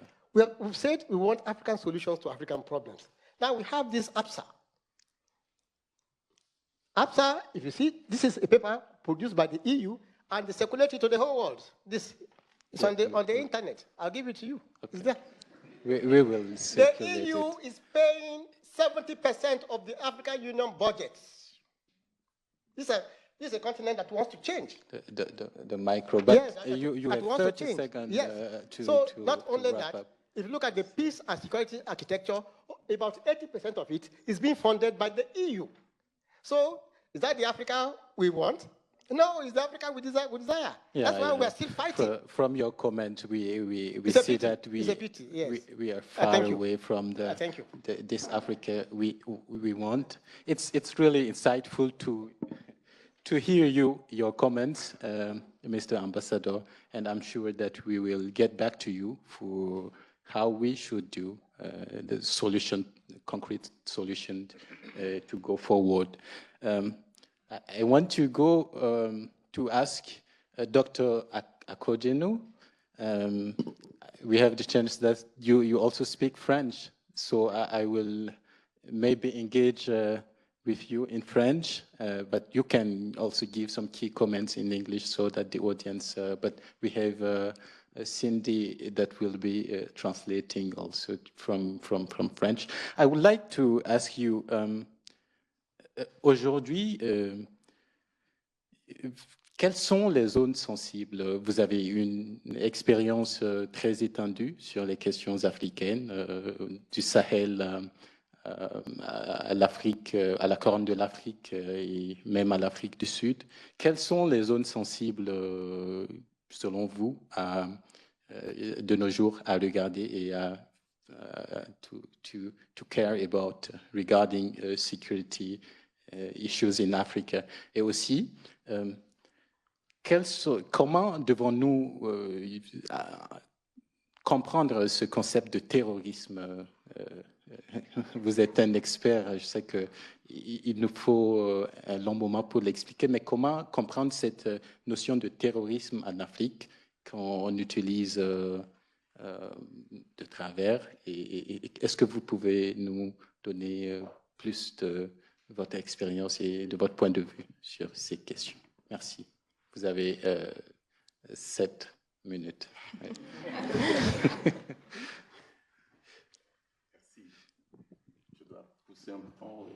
Je pense qu'il marche, le micro. Très bien. Merci, merci monsieur. Permettez-moi avant tout, je me préparais à parler en anglais. Encore. Parce que vous me donnez l'occasion, je n'hésiterai pas une minute de continuer et de parler tout le long en français. J'avais préparé ma présentation en anglais, c'est pas grave. Mais le micro, encore plus près. Je voudrais d'abord commencer par vous remercier Madame la directrice, remercier également le professeur Tijila et l'équipe qui tous ensemble avaient préparé ce moment d'échange et de discussion. Je m'étais préparé pour parler de paix et sécurité, essentiellement. Mais vos remarques sur le terrorisme ici, l'extrémisme là, me poussent à m'ajuster. Je vais m'ajuster très vite. Okay. Mais en m'ajustant très vite, je ferai d'abord 2 petites remarques pour vous titiller un tout petit peu. La première remarque, c'est que nous avons affaire à un continent particulièrement jeune, et non seulement jeune, mais dynamique et voulant changer, voulant avoir une place dans le monde d'aujourd'hui et de demain.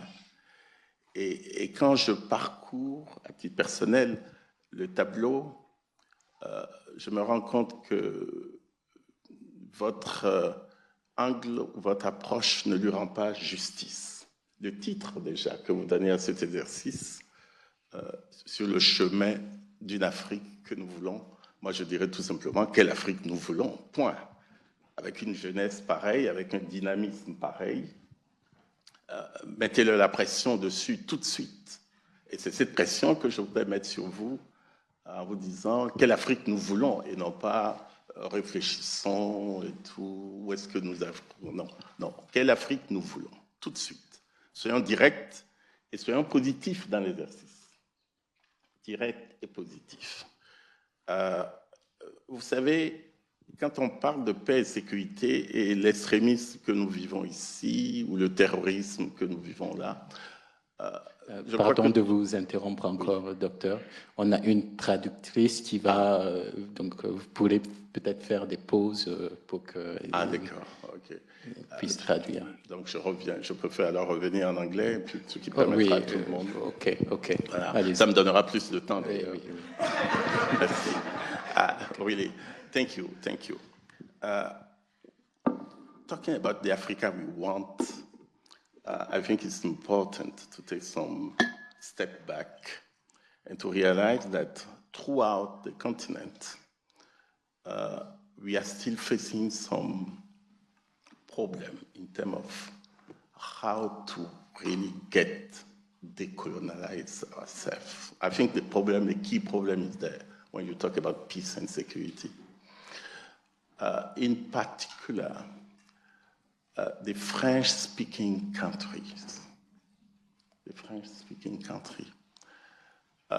Because for the time being, what most of those who are going through military coup, transition, and all this, the way they project what is going on in the country, it's just to find the best scapegoat. And the best scapegoat for them, and they are managing to get that translated in the spirit, in the mindset of the young people, is the former colonial touch. More than 60 years, 6 decades we went through. And to continue to look for a scapegoat, that means that there are some key problems we decide not to look into. I'm part of those who will continue to commend the former AU, what we call OAU. When they came with this key element, don't touch the borders. Let's imagine a minute that that decision was not taken in '63, where we would be today. But after a while, it was important to go beyond the border issues and to push countries and government to reflect not only on population or geography, to go beyond that and to start talking about institutions. You have people, institutions, and then you can think about their well-being and the way everyone will be moving towards something totally different from what we have been witnessing so far. Yes, as continent, we have to pay attention to geopolitics. Yes, we have to pay attention to what one could call the economical, I call it voracity of some countries, which have more and more interest on raw material, mineral here and there. But it's up to us to find the best institution which can address not only our own situation, getting ourselves prepared to face the geopolitical interest, and also those who have different views on what the African country should be. These battles we have been going through in terms of the best institution which can fit our status, because here what we have been witnessing is the rule of law, the rule-based institution, and law-based institution, and we shuttle between those two elements. All African countries have been shuttling between them. Sometimes we preach for rule of law and rule-based institution, and when we are not really on top of that, then we shift. And so far, we never managed to take one and to fight for that one and to drive our country and to put in place the right institution which will fit what we call rule of law, rule-based institution, or what could be law-based institution. That will be my first comment on our situation in the country, on top of this intangibility issue, intangibility border issue which I flagged, and the fact that we took some time to reflect on what we really want. What we really want should start with, and that's why I was pleased listening to the previous panelists, the education. the starting point should be education, really education. And education will allow people not only to speak louder on what they want and the way they want it, and based on that now, you who from day one to day two become a leaders, you will know exactly what people want and what kind of institution you should put in place in order to meet and to attain their need. You will see that from those institutions, the most critical one is the one which will be dealing with peace and security. See, Ambassador, you just referred to this architecture put in place, but that architecture will not work. It will not work because from the beginning, the AU managed so well by putting in place 5 commissions. But those 5 commissions means direction will never be given to them. They were more, quote unquote, at the representational level. You know, when we have to discuss something of some issue, who will come from here and there, which country will represent. But there was no clear direction given to those 5. And the direction is not only the main problem here, the political will to be part of those 5 commissions and to work for the benefit of those 5 commissions and ultimately speaking, the benefit of the population. My personal reading of those 5 commissions where there was one which was working was very functional. And I was full of appreciation of that one. And suddenly I realized that it's not the one one can list as a favorite or as an example. I was referring to the West African one. The West African one was, from my reading, even just on top of the SADC, the South African one, which will come on this as number 2. The third will be the eastern part of the continent, the 4th, the central part, and the last, really the last, is the northern one. No move, no meeting, nothing. But because the political will did not show up at the beginning, and direction were not given to all those 5 commissions.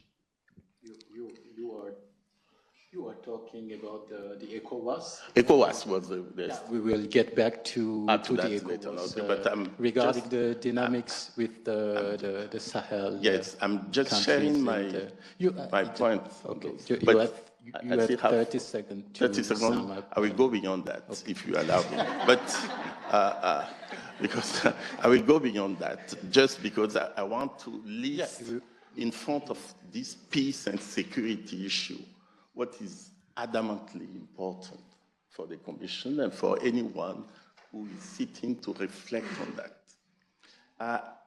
I dare list exactly 5 areas for reflection. And the first one is we need to be clear on the narrative when we talk about peace and security. What are we talking about? What are we talking about at national level? What are we talking about at regional level? And if one and to continue, what are we talking about at continental level? The narrative needs to be revisited, and that narrative should be really close to the ground realities.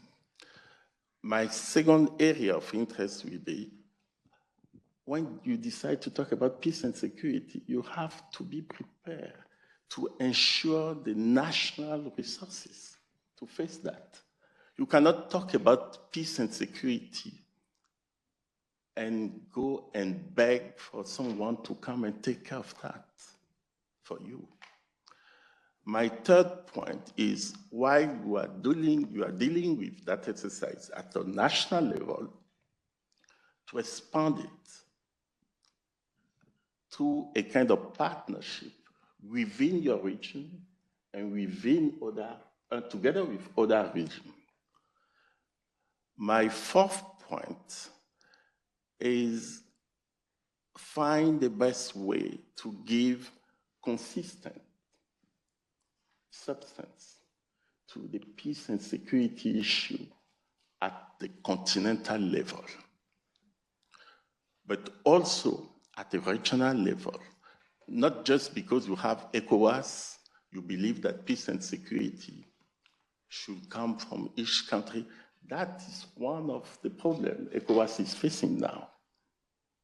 They didn't pay attention to the peace and security within the region, as countries were not prepared to deal with peace and security issue at national level. My last point, in terms of area of reflection for the Africa we want from peace and security point of view, is that let's work to guarantee, and that is really the last point, to guarantee to some extent voice or seat in any particular fora dealing with peace and security issue, not only within Africa, but outside of Africa. If we manage to get the attention, but to go beyond the attention, to get possibility to voice our concern, and to have a seat to talk about those concerns in front of those who have means and resources or ready to help, I do believe that will be a great step forward. Yes. Mr. Moderator, you realize that I didn't reply stricto sensu to your topics, but I do believe that it's time, if you really want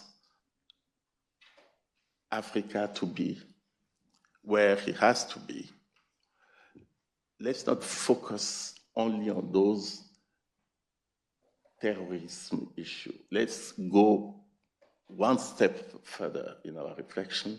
What needs to be done to be ready or to attend those problems when they surface? Thank you. Okay, thank you very much. You perfectly respected the 30 seconds, and I thank you for that. And the 5 points you raised are definitely a good takeaway from this discussion. I will now go with to engage with Lisa. Lisa, regarding gender inclusion, what is the role of gender inclusion in achieving peace and security? And related to that, how to promote women's participation in the respect of human rights in Africa? Thank you very much, and I'm very honored to sit here with this esteemed panel and engage. I would like to start with a very short story before I go into the points about a couple that was living in Uganda, in time in the 70s. And this time was very unstable. We had a dictator, war, killings, and this couple, the husband, had a death warrant on his head. The government at the time wanted to have him assassinated. A couple with 3 kids left the country and went to the neighboring country, Kenya, for refuge.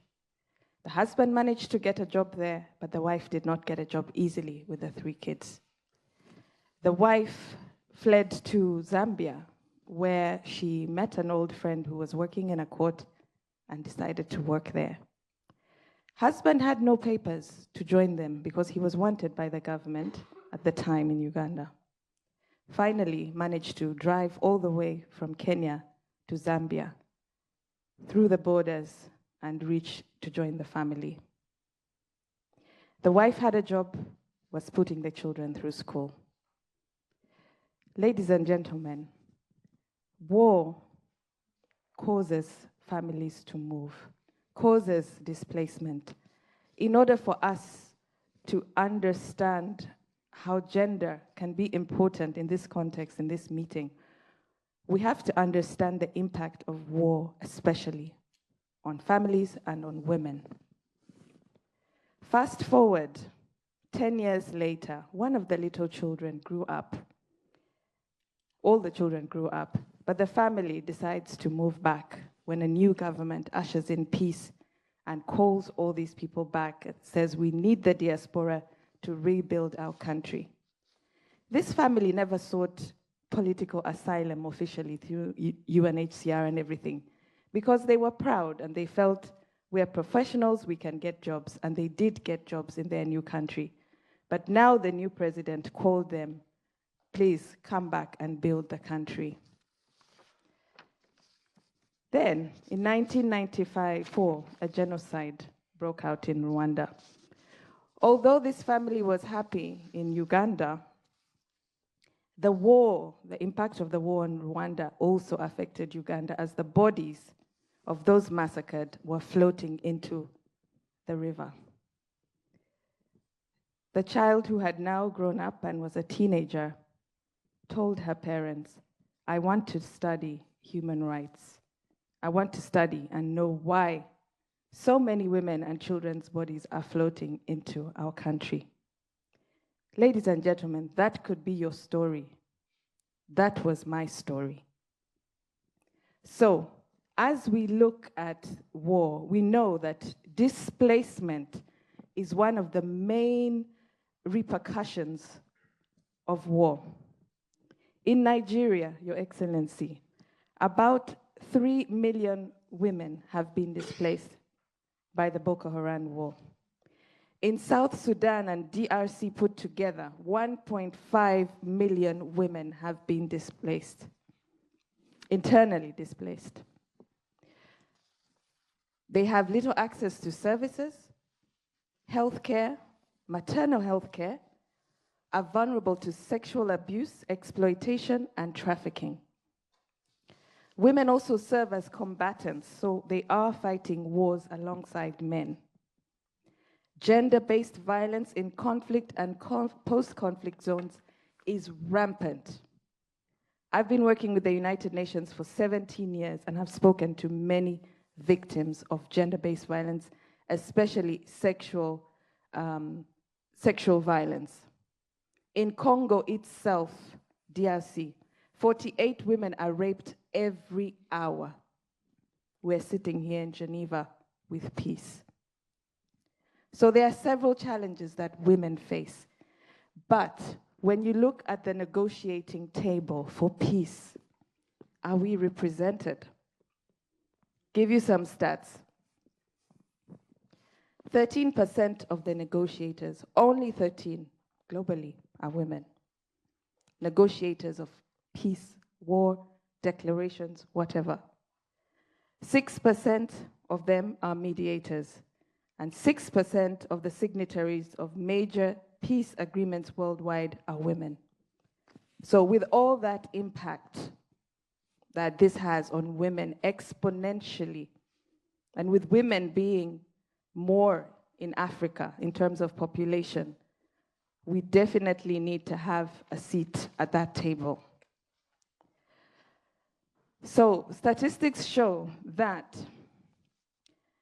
agreements are 35% more likely to last long, at least 15 years, when women are involved in their creation.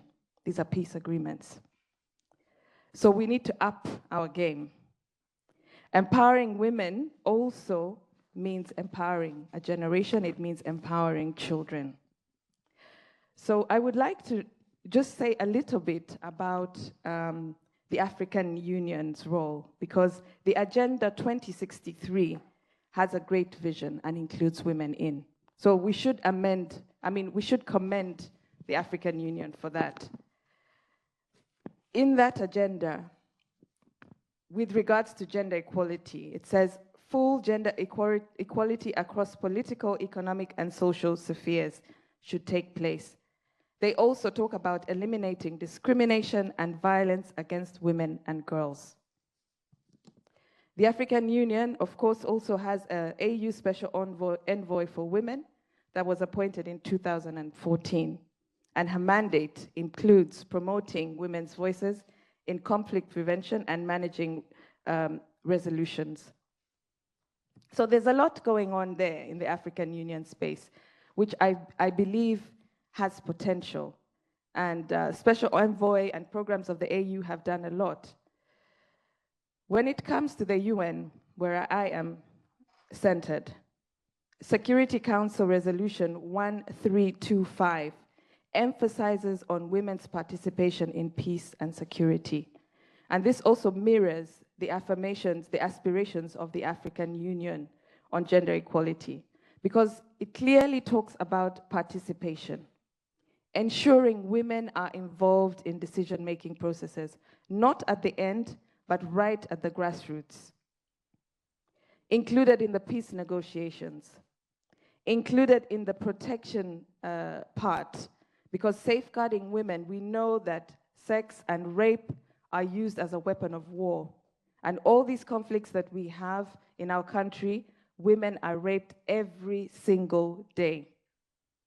So women need to be involved in the protection aspect.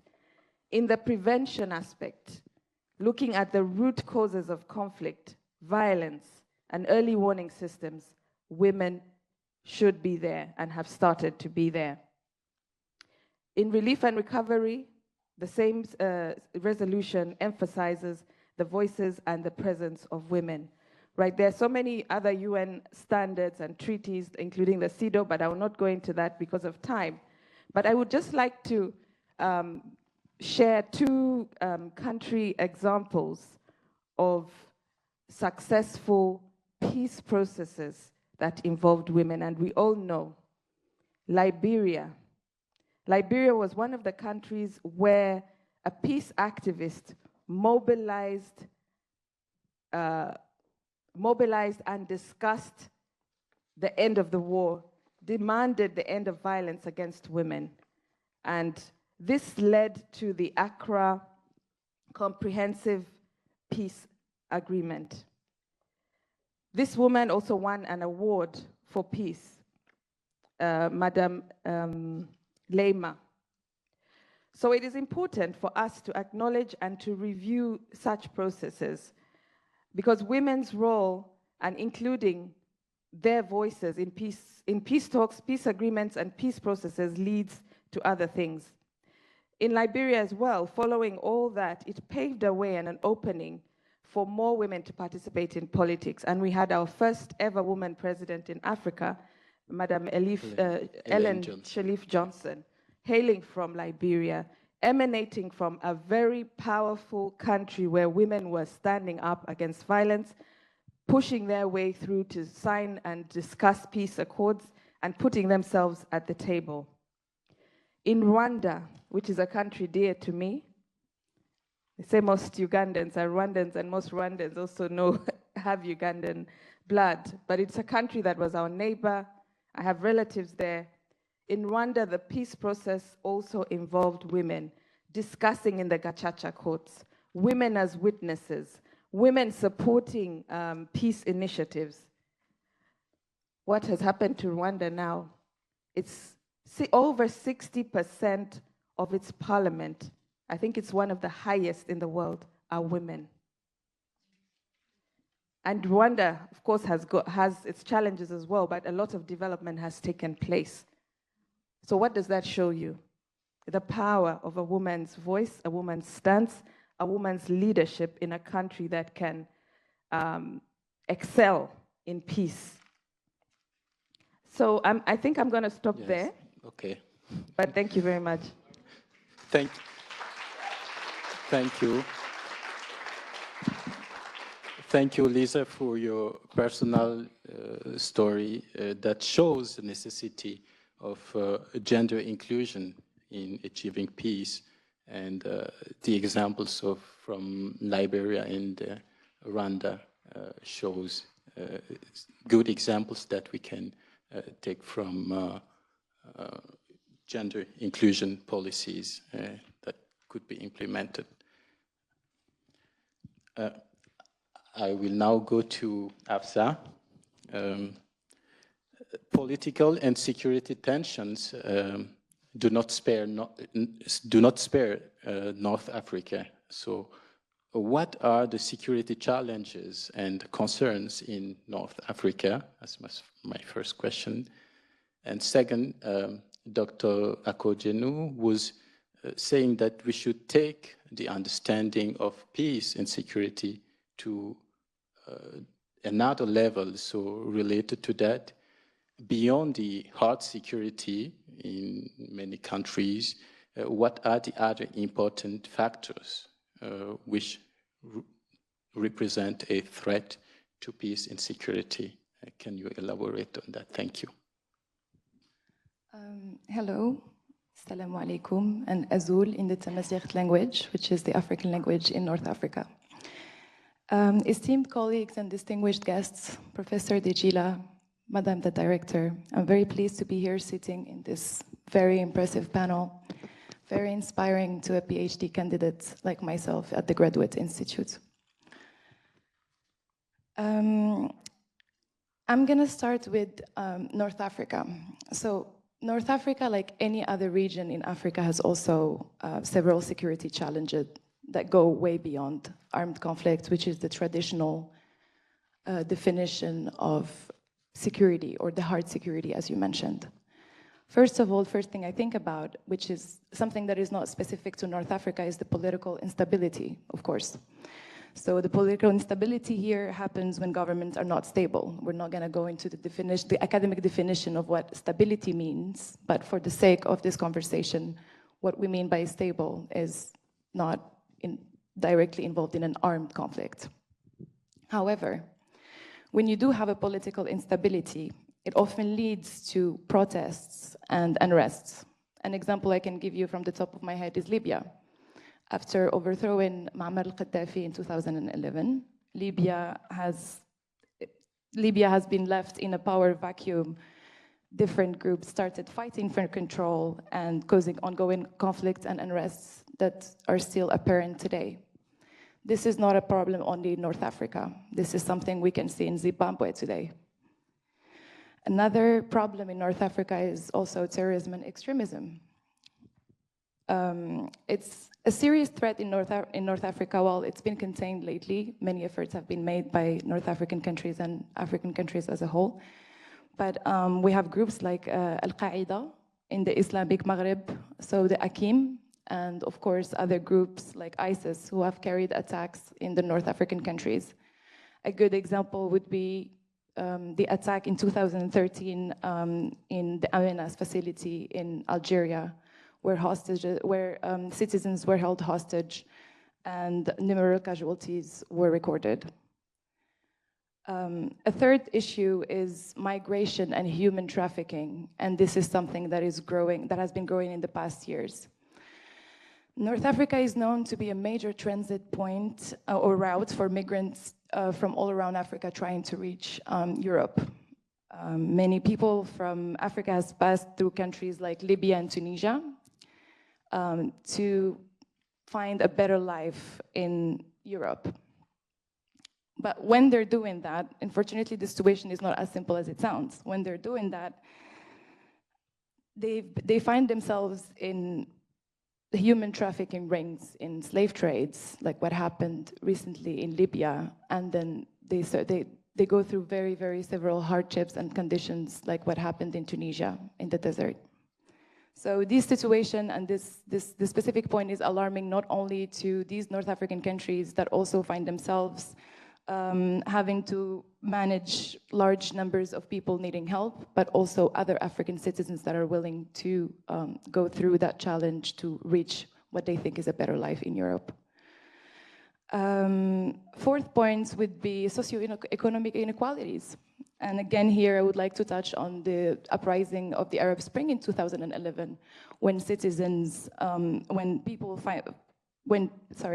struggle to find jobs despite having a great education, they become frustrated. And I think that's normal to think about.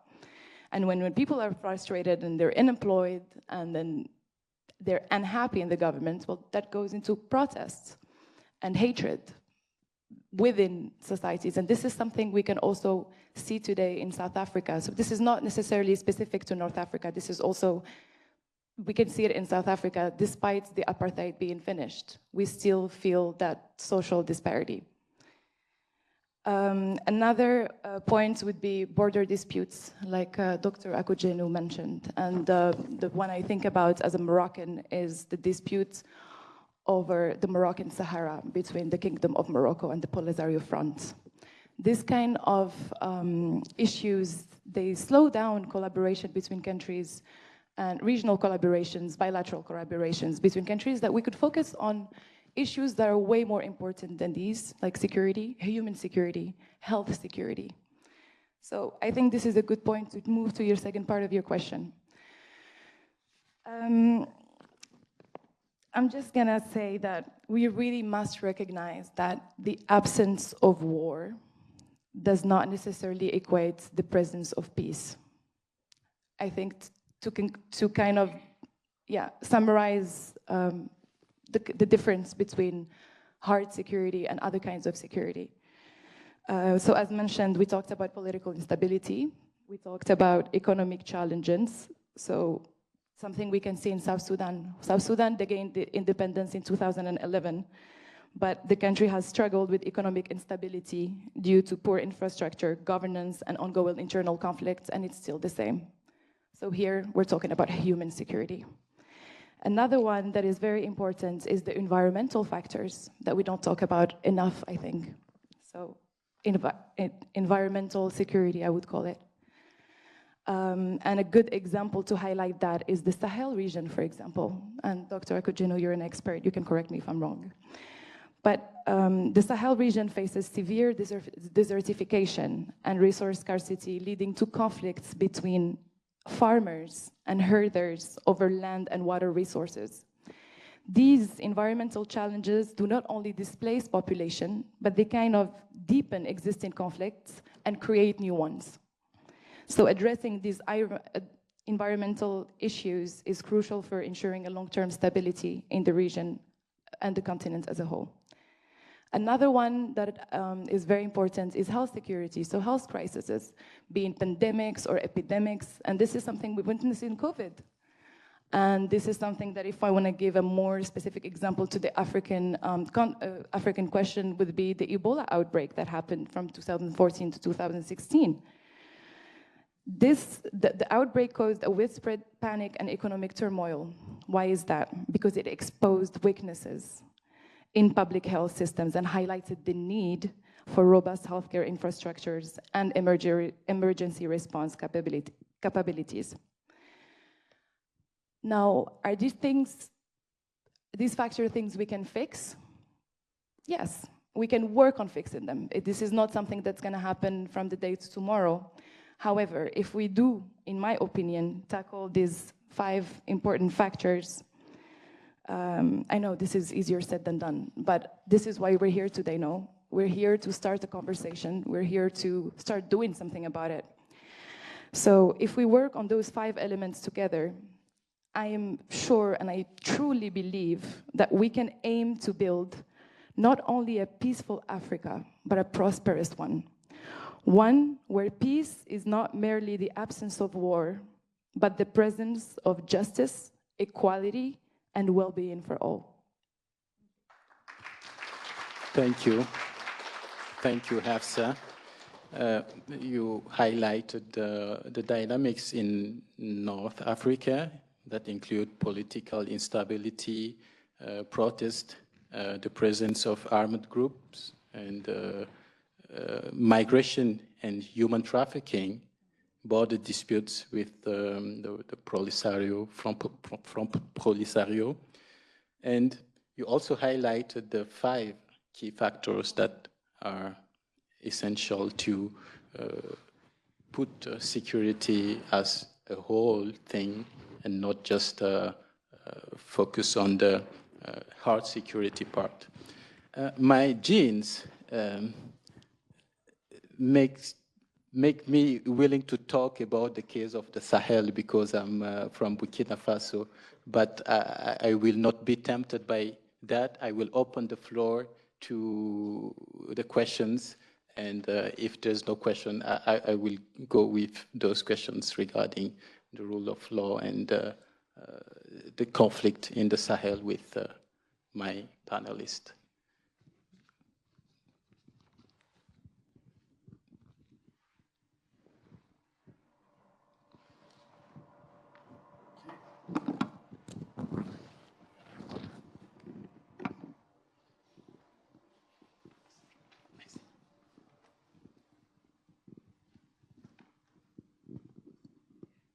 Thank you very much, my brother. Can you hear me? Am I audible? Yeah, it's working. Yeah. Okay. I'm William, and I serve in the Ghana Permanent Mission. Thank you to the distinguished professor. I know you're surprised to see me because you didn't send me a personal invitation. I got it and I came from someone else.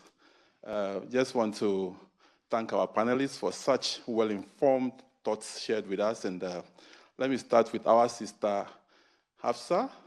Yeah, I'm not Hafsa, good with pronunciation. Yeah. So I like the bit on the North Africa, and then I've spent a little time in Libya, where I met some of our compatriots during the time of the brother leader Gaddafi. And we saw some, he wasn't a Sunday school teacher, but we saw some safe haven. And they forgot dreams of crossing the Mediterranean and getting into Europe, because even those who took to sweeping the streets made good money, and they were able to send remittances. Those of us coming from Sub-Saharan Africa, we know what remittances mean to us and our populations. Going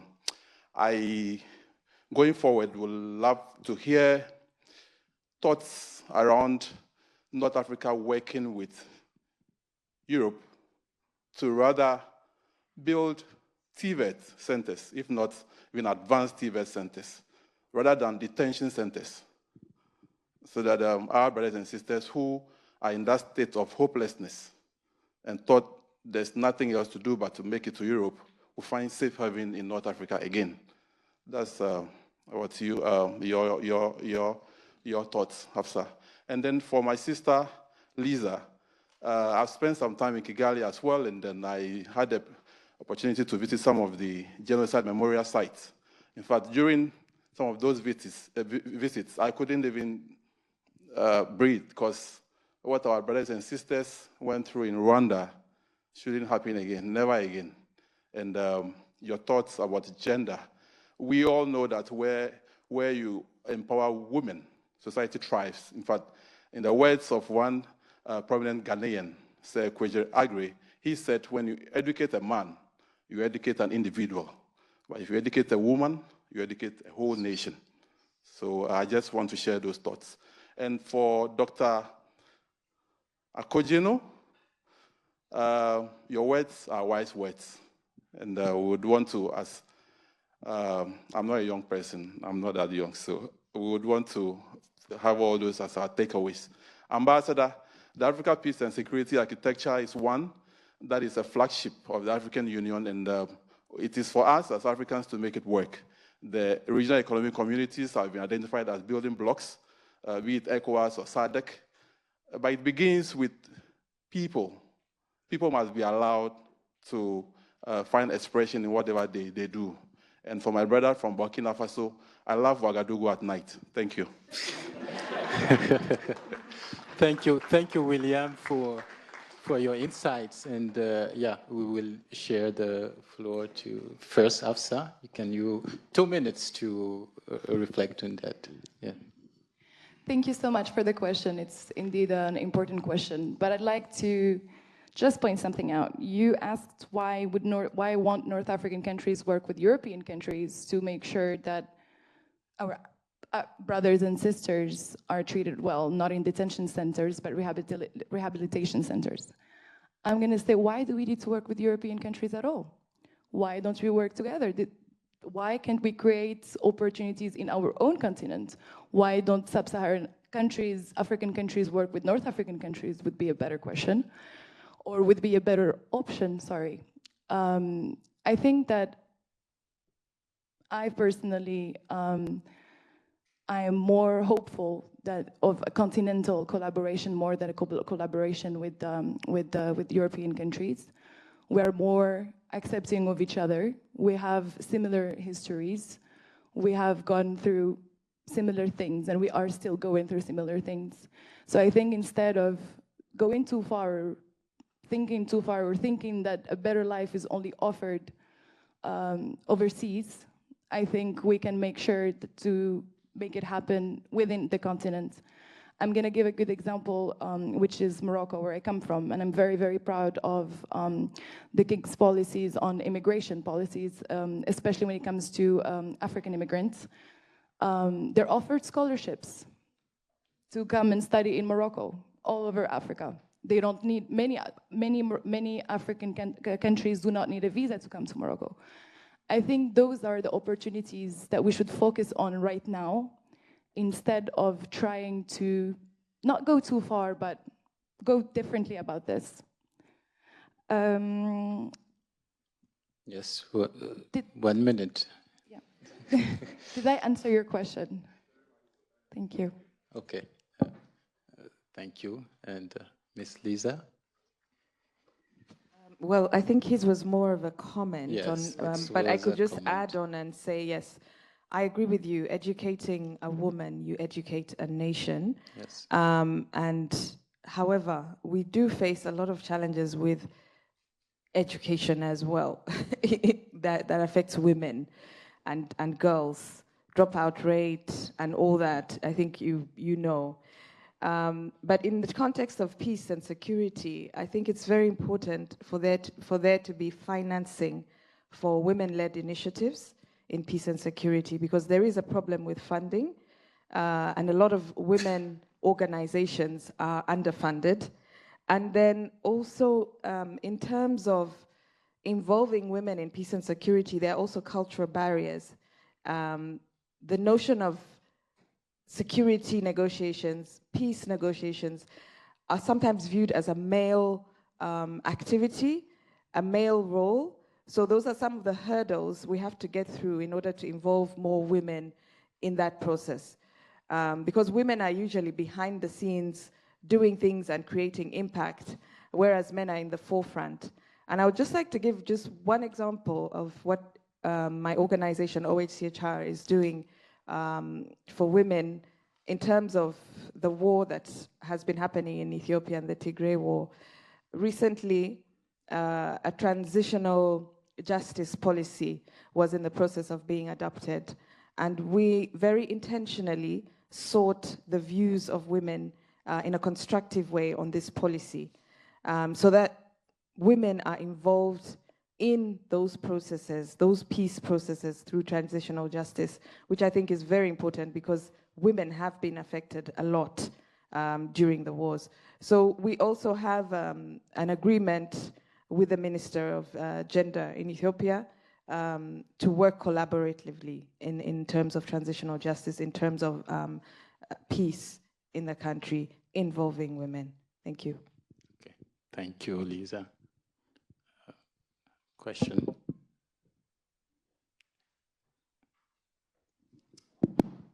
Can you hear me? Yes. My question is for Lisa.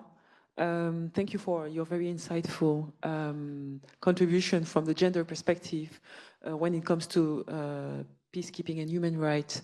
You highlighted the example of Liberia and Rwanda as example of spaces where women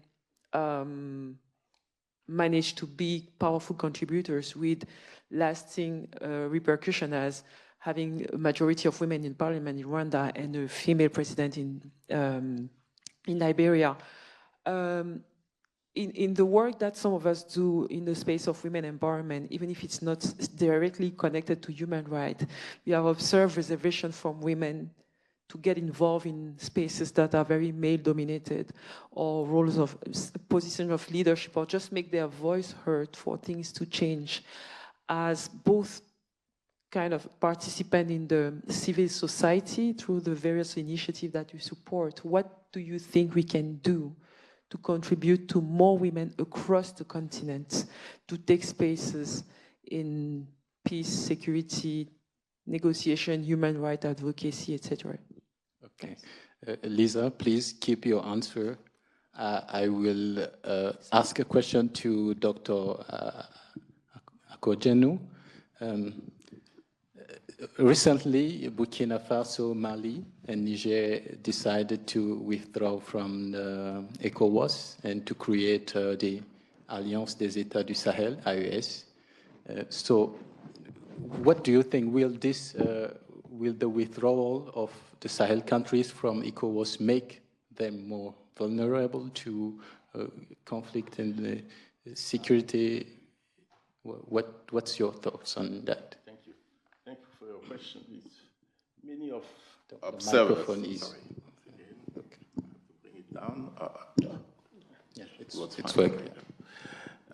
Many observer works seeing this looming up, and it's really, really unfortunate. Really unfortunate. Not only I will not be part of those who will support any coup, any interruption of what one could call a normal process of sovereignty coming from population, but by all means, it's important to pursue efforts to convince those three countries.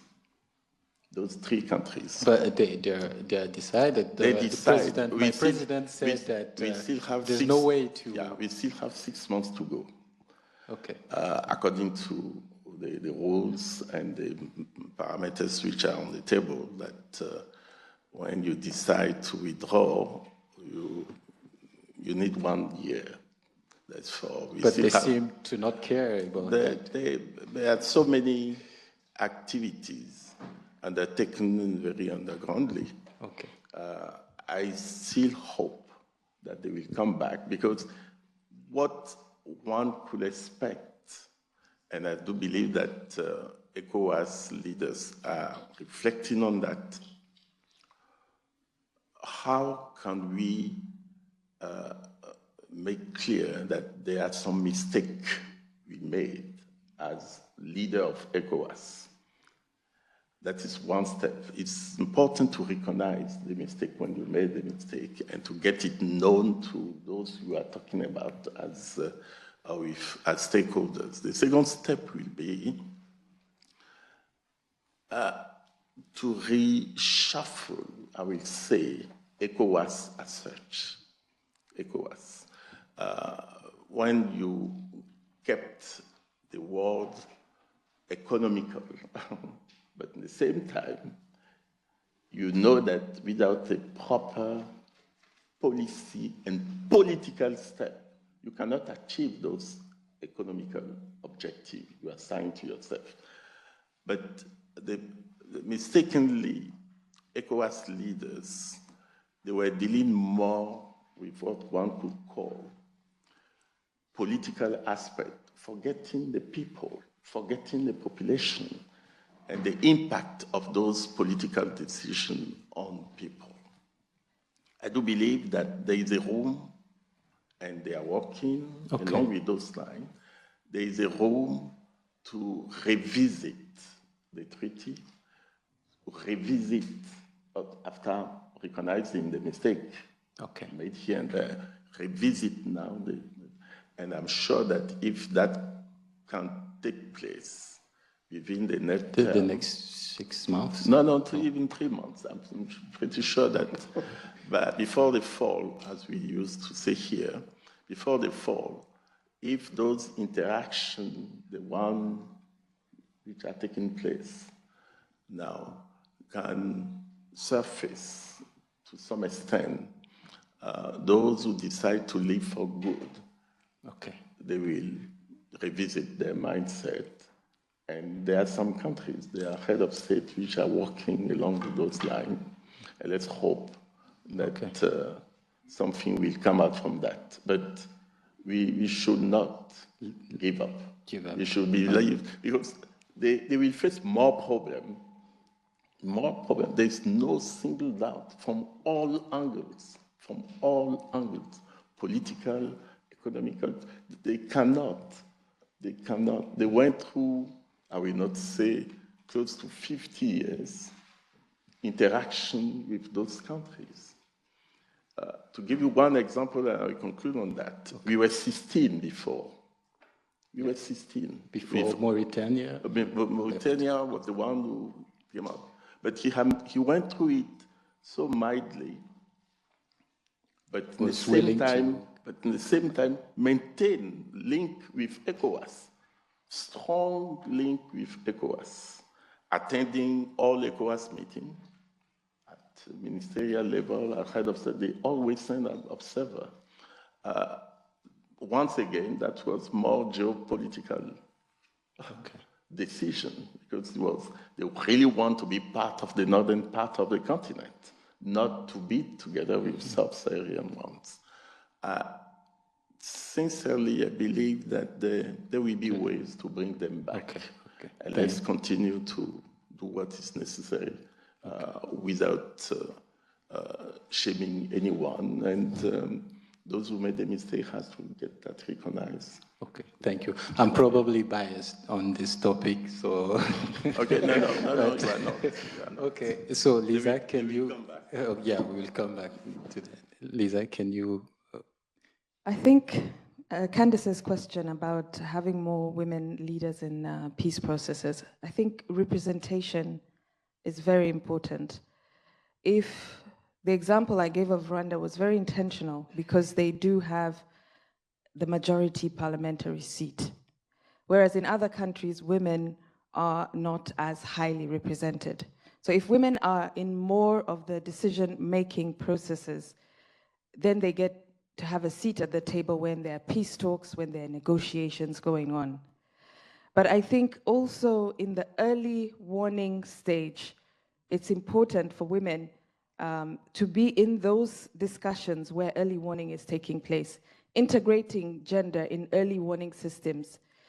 And one of the programs that we have with OHCHR and the African Union is indeed to integrate women or integrate gender in this process, in early warning and in peace processes. Now, as an individual, when we're not thinking of the structures and the AU and the UN and the NGOs, but as an individual, all of you students seated here are in the city of peace. All of you African students have gained a substantial amount of knowledge wherever you are, and you're able to influence in your own way processes at the country level because of your power of knowledge and of your strategic positioning at this time, at this moment, in this place.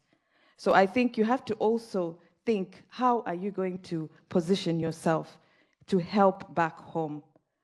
Yes, it's great to stay in Geneva, get a job in Europe, wonderful, but there's a lot to do back home. And when the time is right, use your knowledge to go and do something back home. So one thing that I have done here, as he mentioned in my intro, I have a nonprofit called Phenomenal Women Global.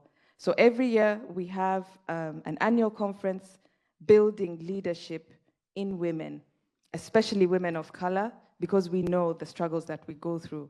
So that cohort of leaders that are discussing and speaking to other women leaders here in this space is building a capacity, a big capacity that is needed back home in peace processes and in prevention of conflict. Thank you. Thank you. I think we're about to finish, but the ambassador had a comment too.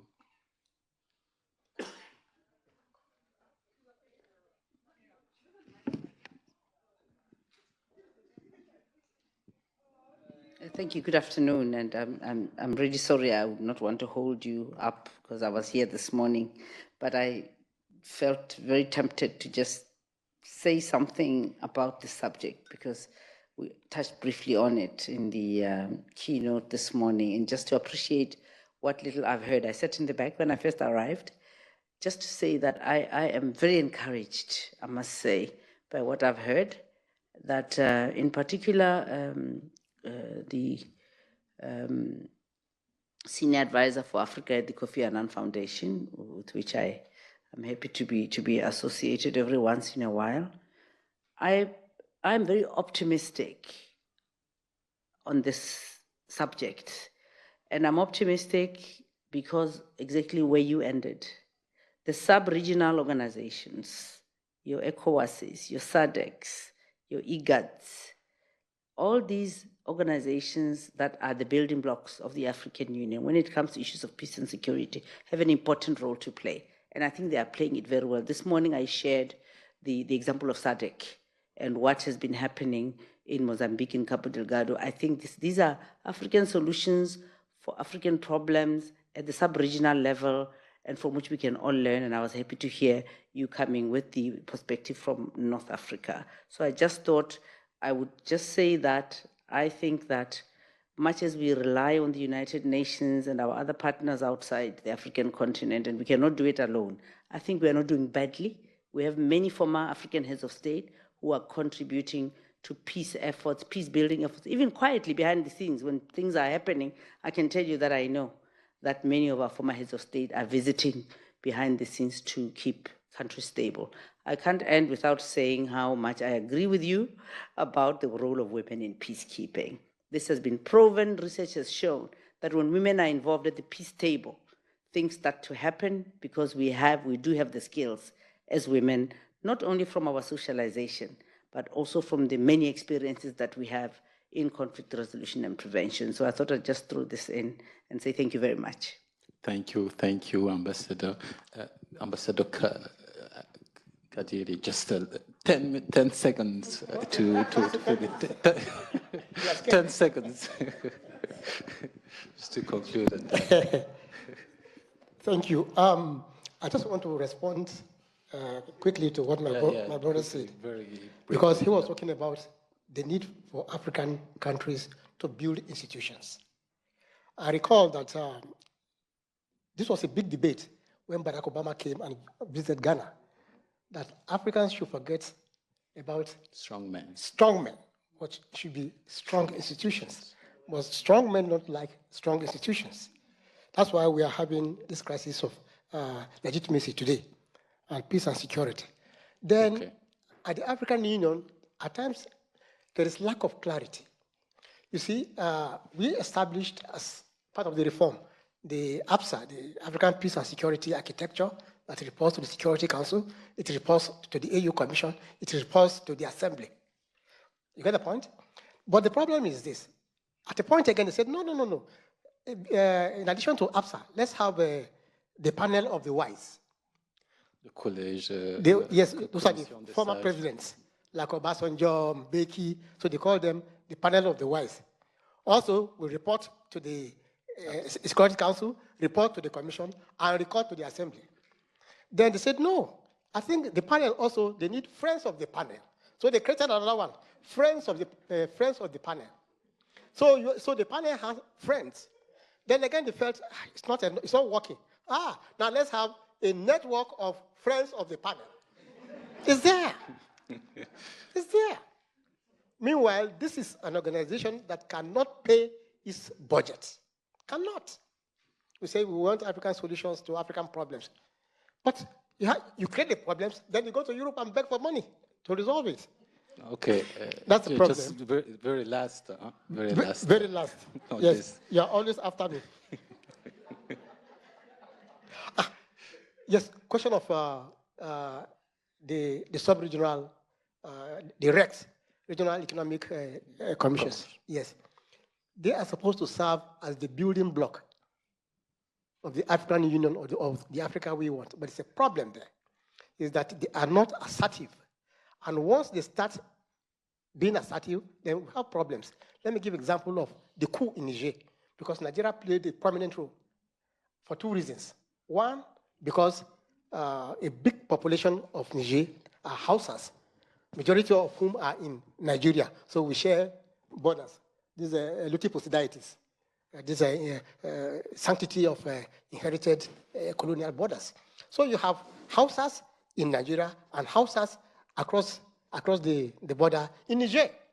And the president, the military man who took over, Hausa. So there was sympathy from the Hausa in Nigeria, who are also very powerful. But it came at a wrong time, because we have a president who led the movement against military rule in Nigeria, and he had to go on exile. Now he's in power, so he has everything against the military. Yeah. Then too, we have very powerful politicians across the two borders, that is between Niger and Nigeria. How come there was a coup in Mali, there was in Burkina Faso, you didn't impose any sanctions? Why are you imposing sanctions on Niger? It became a tribal issue in Nigeria, to the extent that the man had to withdraw his threat. If not, he meant it, because the military chiefs were to meet in Ghana. They were to meet in Ghana that very week, and they were going to raise the force to attack. And then that problem came. So you can see the limitations of institutions because of the tribal configuration of African countries, some across the border and so on. That thing could not work. We can listen to you. So exactly.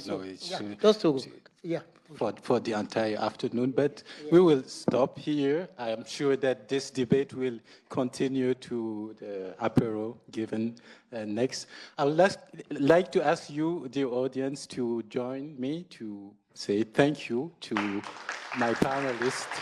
Thank you for coming. And thank you for participating to this debate. Thank you.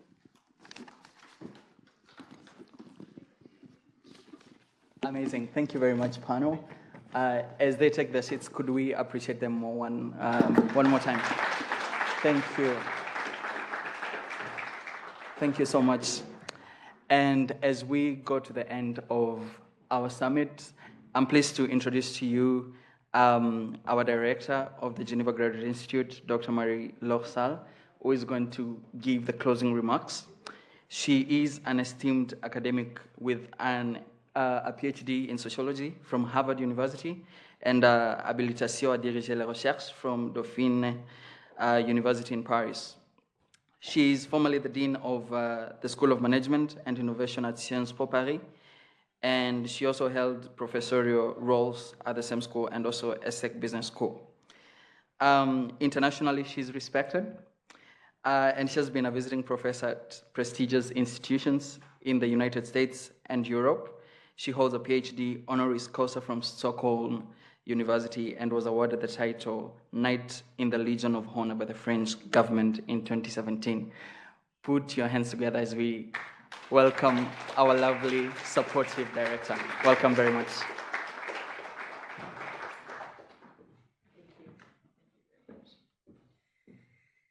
Thank you so much to all of you. This was really a wonderful moment I spent listening to those excellent panel. Thank you, Jean-Baptiste. You did a wonderful job.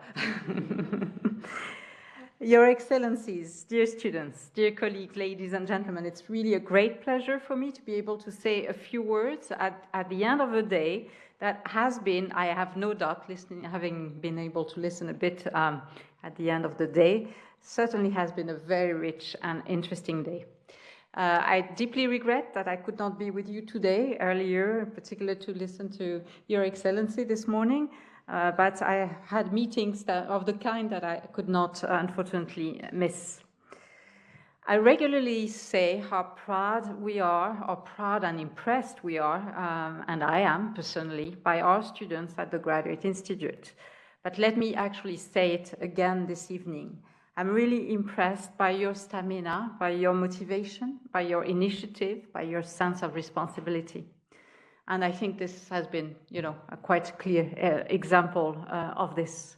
So the African Summit in Geneva 2024 has been the result of your mobilization, your energy, your sense of initiative, your drive. And I would like really to congratulate the entire Afrique Students Association for that and for the result of this really exceptional day. Congratulate you and thank you for this hard work. And this has all been happening, and we really have to realize that kind of pulling off such a project while at the same time going through a very demanding study program and exam session that just finished. So really, that's something. I would also like to thank, obviously, Professor Eric Desgila, who has been very supportive of the group of students and has been helping them all along. And I would also like to extend really our very warm and collective thank yous to all panelists, and more particularly to Your Excellency, Ambassador Molokome, for having agreed to deliver the keynote this morning. Thank you really for spending the time with us. This is a temporal coincidence, but the last issue of our internal magazine at the Institute, the Globe, has just came out with a full dossier that is titled Africa's Rising, with a plural. We use, in the dossier, the term Africa in the plural. And I think that indeed this probably makes sense. We need to explore the dynamics that are framing the continent as a whole, but we also need to ask about different trajectories, their causes, but also their consequences for the continent as a whole. And I'm sure that you've explored some of those issues today. I'm sure also that you've explored some of the many contemporary dynamics that are common across the African continent, but as we could also see from the last panels that I had a chance to listen to, are already also actually, in fact, present across the world, not only on the African continent. The last one, obviously, that we listened to, the new as well as the old dynamics of war and a receding peace, are unfortunately a very common horizon, not only to the African continent, but really to the entire world. Was also mentioned during that panel, the environmental and climate threats and its multidimensional consequences, economic, social, but also political, and as was just mentioned on the security front, with the increasing reality and risks of climate and environmental migrations and natural resources, particularly water, but well beyond wars. And what about the questions of the future around health and education, the previous panel? Scanning our world as it goes, I'm personally increasingly worried, I have to say, by the fact that the return of major war and security issues, and therefore security and war spending everywhere across the world, is going to mathematically negatively impact investment in health and in education.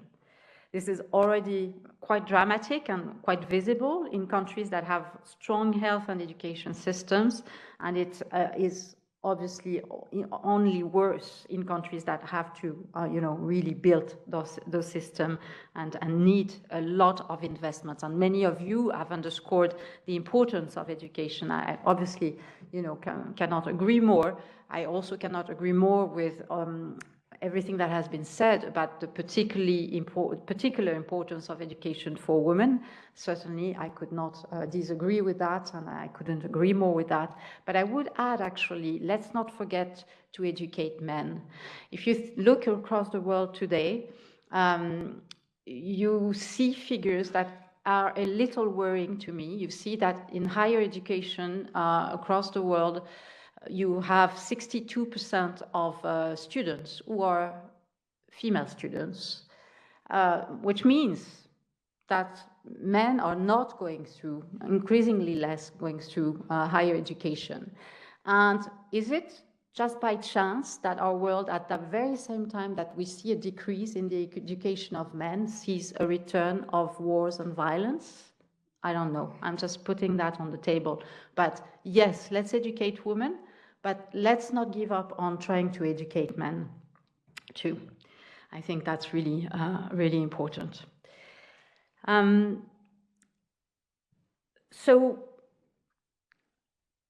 what you've been exploring today clearly are trends that are definitely impacting Africa, but are, as I said, really happening at the global level. And what we might be worrying, all of us, is a collective sacrifice of our future and of your generation, of the young, on the altar of the destructive dynamics that are a regular feature, unfortunately, of our complex humanity.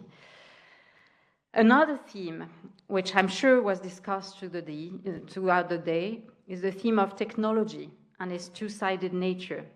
Technology as a means possibly to accelerate some transformations and to ameliorate our collective well-being, but technology also as an instrument that fosters polarization, that weakens mutual understanding, that isolates individuals, and that even possibly threatens our humanity on many different fronts. In a recent book that really I encourage you to look at, which is called The AI Mirror, the author Shannon Valor underscored that the greatest danger of AI and contemporary technologies is that they, and I quote her, may block human potential. The logic is the following: AI is a mere reflection of who we are now and of what our current set of values are now. And our current set of values now have brought us to the brink of planetary devastation and of, humanity's devastation. So institutionalizing those values in the technology and asking it to solve problems from within that set frame is, I think, a very problematic, projection on our future. It's self-reinforcing and may block our capacity to do the kind of deep reinvention of frames and values that the current situation calls for. And that's also things that I heard in the previous panel, not this one, but the previous one on education. AI and contemporary technology, in other words, may prevent us from knowing how to rebuild and how to affirm a different future, a desirable future. For the construction of this desirable future, we need a broad ecology of ideas.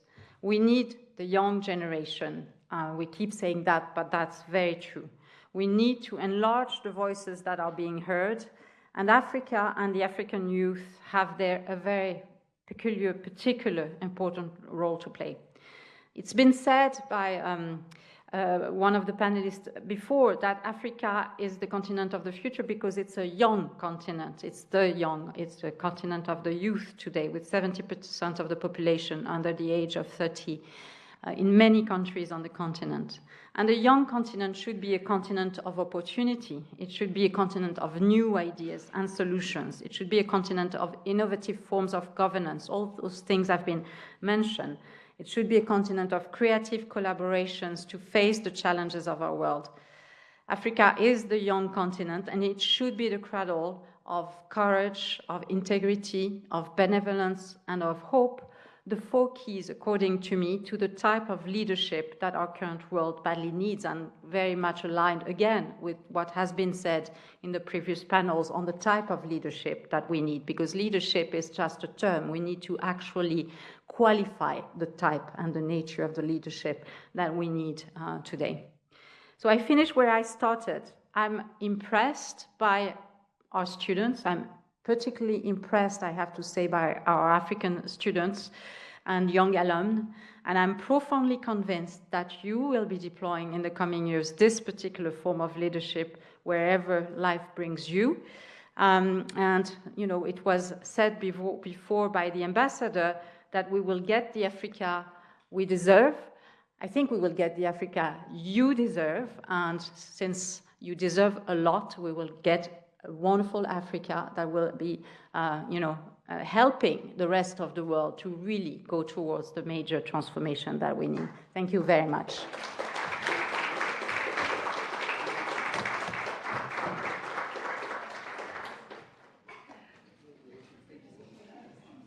Thank you, Dr. Marie, for your kind words. I want to call to the stage Sandra and Aristide. They're members of the ASA board, and they have been behind this whole event, but behind the scenes. So please take center stage, and we have some gifts for Professor Dagila and Dr. Marie.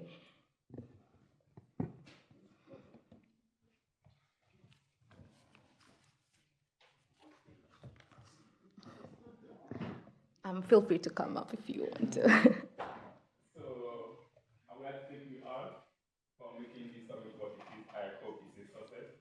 And we would like to give this humble gift to the director for continued support. Thank you so much. Yeah.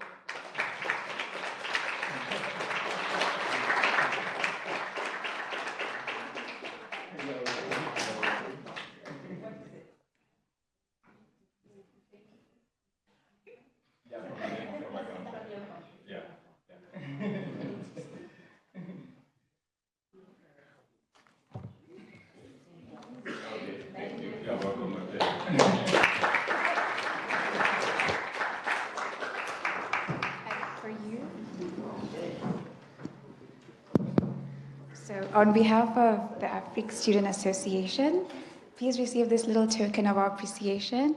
Thank you for your mentorship, your guidance, your assistance in the planning and execution of this summit.